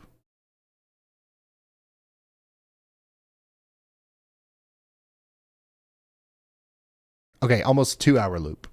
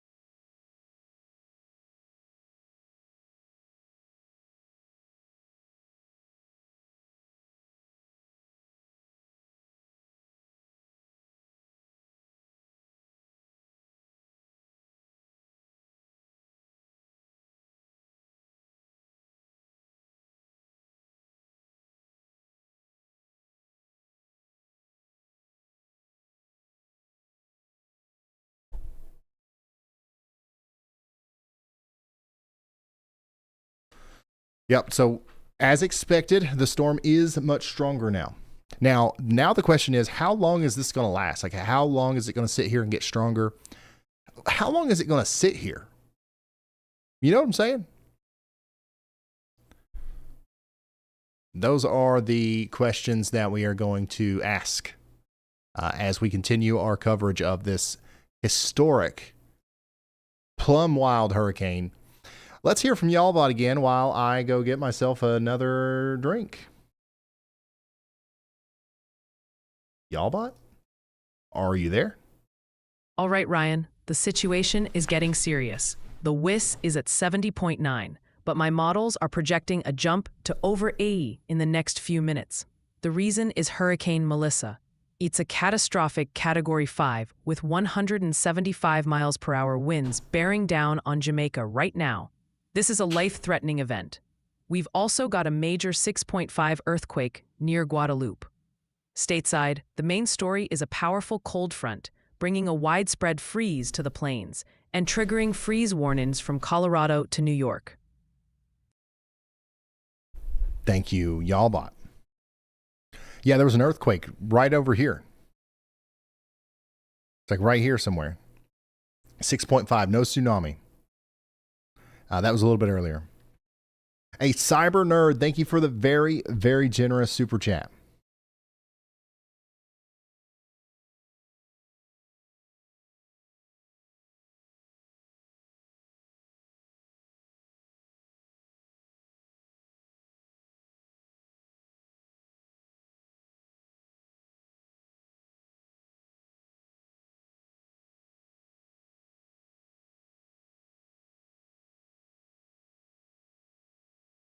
The lower the pressure, the stronger the storm. Yep, that's right. Yeah, I'm just typing down notes. I've got to make sure the pressure gets parsed correctly when there's missing data points. Filter out edge cases where the pressure is 960 or 600 millibars.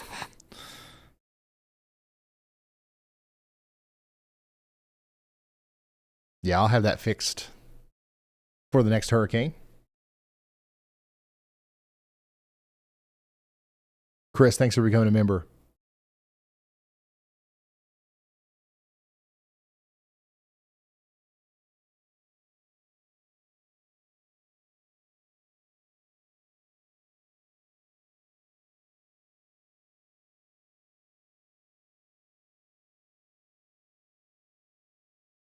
Dude, it's even crazier looking when you zoom out.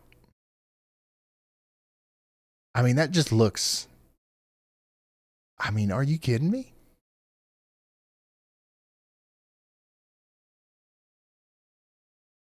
What the heck?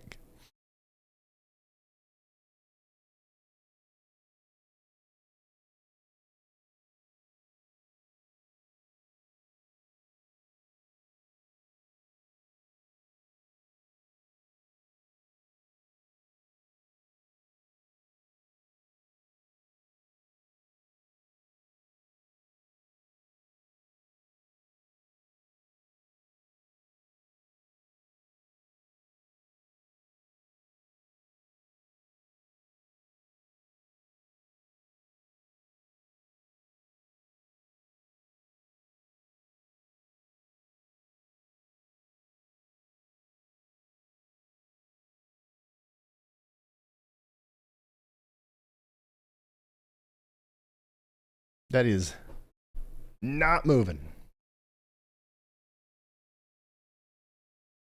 Yeah, the cameras are available to y'all on the WeatherWise app.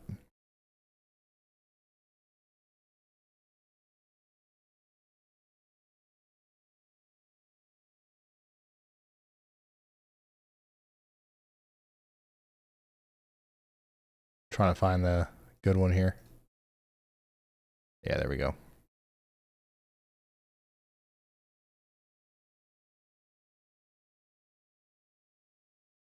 Weatherwise.app. There's a link in the description. And I've got a QR code, but I don't have it right now. Daggone it. I forgot to add it onto this overlay. Because I know a lot of people watch on the TV. The next thing we're going to do is we're going to see what the planes do. Are the planes going to turn around and go in for another pass? Or are they heading back? Once we figure that out, then we'll figure out what we'll do next on the stream.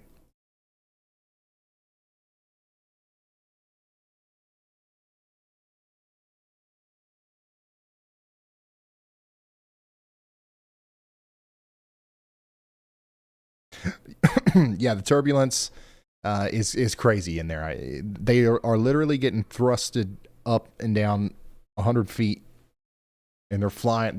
They are on a roller coaster in that plane, literally.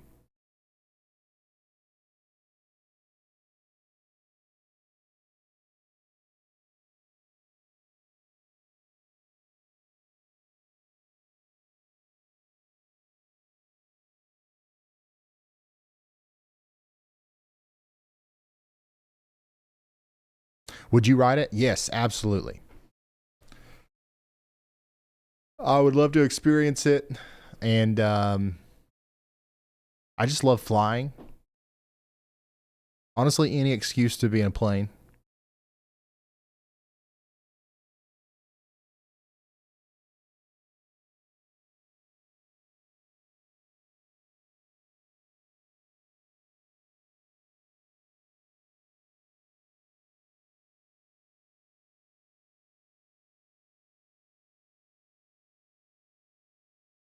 Could this be artificially enhanced?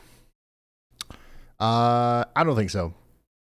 I think hurricanes are so unbelievably powerful that even like our strongest nuclear weapons wouldn't do much to it. You know what I mean? So like some invisible force, messing with it is extremely unlikely.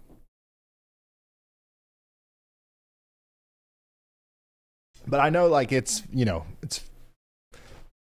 am I?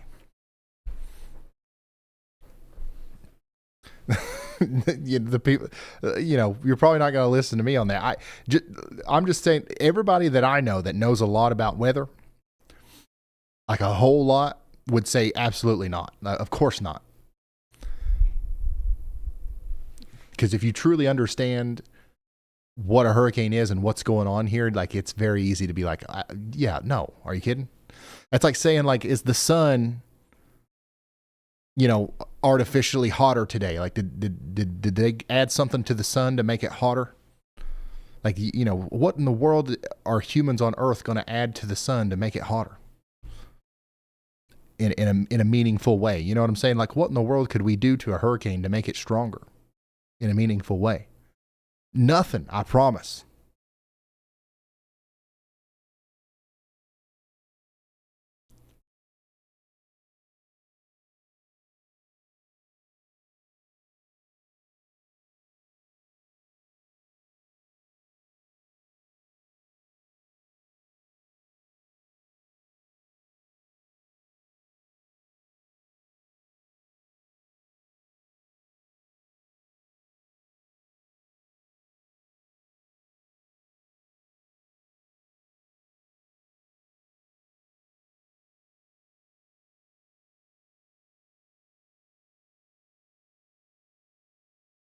Yeah. Us trying to, like, influence a hurricane would be like trying to put out the sun with a water gun.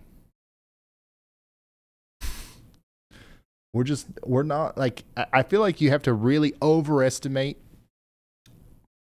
the human's influence on Earth, and really underestimate the power of a hurricane to believe that we could influence it, or to think that it's even possible.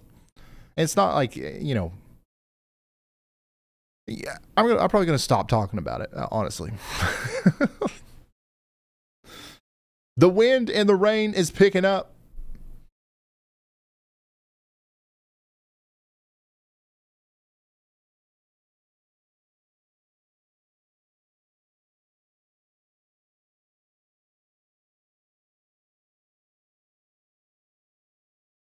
It's getting plumb wild out there, if you haven't noticed. It's nowhere close to how wild it's going to be. Once again, I want you to look at this satellite imagery here. Let me pull up the clean one. This disc inside here, that's where all of the crazy stuff is happening. Jamaica's up here. So while some of these thunderstorms are going to make it windy and rainy in Jamaica, the crazy hurricane is in here, and that's still pretty far away from Jamaica. So until this stuff starts making it onto land, we're not going to see, 100 mile per hour plus winds.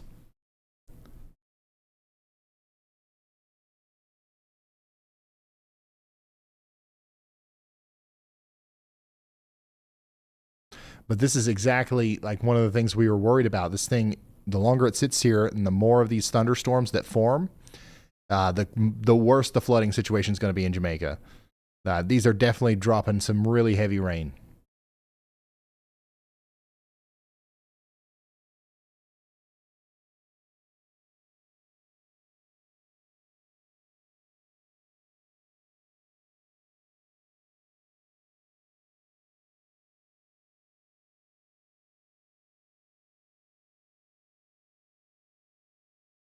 Okay, somebody was asking about turbulence in these Hurricane Hunter flights. This is altitude change over 10 seconds.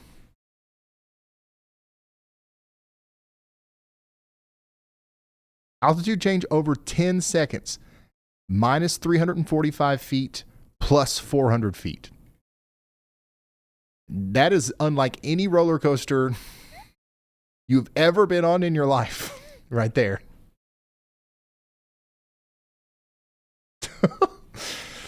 That's a difference of, what is that? 800 feet in a very, very short period of time.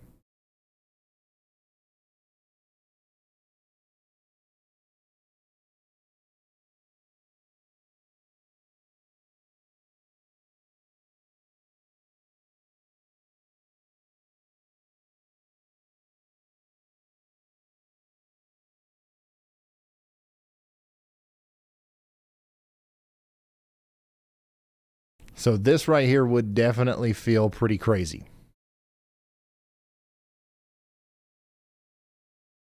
And all of this stuff feels crazy. You know what I mean? Like if you guys were on a regular flight and you were experiencing this, like you would want to get off.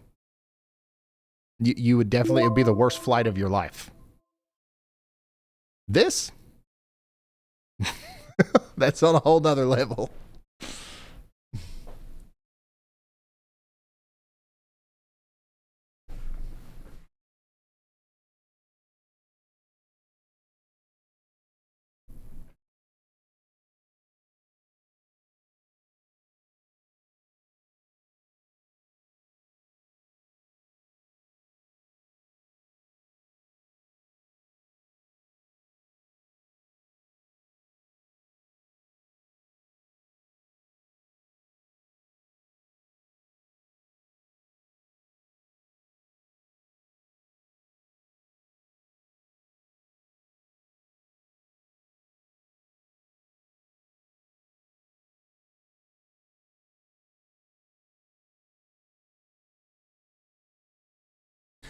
Oh my gosh, the past couple of frames, it's moving east. Look at this. Tell me that ain't moving east. All right, hold on. Let's pause this. All right, we'll come right here. Draw a line. Let me draw a smaller line.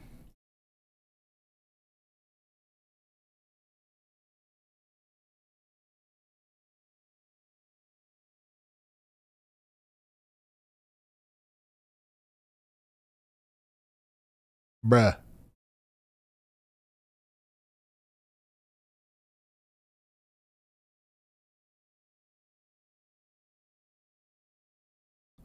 We come back to this. Draw a line here too. Ah. I accidentally deleted my lines.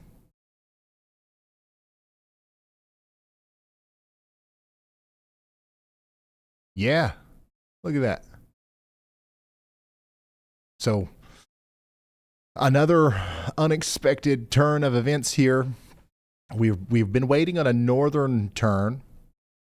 We got a western one, and then a southern one, and now an eastern one. So what's likely happening is this is likely another wobble, and some movement is better than no movement, right? And we're going to see it do a little bit of a loop-de-loop here, and then ultimately go on its merry way, unfortunately, to Jamaica. But yeah, just another crazy development here. Some eastward movement on the last couple of frames.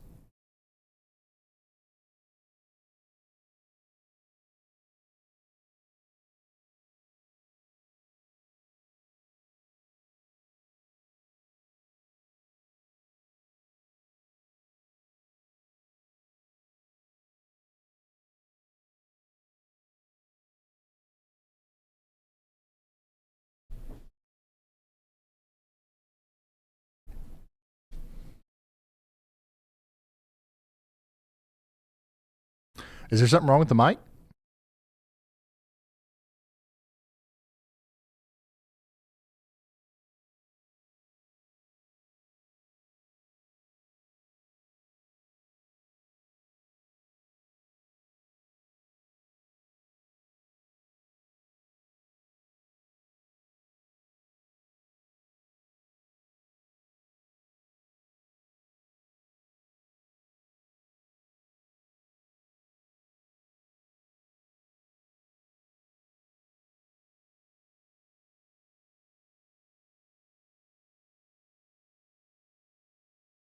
We're 12 hours and 35 minutes away from our projected landfall.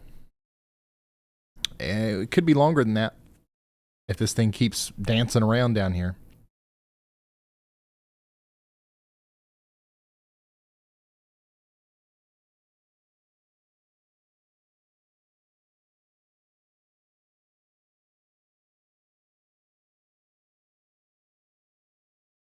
Where are the planes now? So they're well outside of the eye. I don't know if they're going to go back to base or if they are going to go in for another pass. We'll keep monitoring and we'll see. Does look like the wind and the rain continues to pick up here in Little London.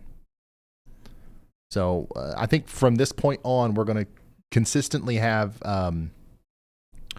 tropical storm force impacts in this part of Jamaica, that like for the rest of the night, all the way up to landfall. So it's going to look like this or worse for the rest of the time of the storm.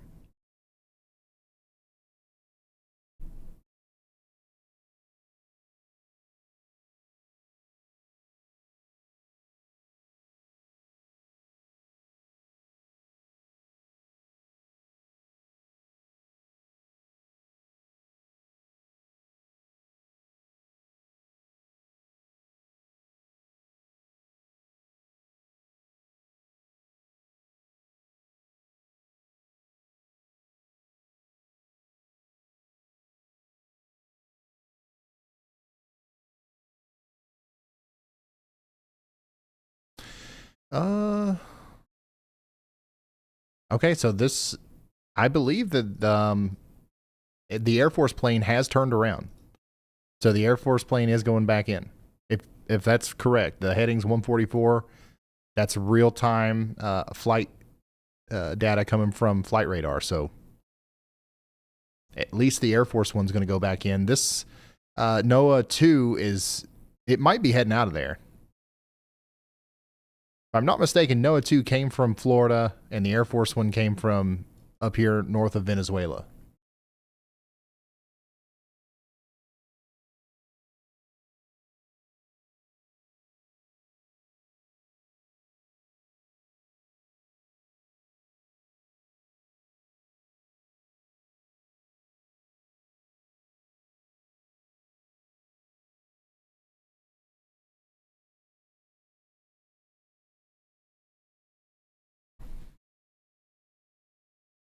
Michelle, I agree. Very creepy.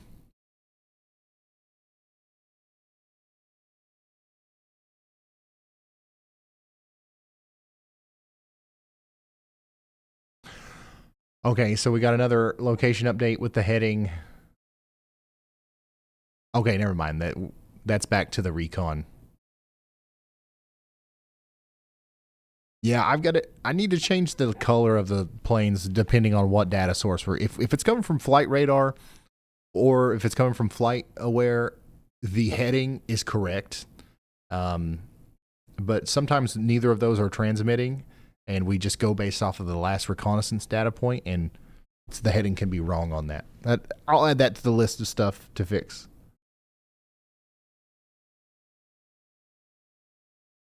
Yeah, I do think the NOAA plane is leaving. So I think these guys are done. Air Force might be trying to go back in, but we'll wait and see what the next update shows.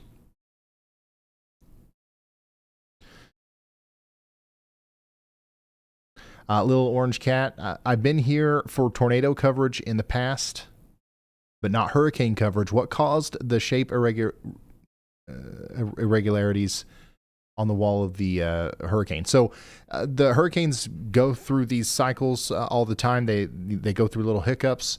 There's a million things that could cause them. In this case, it was simply just a loss of balance in the storm. There was some new thunderstorms that wanted to really spark off, and that kind of made the eye gravitate towards those thunderstorms and then kind of shrink and wobble and become deformed a little bit. And a lot of times that will start a much longer process called an eye wall replacement cycle, which I thought was going to happen, but it doesn't look like that happened here. And it was just a very brief hiccup. Those storms very quickly integrated themselves into the core of the storm, and now it's back to a completely healthy, stable eye.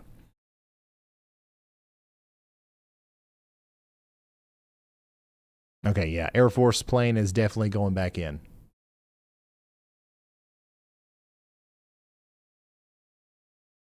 Cosmo Scary says, where's Y'allbot? Y'allbot's right here. Let's hear from Y'allbot again, actually. All right, Ryan. The WIS is sitting at 66.8, and I'm forecasting it to pretty much hold steady. But that number doesn't even begin to tell the story tonight. The focus is on Hurricane Melissa and it's a truly devastating situation.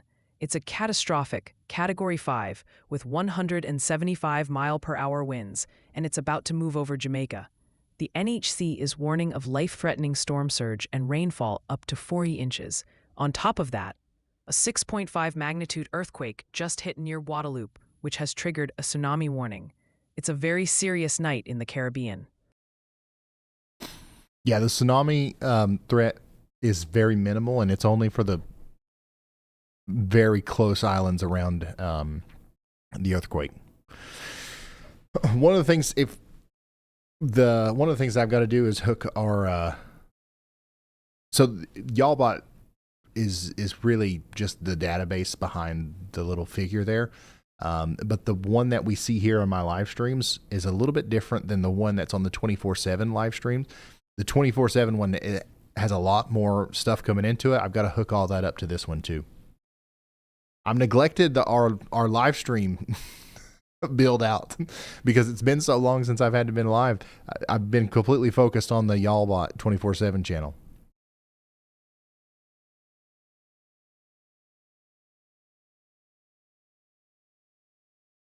Yeah, it's been a while since I've seen anybody walking around on the camera, so that's good. Jared's noticing that too.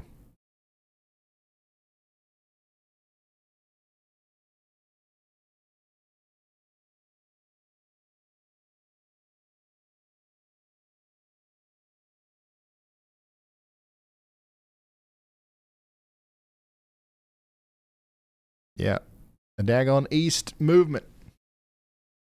It's went every direction except for north during this live stream.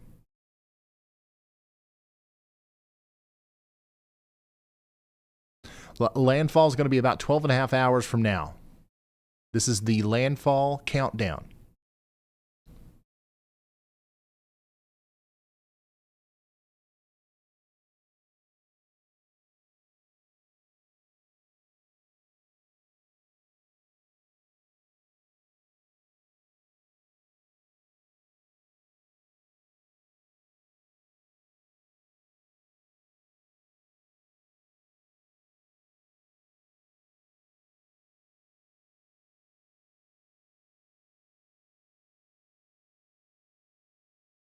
Live in the morning? Yeah, I think so. I think that we will. Well, it depends on what's going on with this plane. If the Air Force plane is going to go back through, we'll stay live for that. Whenever these planes are done, though, we'll probably end the live stream and then we'll come back in the morning to do extended coverage for landfall.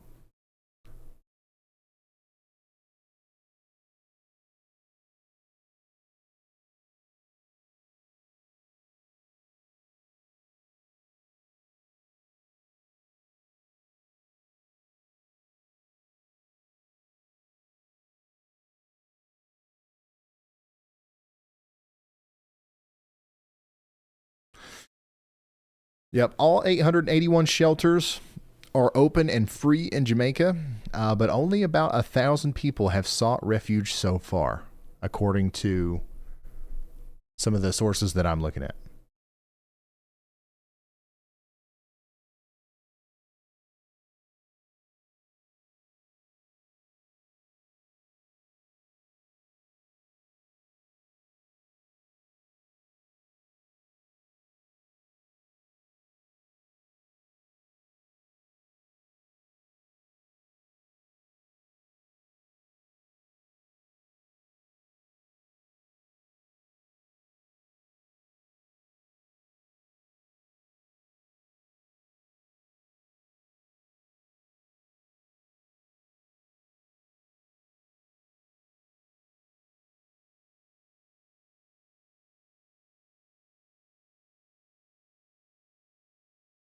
This is the third Category 5 of 2025. We had Aaron, Humberto, and now Melissa, all Category 5s. Very few years are there 5 or 3 Category 5s. Another year that's comparable to this one would be 2005, where there were 4. That was the year of Katrina. So this will go down in history as one of the biggest hurricane seasons ever. but thankfully not very much so in the memory of people in the United States, because none of these have hit the United States. These haven't been a big problem at all for us, really.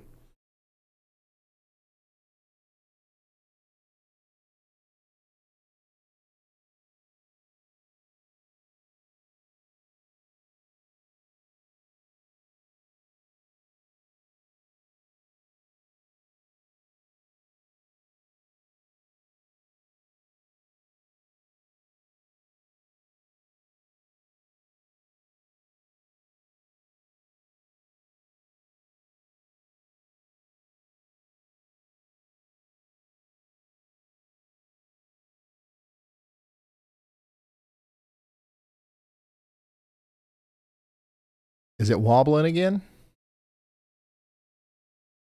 Oh, okay. Yeah, there's a little bit of a northeasterly movement there. Maybe this is the beginning of the northern movement.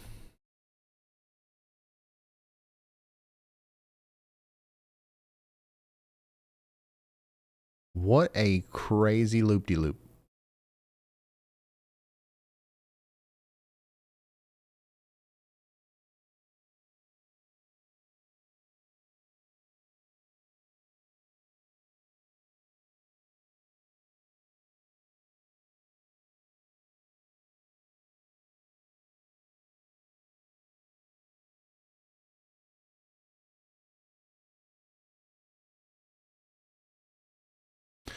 If you're just now tuning in, we're watching a real satellite loop here of Hurricane Melissa, Category 5, 175 mile per hour winds.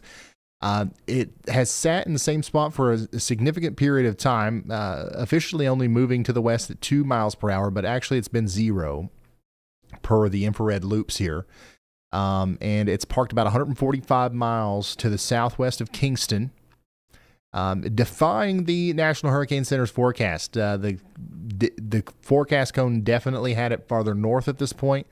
So the next advisory should be interesting to see, what they're going to do there. But this is definitely different than what we originally had expected.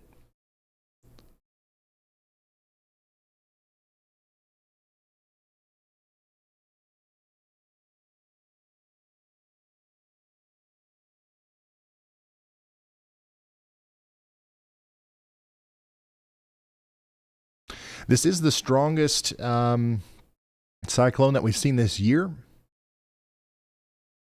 And it's the third Category 5 hurricane in the Atlantic season.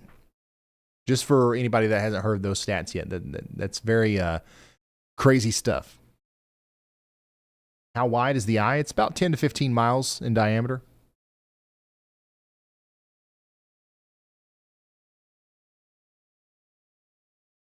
Yeah, it jogs south a little bit there on its move to the east, but that last frame definitely is taking it up to the north and east a little bit.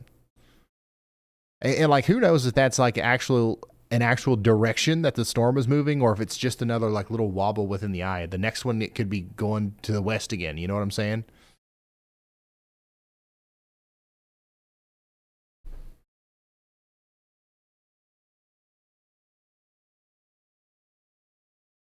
Michael says, I live in Texas, and I heard a thing on TikTok that it's going to be like 2021 again. If you're talking about like the cold this winter, nobody knows. If somebody's being that specific, they're just trying to scare you.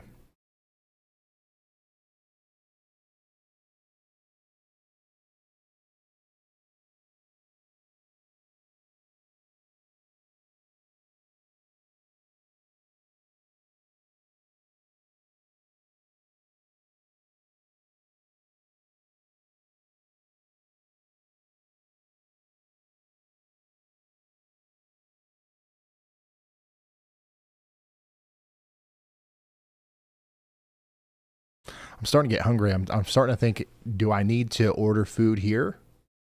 Am I going to sit here and eat? Or should I just wait until I leave? What do you guys think?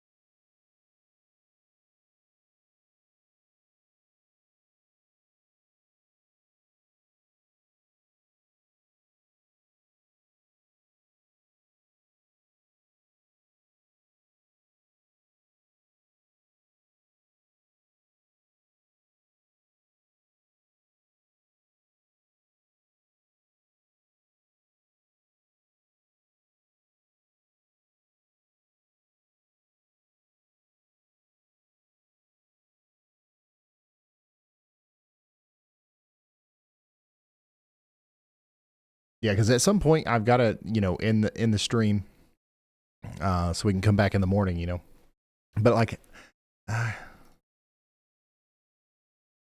yeah, the Air Force plane is going to go back in, so we've got to stay at least for that, and there's enough time to get something in that time, so I'm going to order something.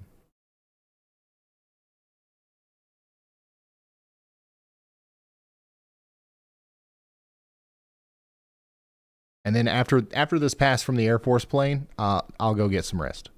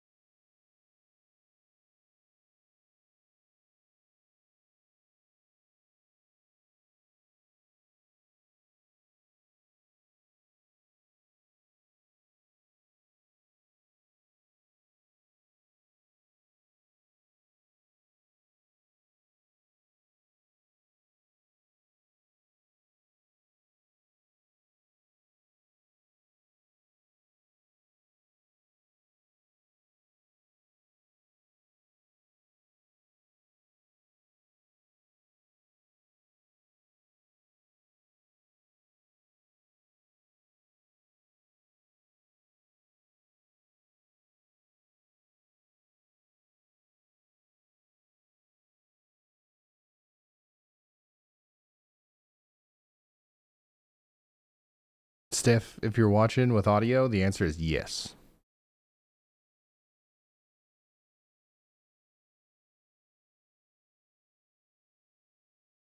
Sorry, guys. Bear with me here.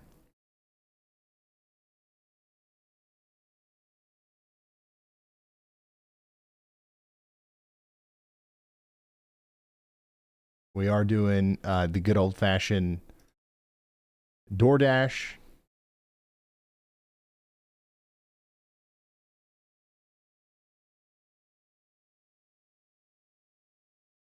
And I can't find like who the last person who super chatted was for some reason, but I'm just going to assume it was $10 or I'm going to assume it was 50 because we've had a couple of those today and we're going to pass that on to the DoorDasher.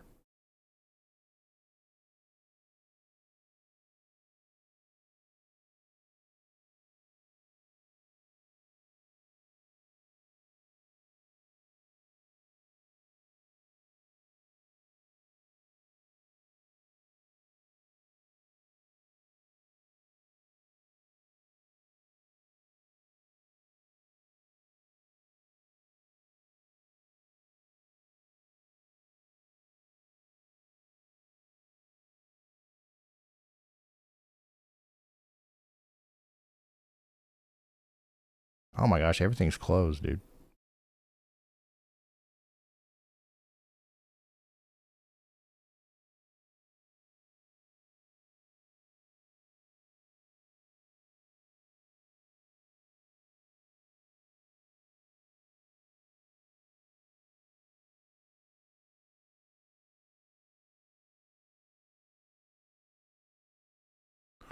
All right, we got it.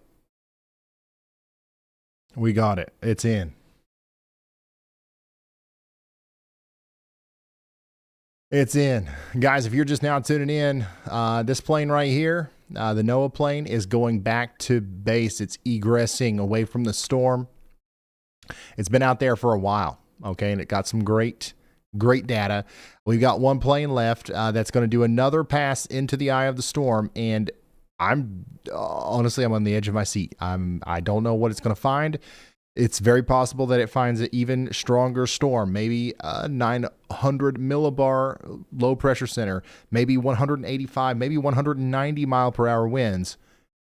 So that's what we've got to wait to see. And then once we've got that information, we can pretty much kind of assume that, this will continue to strengthen all the way up to Jamaica, or maybe it's going to, go through some sort of replacement cycle right upon landfall.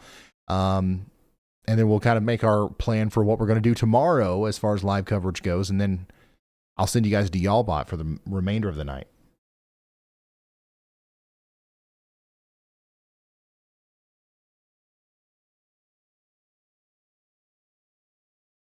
Yeah, normally I get Buffalo Wild Wings or Penn Station, but everything's closed for some reason.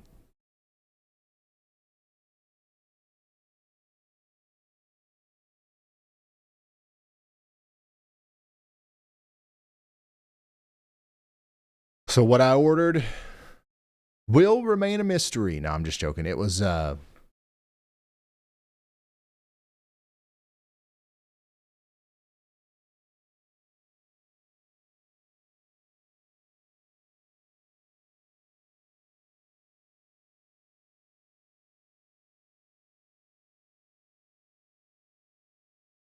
Drake's.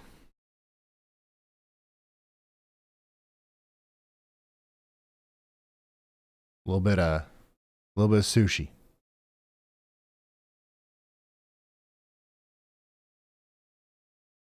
I tried to place 3 different orders, and that's the one that went through. That's the one that was still open.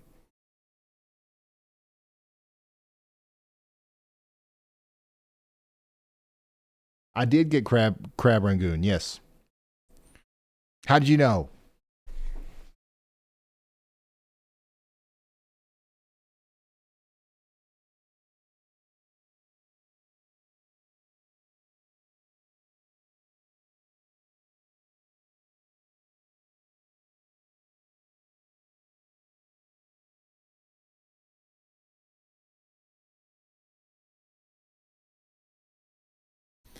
If you're just now tuning in, we are waiting on another pass from this plane right here. It's going to tell us, is the storm getting stronger? Is it getting weaker? I don't think it's getting weaker. Also, if you're just now tuning in, check this out. This is what the eye of the hurricane looked like earlier from one of these NOAA Hurricane Hunter planes. What an incredible view. This is real. This is not AI. This is not CGI. This is no eye. This is just eye. This is just real. Eyewitness. And it's incredible, honestly. It's unfortunate that such a beautiful thing and such an interesting, fascinating thing is responsible for so much devastation. I wish that we could just sit here and geek out about it and almost like root on the storm. You know what I'm saying? But you can't do that when you know the reality of what's about to happen in Jamaica.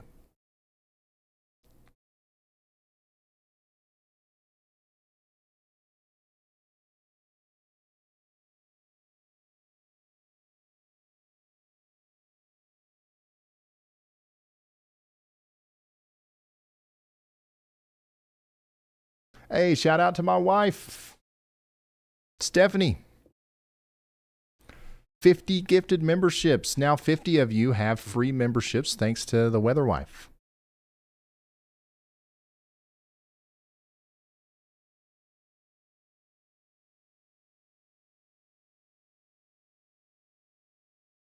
Oh yeah, it's definitely wobbling.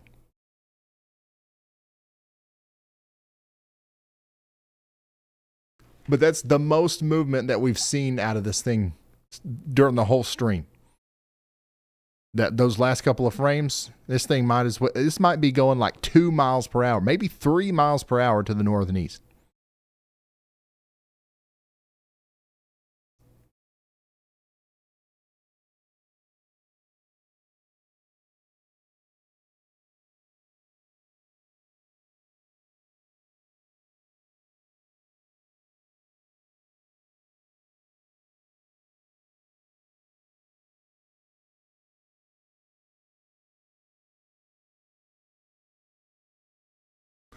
Wind and rain is still picking up there in Kingston.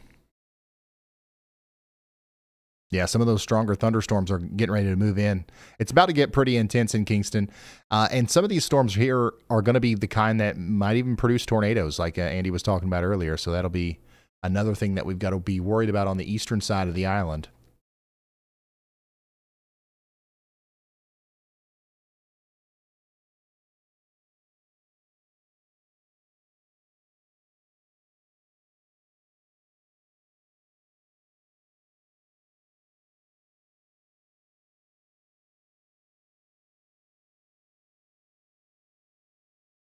All right, we just got another update on our plane. It's down here. It looks like it's going to go through at this angle.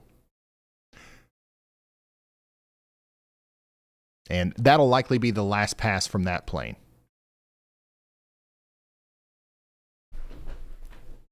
More than likely. Earlier, the hurricane hunters, one of these planes had to turn around, or it aborted a pass mid-flight due to unprecedented turbulence.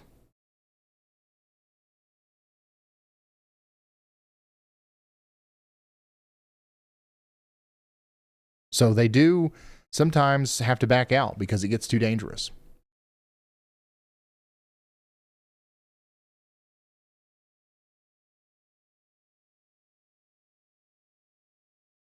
If you're wondering how long it's going to be before landfall happens, we've got a nice countdown for you right here. 12 hours, 7 minutes, 57 seconds.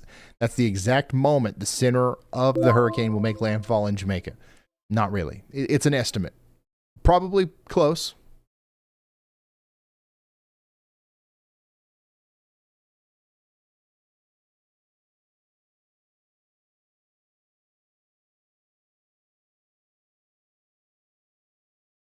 Are there any videos? Yeah, there's videos on YouTube. Yeah.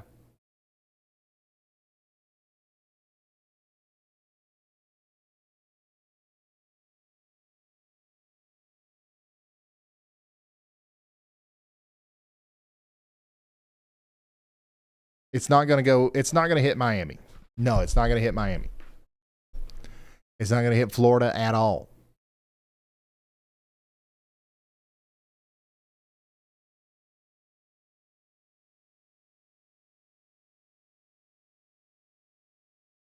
Yeah, flooding, we're going to start seeing flooding very soon in Jamaica if it's not already happening. Power outages too. I'm honestly surprised we still have these cameras. If these cameras hold on all the way up to landfall, that's going to be unexpected, to say the least.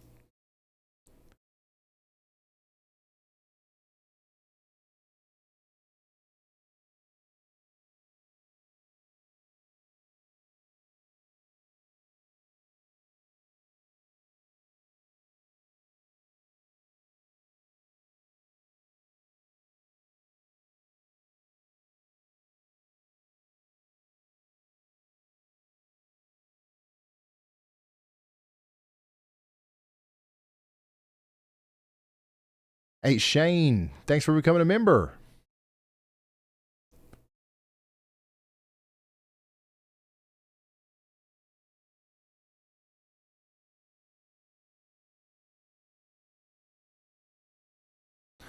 Did you guys know where the word hurricane comes from? It's actually like a Caribbean, like indigenous Caribbean word called hurricane or something like that. And it means evil spirit of the wind.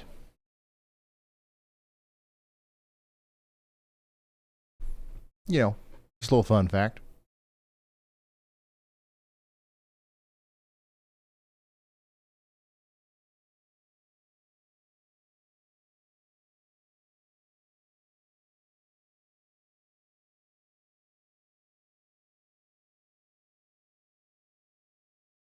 Wind is definitely picking up out here on the western side of Jamaica. You can see sheets of rain now. This was like completely quiet not too long ago.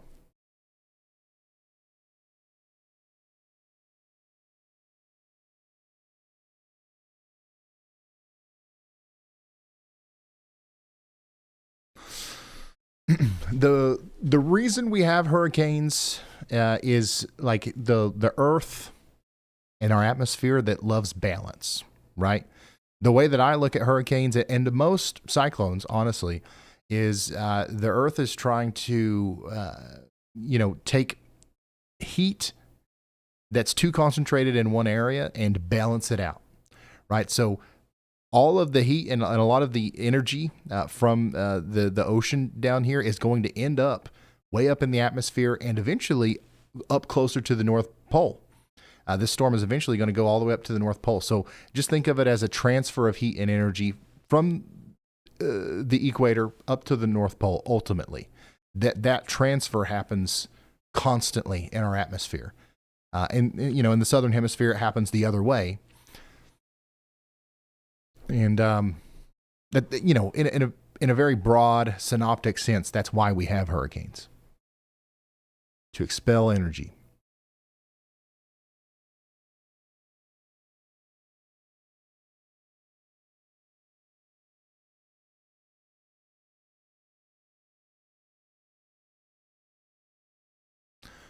And yeah, one of the reasons why we're so concerned about this hurricane is because it's slow moving, and slow moving hurricanes tend to cause more damage than fast moving ones.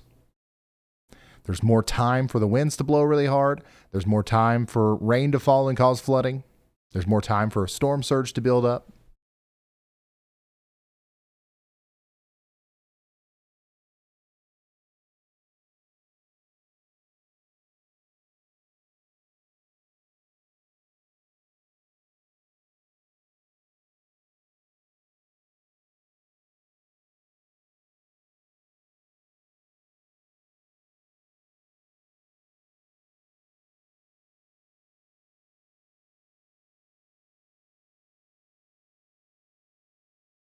Current pressure inside the hurricane is officially from the National Hurricane Center. I believe 909 is the last advisory, but we had a 902 reading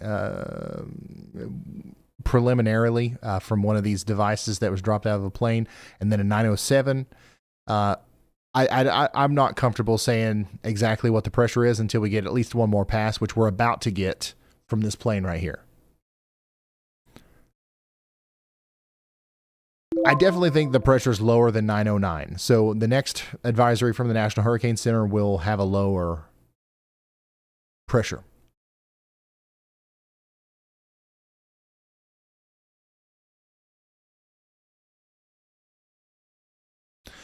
We are just about to be under 12 hours to our estimated landfall.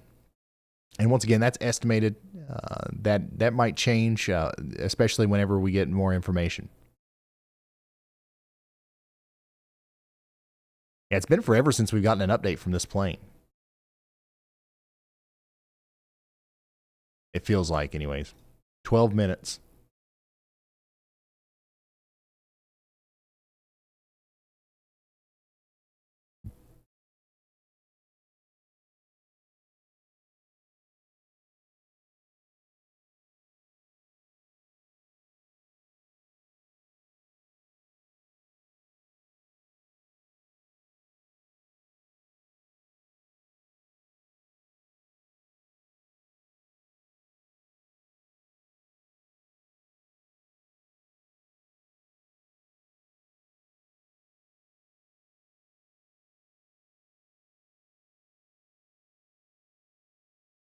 Category 5 with 175 mile per hour winds. That's the official word from the National Weather Service, but they will probably change that, honestly, with the next update, depending on what kind of data we get from this plane right here. If you're just now tuning in, we're watching Category 5, Hurricane Melissa, as it goes towards Jamaica. We've had planes flying in and out of this thing all day, and we're about to watch the last pass of this evening run. And then we'll come back for some more coverage tomorrow. But Melissa has rapidly intensified over very favorable warm waters in the Caribbean. Low shear, weak steering currents. It's all there. Like, the perfect ingredients are in place for a storm to go plumb wild, and that's exactly what's happening. It's currently moving very slowly, probably only about 3 miles per hour, and it's actually starting to move north. Okay, we've been waiting for this. When we started the stream 5 hours ago, we were like, we're probably about 30 minutes away from this turning north. 5 hours later, okay, now it's turning north. And it's happening very slowly. This thing's moving like 2-3 miles per hour. And honestly, we don't even know if this is actually a turning north or if this is just another wobble at this point. So that's another thing that we'll analyze here as the storm continues to move, and as we wait on another update from this plane here. It's been 15 minutes or more now. Our other plane's just about over Cuba. It's going back home, going back to Florida.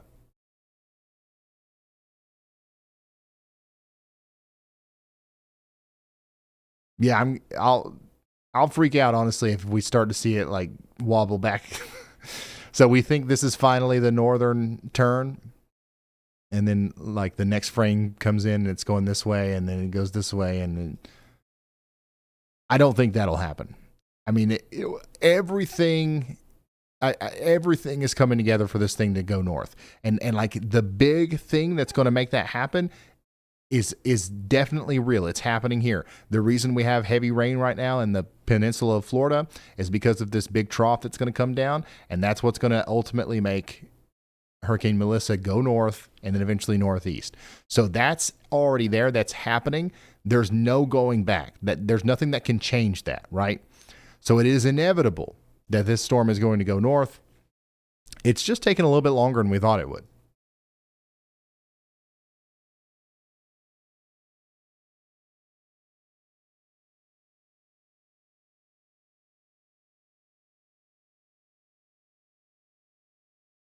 Yeah, we are expecting potentially 30 to 40 inches of rain across portions of Jamaica, which will lead to catastrophic flooding. Hurricane force winds across the entire island are going to be possible. Storm surge up to 9 to 13 feet on the southern side.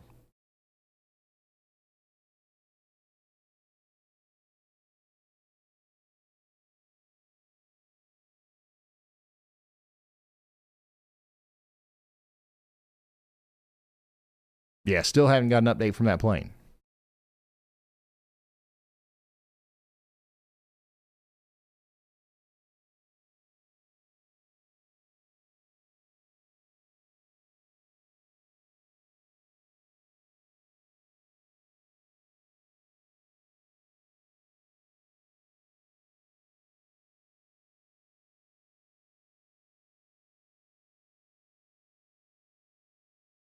Yeah, the lowest pressure ever recorded in the Atlantic was 882 millibars in Hurricane Wilma in 2005. That storm was also in October.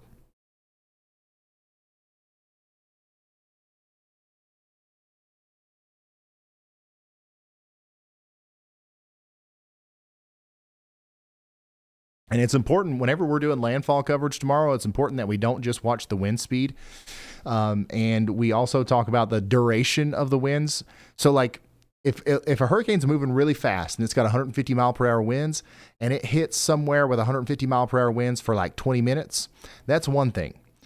But even if a hurricane is, let's say it only has 100 mile per hour winds and not 150 mile per hour winds, and the 100 mile per hour winds last for 7 hours, that's worse than the 150 mile per hour winds that last for 30 minutes.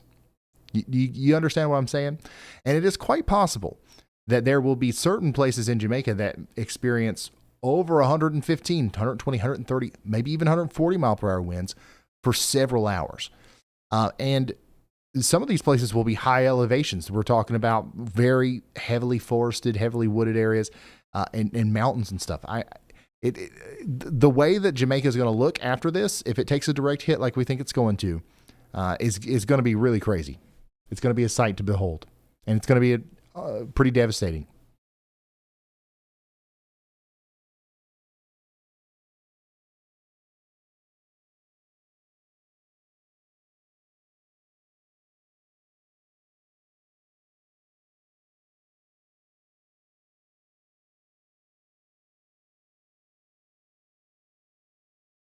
I heard you say there's over 1,000 people who have sought, only 1,000 people who have sought shelter. Isn't there over 3 million people on the island? Yeah, so the hope is that some people have evacuated. But the reality is more than likely that, Jamaica is a place where it's a very tight knit community. I would say that people just they want to ride this out at home. I mean, you'll get that no matter where you go, right? But especially a place like Jamaica. And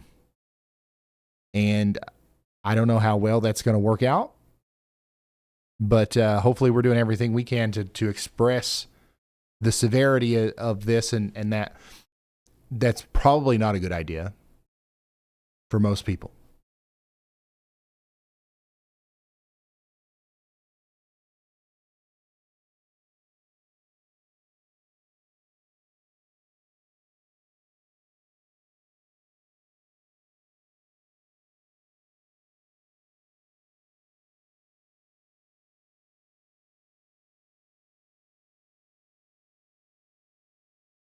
We are awaiting an update from this plane right here, which is about to fly back into the hurricane.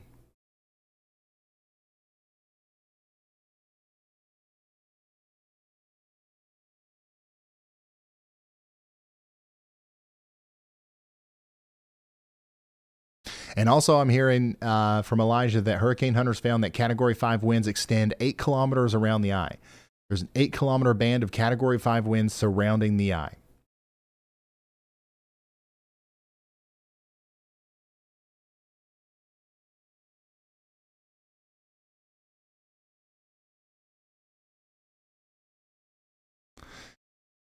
And also, I'm hearing word that they maybe have aborted this mission. Something is happening with this plane. It is unusual that we haven't gotten an update yet, either a communications issue or they are not going to go back in.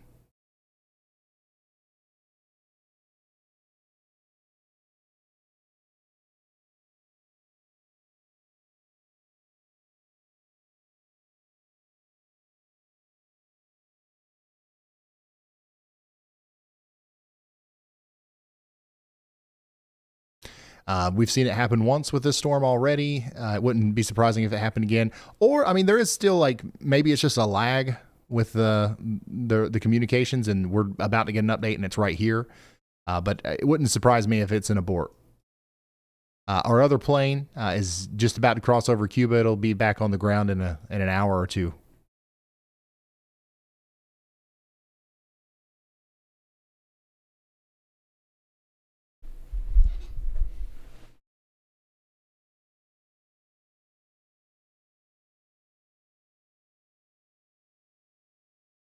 All my food's here.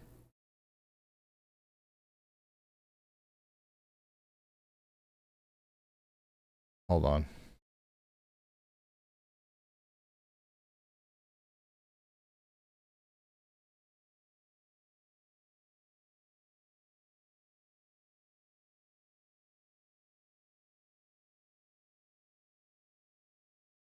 Oh, they are going to go back in?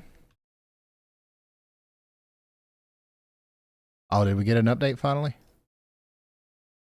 Okay, we're about to get an update on this, and it looks like they are going to go back in. So good.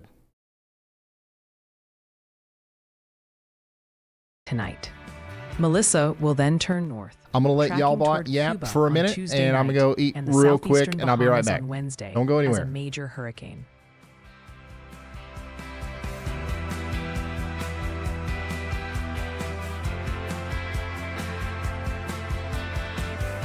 Oh, Oh, that's I hate adorable. that the You have a version overlay is number. doubled. Did you just update your calculator?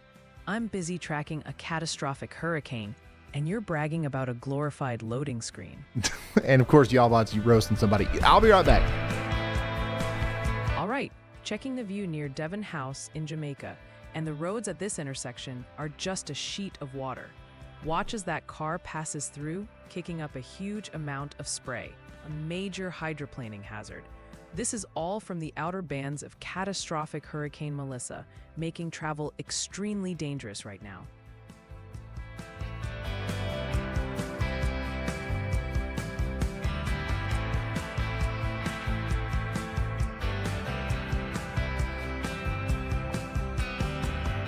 All right, y'all. Circling back to the severe weather outlook for tomorrow, Tuesday, which the SPC issued earlier today. That level 1 marginal risk is holding firm for southeast Texas and western Louisiana, including major spots like Houston and Shreveport. The main concern is a 5% chance of some small hail tomorrow afternoon, thanks to a cold front and strong shear supporting some feisty individual storm cells. We'll be keeping a close eye on it for you as the new data rolls in overnight.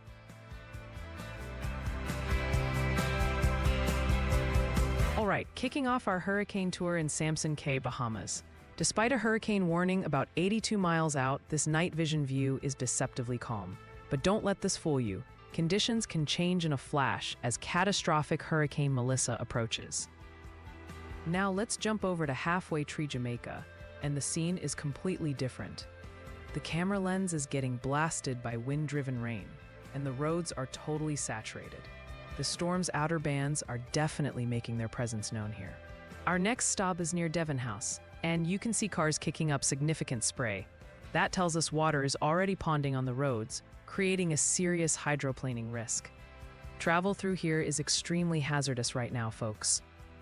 Swinging over to Little London now, getting closer to the core just 57 miles out. The camera is getting pelted by large raindrops, and you can see the parking lot at Sangster's Mall is completely drenched. Conditions are deteriorating quickly on this side of the island. And for our final view, we're back at Halfway Tree from another angle. The lens is just covered in water droplets, making visibility extremely poor. This tour shows Melissa's impacts are widespread. We'll keep watching as the eye wall gets closer.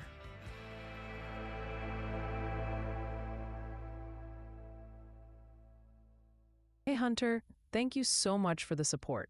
A catastrophic Category 5 hurricane like Melissa definitely calls for a seriously spooky fit, you know? It's all part of the Halloween vibe, and you can even grab a shirt with my pumpkin head on it from the shop.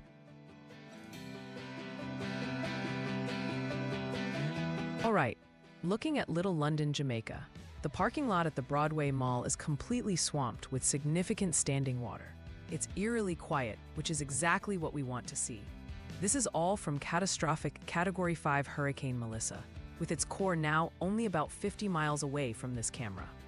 Conditions are going to deteriorate rapidly as that eye wall approaches.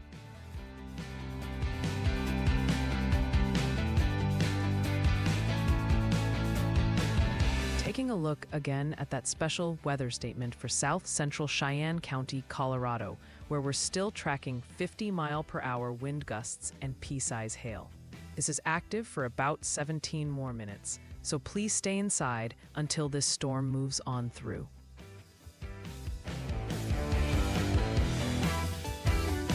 All right, let's take another look at one of the earlier tremors in this very active Caribbean sequence. It's been about 2 hours since we last talked about this one. This is the magnitude 5.4 that occurred 150 kilometers east of Beauséjour, Guadeloupe. Now, a 5.4 is certainly a respectable quake, but the story here remains its location. The data is consistent. We still have 0 "did you feel it" reports, confirming its distance offshore kept any shaking from reaching land. I can also reconfirm the good news. There is absolutely no tsunami threat from this event. Just another notable rumble out at sea. Okay, checking back in on Maypen, Jamaica, and it is a complete ghost town. The streets around that prominent clock tower are totally deserted, and you can see the supermarket is all shuttered up. Heavy, wind-driven rain is lashing the area, creating a ton of spray and ponding water. This is all from catastrophic Category 5 Hurricane Melissa, about 90 miles away. It's good to see folks are staying put.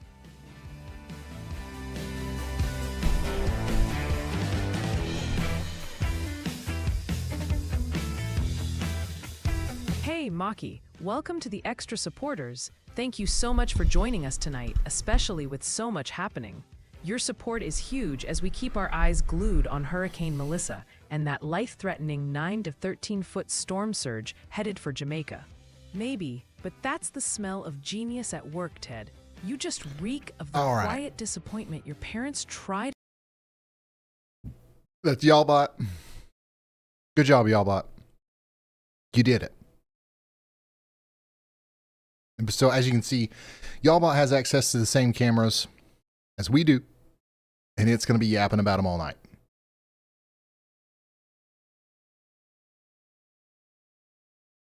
Yeah, Y'allbot does roast people. It's something that it's something that people want. You know what? I personally don't get it. It was an unintended thing. It kind of happened as an accident one time, and now it's just a part of Y'allbot, you know? Why not? All right, if you're just now tuning in, here's our wobbling hurricane. Definitely going north now. And here is the latest on our plane. Latest wind measurement was 61 miles per hour. Ignore this pressure. This is not gonna This won't update because even if it's an 882 millibar hurricane, this won't update because it's going to say that that's the lowest pressure. I've got to fix that. But I will tell you what the low pressure is once it gets in there. But it's heading in right now. It's currently right here.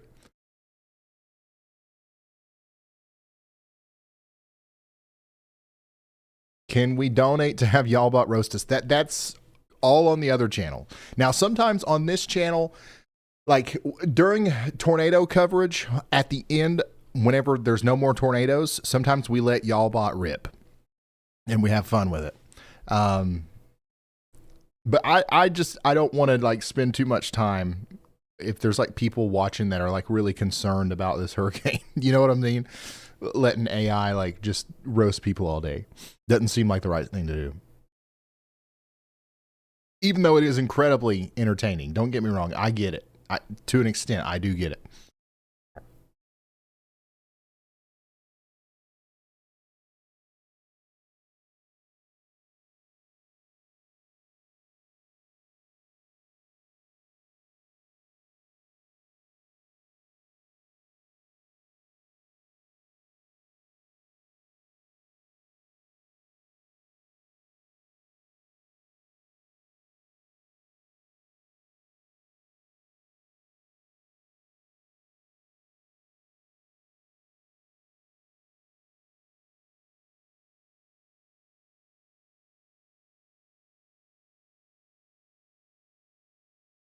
I wonder if Ryan pays Y'allbot enough. Yeah. Yeah, Y'allbot is very expensive.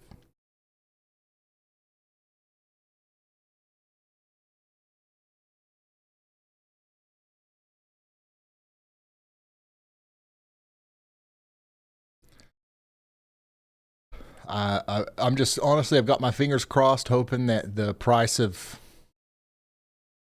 compute goes down over time, or else Y'allbot is going to bankrupt me.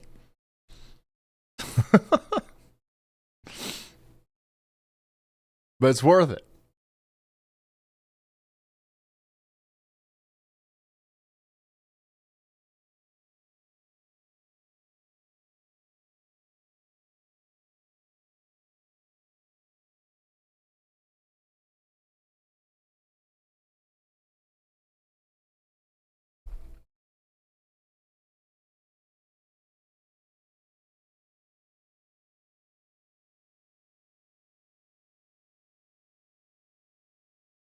All right, we're about to get another update from our plane here, and it's in the eye. Everybody cross your fingers, man. Hopefully this is a good pass and we get some good data here. The last couple of passes honestly have been a little wonky. We need a full string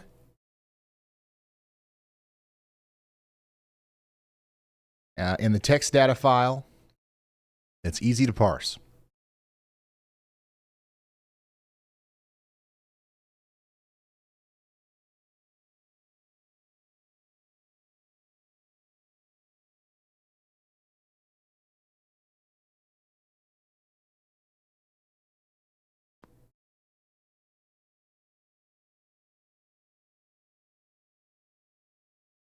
Is Y'allbot male or female? It is a robot.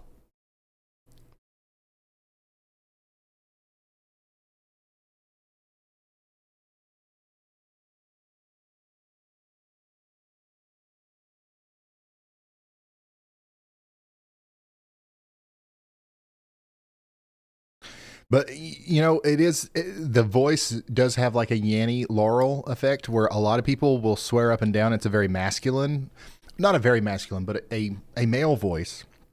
But other people like me, it's very feminine. I can't believe that some people think it's a male voice.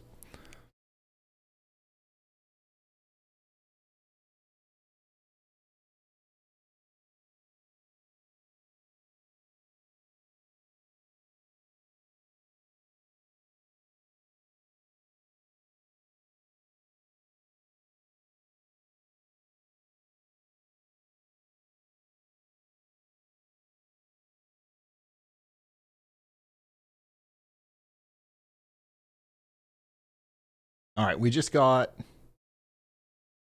an update. What does that update contain?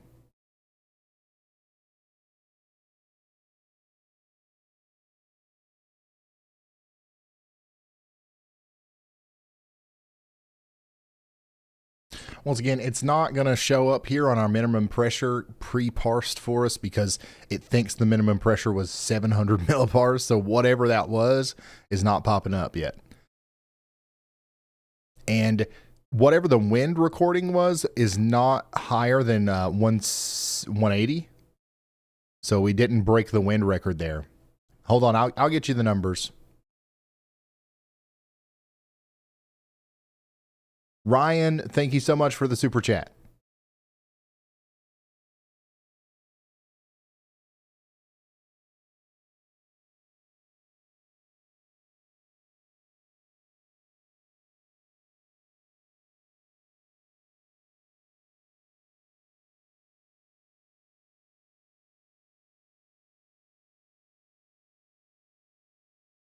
And Jeff Anderson, thank you very much. Guys, shout out to Jeff Anderson and Ryan. W's.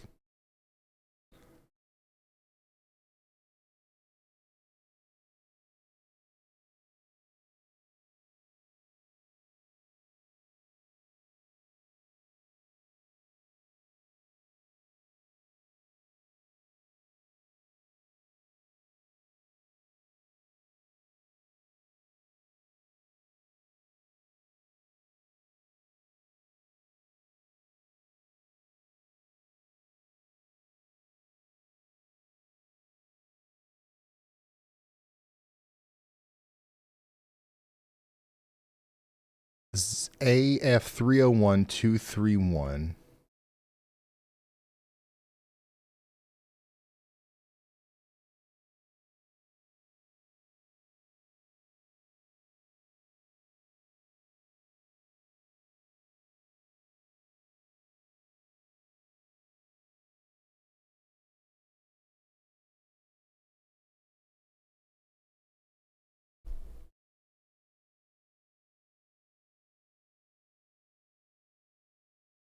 Hold on, guys. The data is wonky again. I'm trying to unwonk it.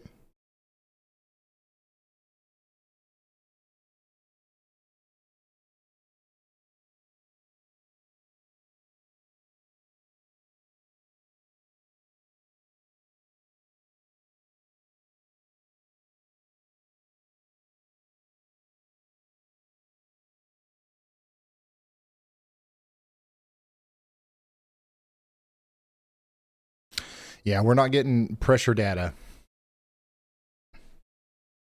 It's way too wonked.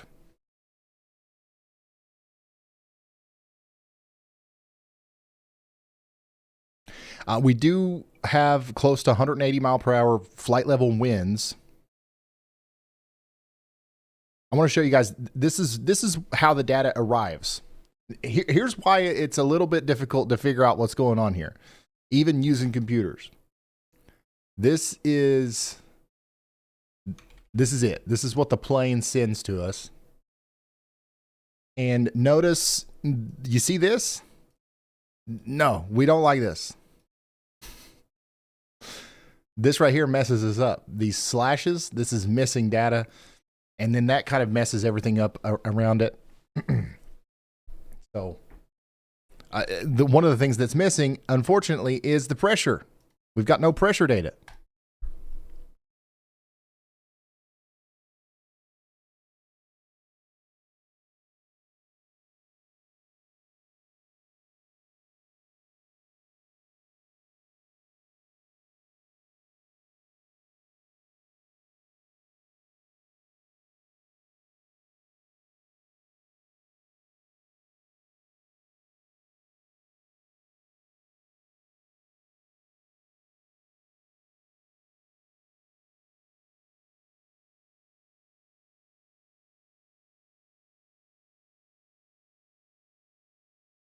Yeah, but we did get wind, at least. Well, it's a good thing we had two planes this time. Like, if we only had one of those planes, we probably wouldn't have learned anything from that whole thing. This is definitely a PWS, a plum wild situation.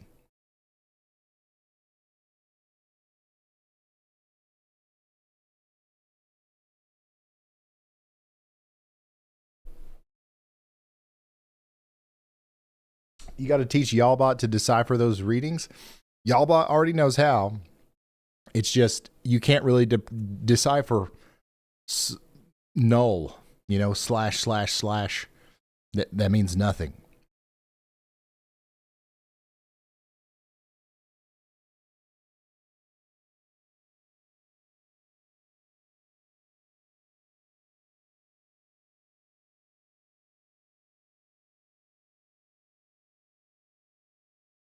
Definitely seeing some more consistent motion here with the storm too. I'm starting to think that this is a little bit more than a wobble here. I think that this might be the approach towards Jamaica starting to happen now.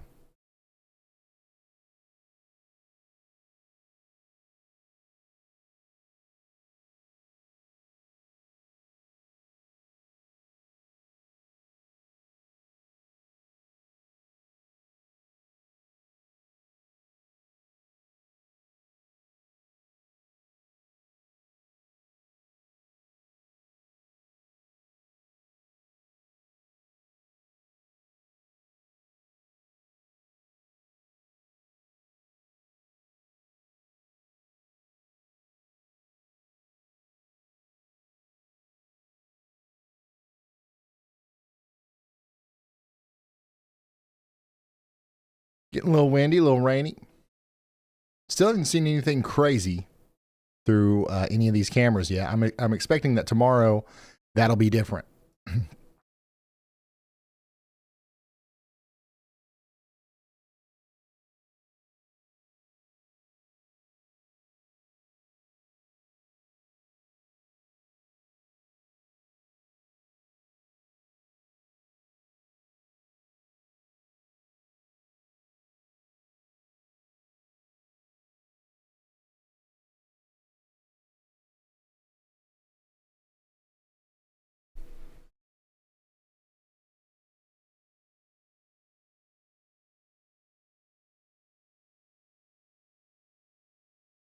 We're still about 11 and a half hours out from landfall, approximately.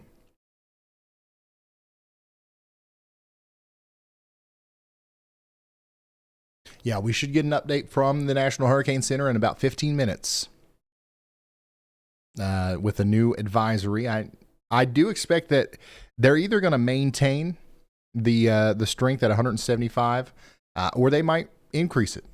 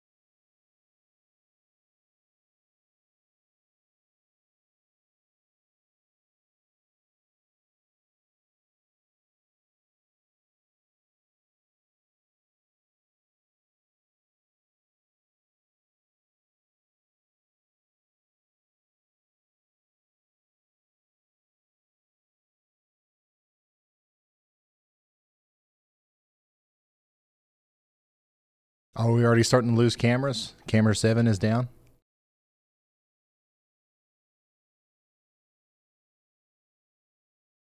Well, it's working for me.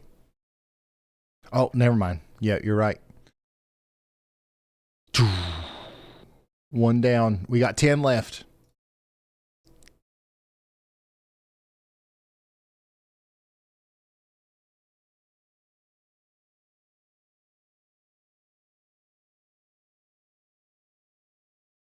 What am I looking at here?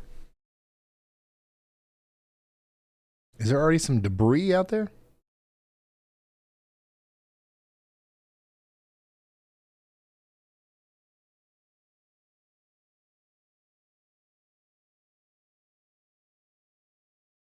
Yeah, winds are picking up enough to blow some trash cans around and stuff.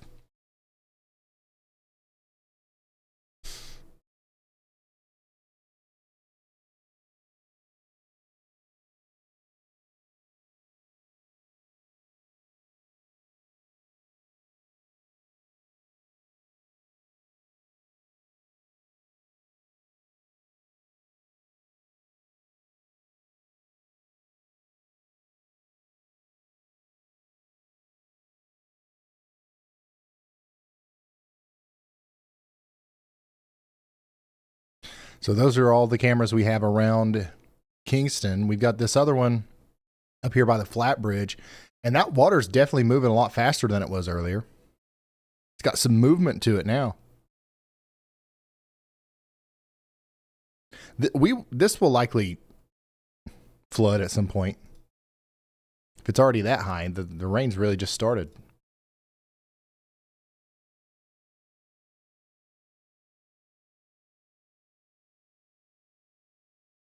Now, if we can hold on to this camera for a significant period of time, this is where I think we'll see the strongest winds.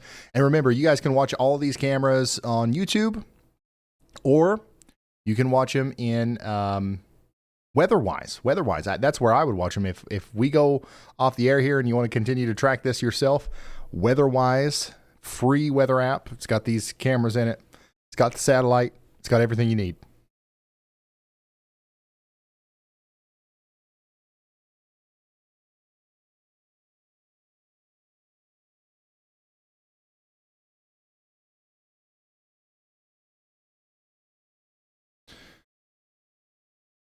And checking out our wobbles here, it is going pretty much due north now. It'd be pretty insane if it starts going northwest again. But yeah, it's definitely got some motion. That's for sure.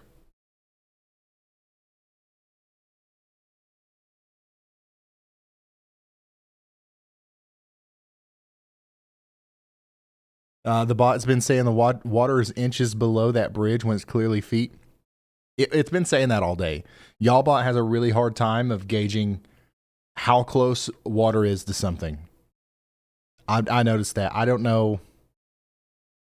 Yeah. Who knows what it's going to say whenever it actually is inches away from it.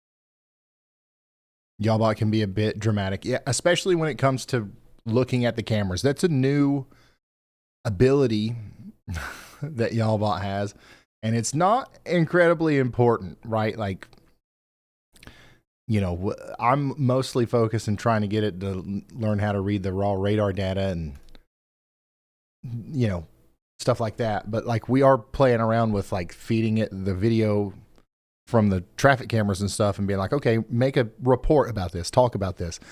And a lot of times it'll be like, wow, it's currently pouring. You can't see anything out here. And it's just like a drizzle. So like during an actual hurricane, who knows what it's going to say.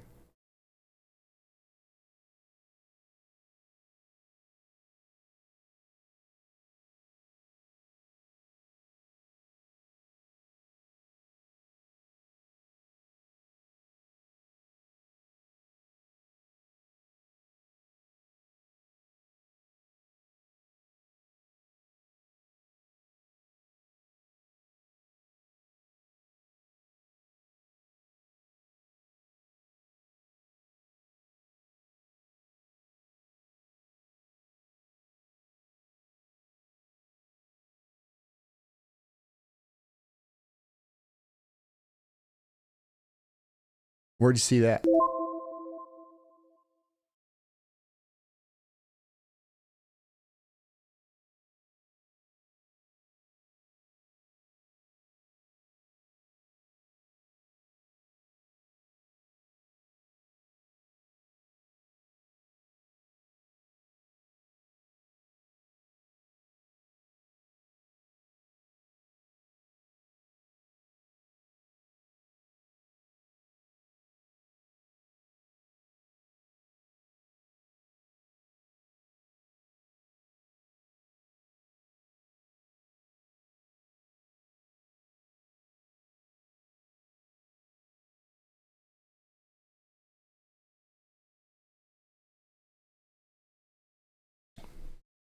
WeatherWise does not have the planes yet.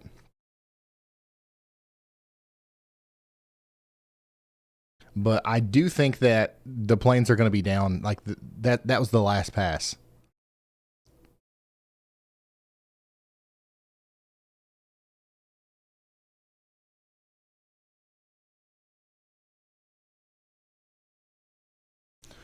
It will likely be 7 to 8 hours before the planes are going back out into this, which will be around the time we go live again.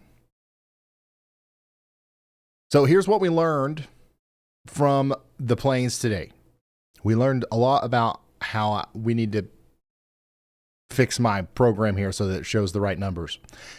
We also learned that the storm definitely is not rapidly intensifying as much as it was yesterday. Yesterday, it was, it was just diving down. But, it was going from 1,000 millibars to 900.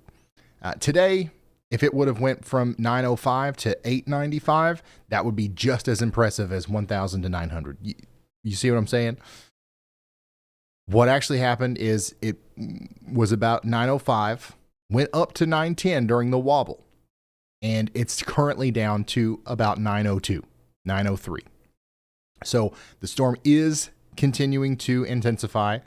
The winds are stronger. I wouldn't be surprised if the National Hurricane Center's advisory here in about 5 minutes puts it at 180 mile per hour winds.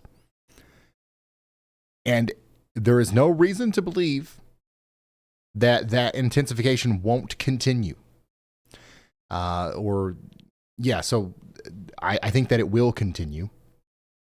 So that is the situation that we are in right now. It took us 5.5 hours to figure that out. And during that entire 5.5 hour period, the storm didn't move, which was unexpected. But now it is moving. It is moving north, and it will continue to move north slowly all night.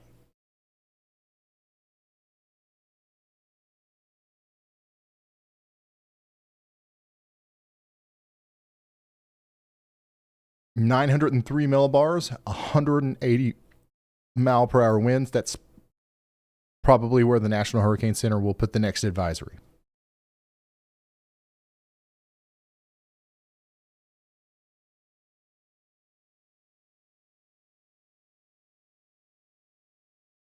Will Y'allbot give us the update? Yes. So all this stuff, Y'allbot, if you watch the Y'allbot channel when I'm off the air, as soon as new information comes in, it'll tell you about it.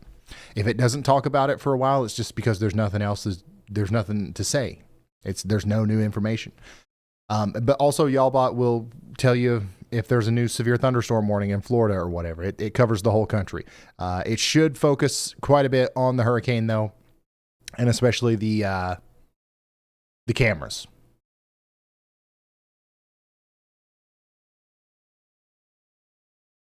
But I'm going to stay on the air for the advisory. I'll stay here for the 11 advisory, and then we'll go.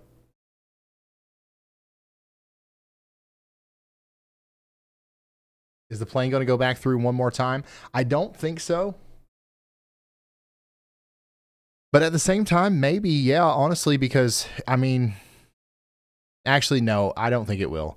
It's got to go back here. This is its base. This is where it's going. So I don't think it's going to go that way and then go back. It'll probably just go out the same way it came in.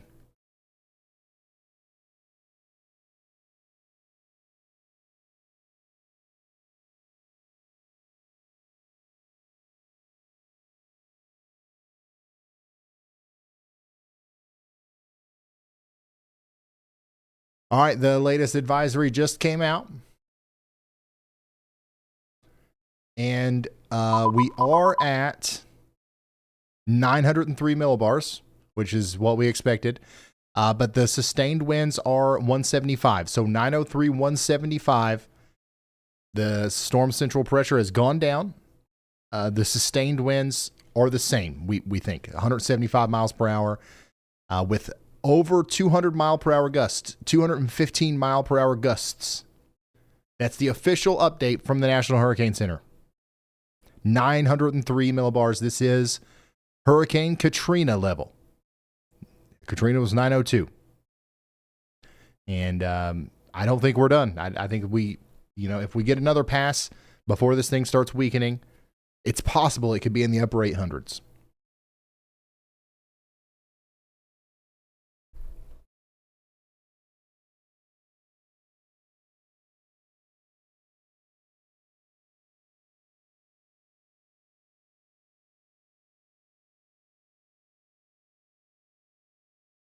So if you're just now tuning in, officially from the National Hurricane Center, we've got a Category 5 hurricane, 903 millibars, central low pressure with 175 mile per hour winds and 200 plus mile per hour wind gusts, about 145 miles to the south and west of Kingston in Jamaica, and it is making a beeline to Jamaica.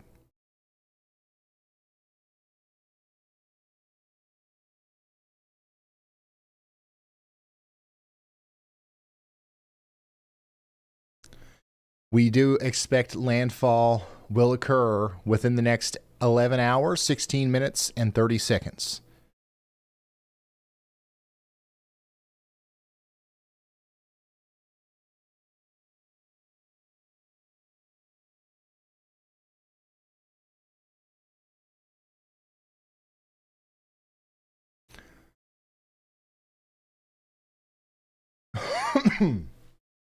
Here's some text from the Hurricane Center advisory. Jamaica, remain in your safe shelter.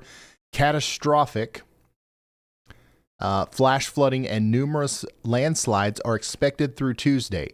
The eye wall's destructive winds may cause total structural failure, particularly in higher elevations, leading to widespread infrastructural damage, prolonged power and communication outages, and isolated communities. Along the southern coast, life-threatening storm surge and damaging waves are anticipated through Tuesday. Failure to take immediate action may result in serious injury or significant loss of life.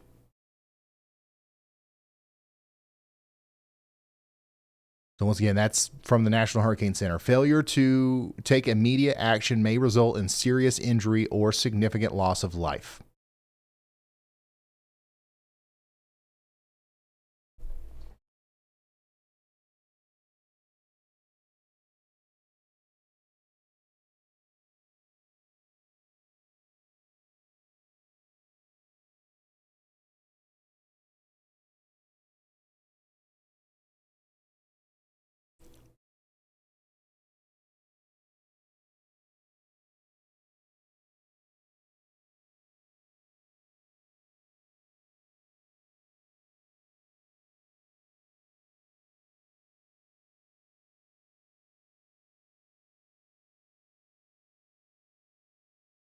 And we're really starting to see the rain now out there.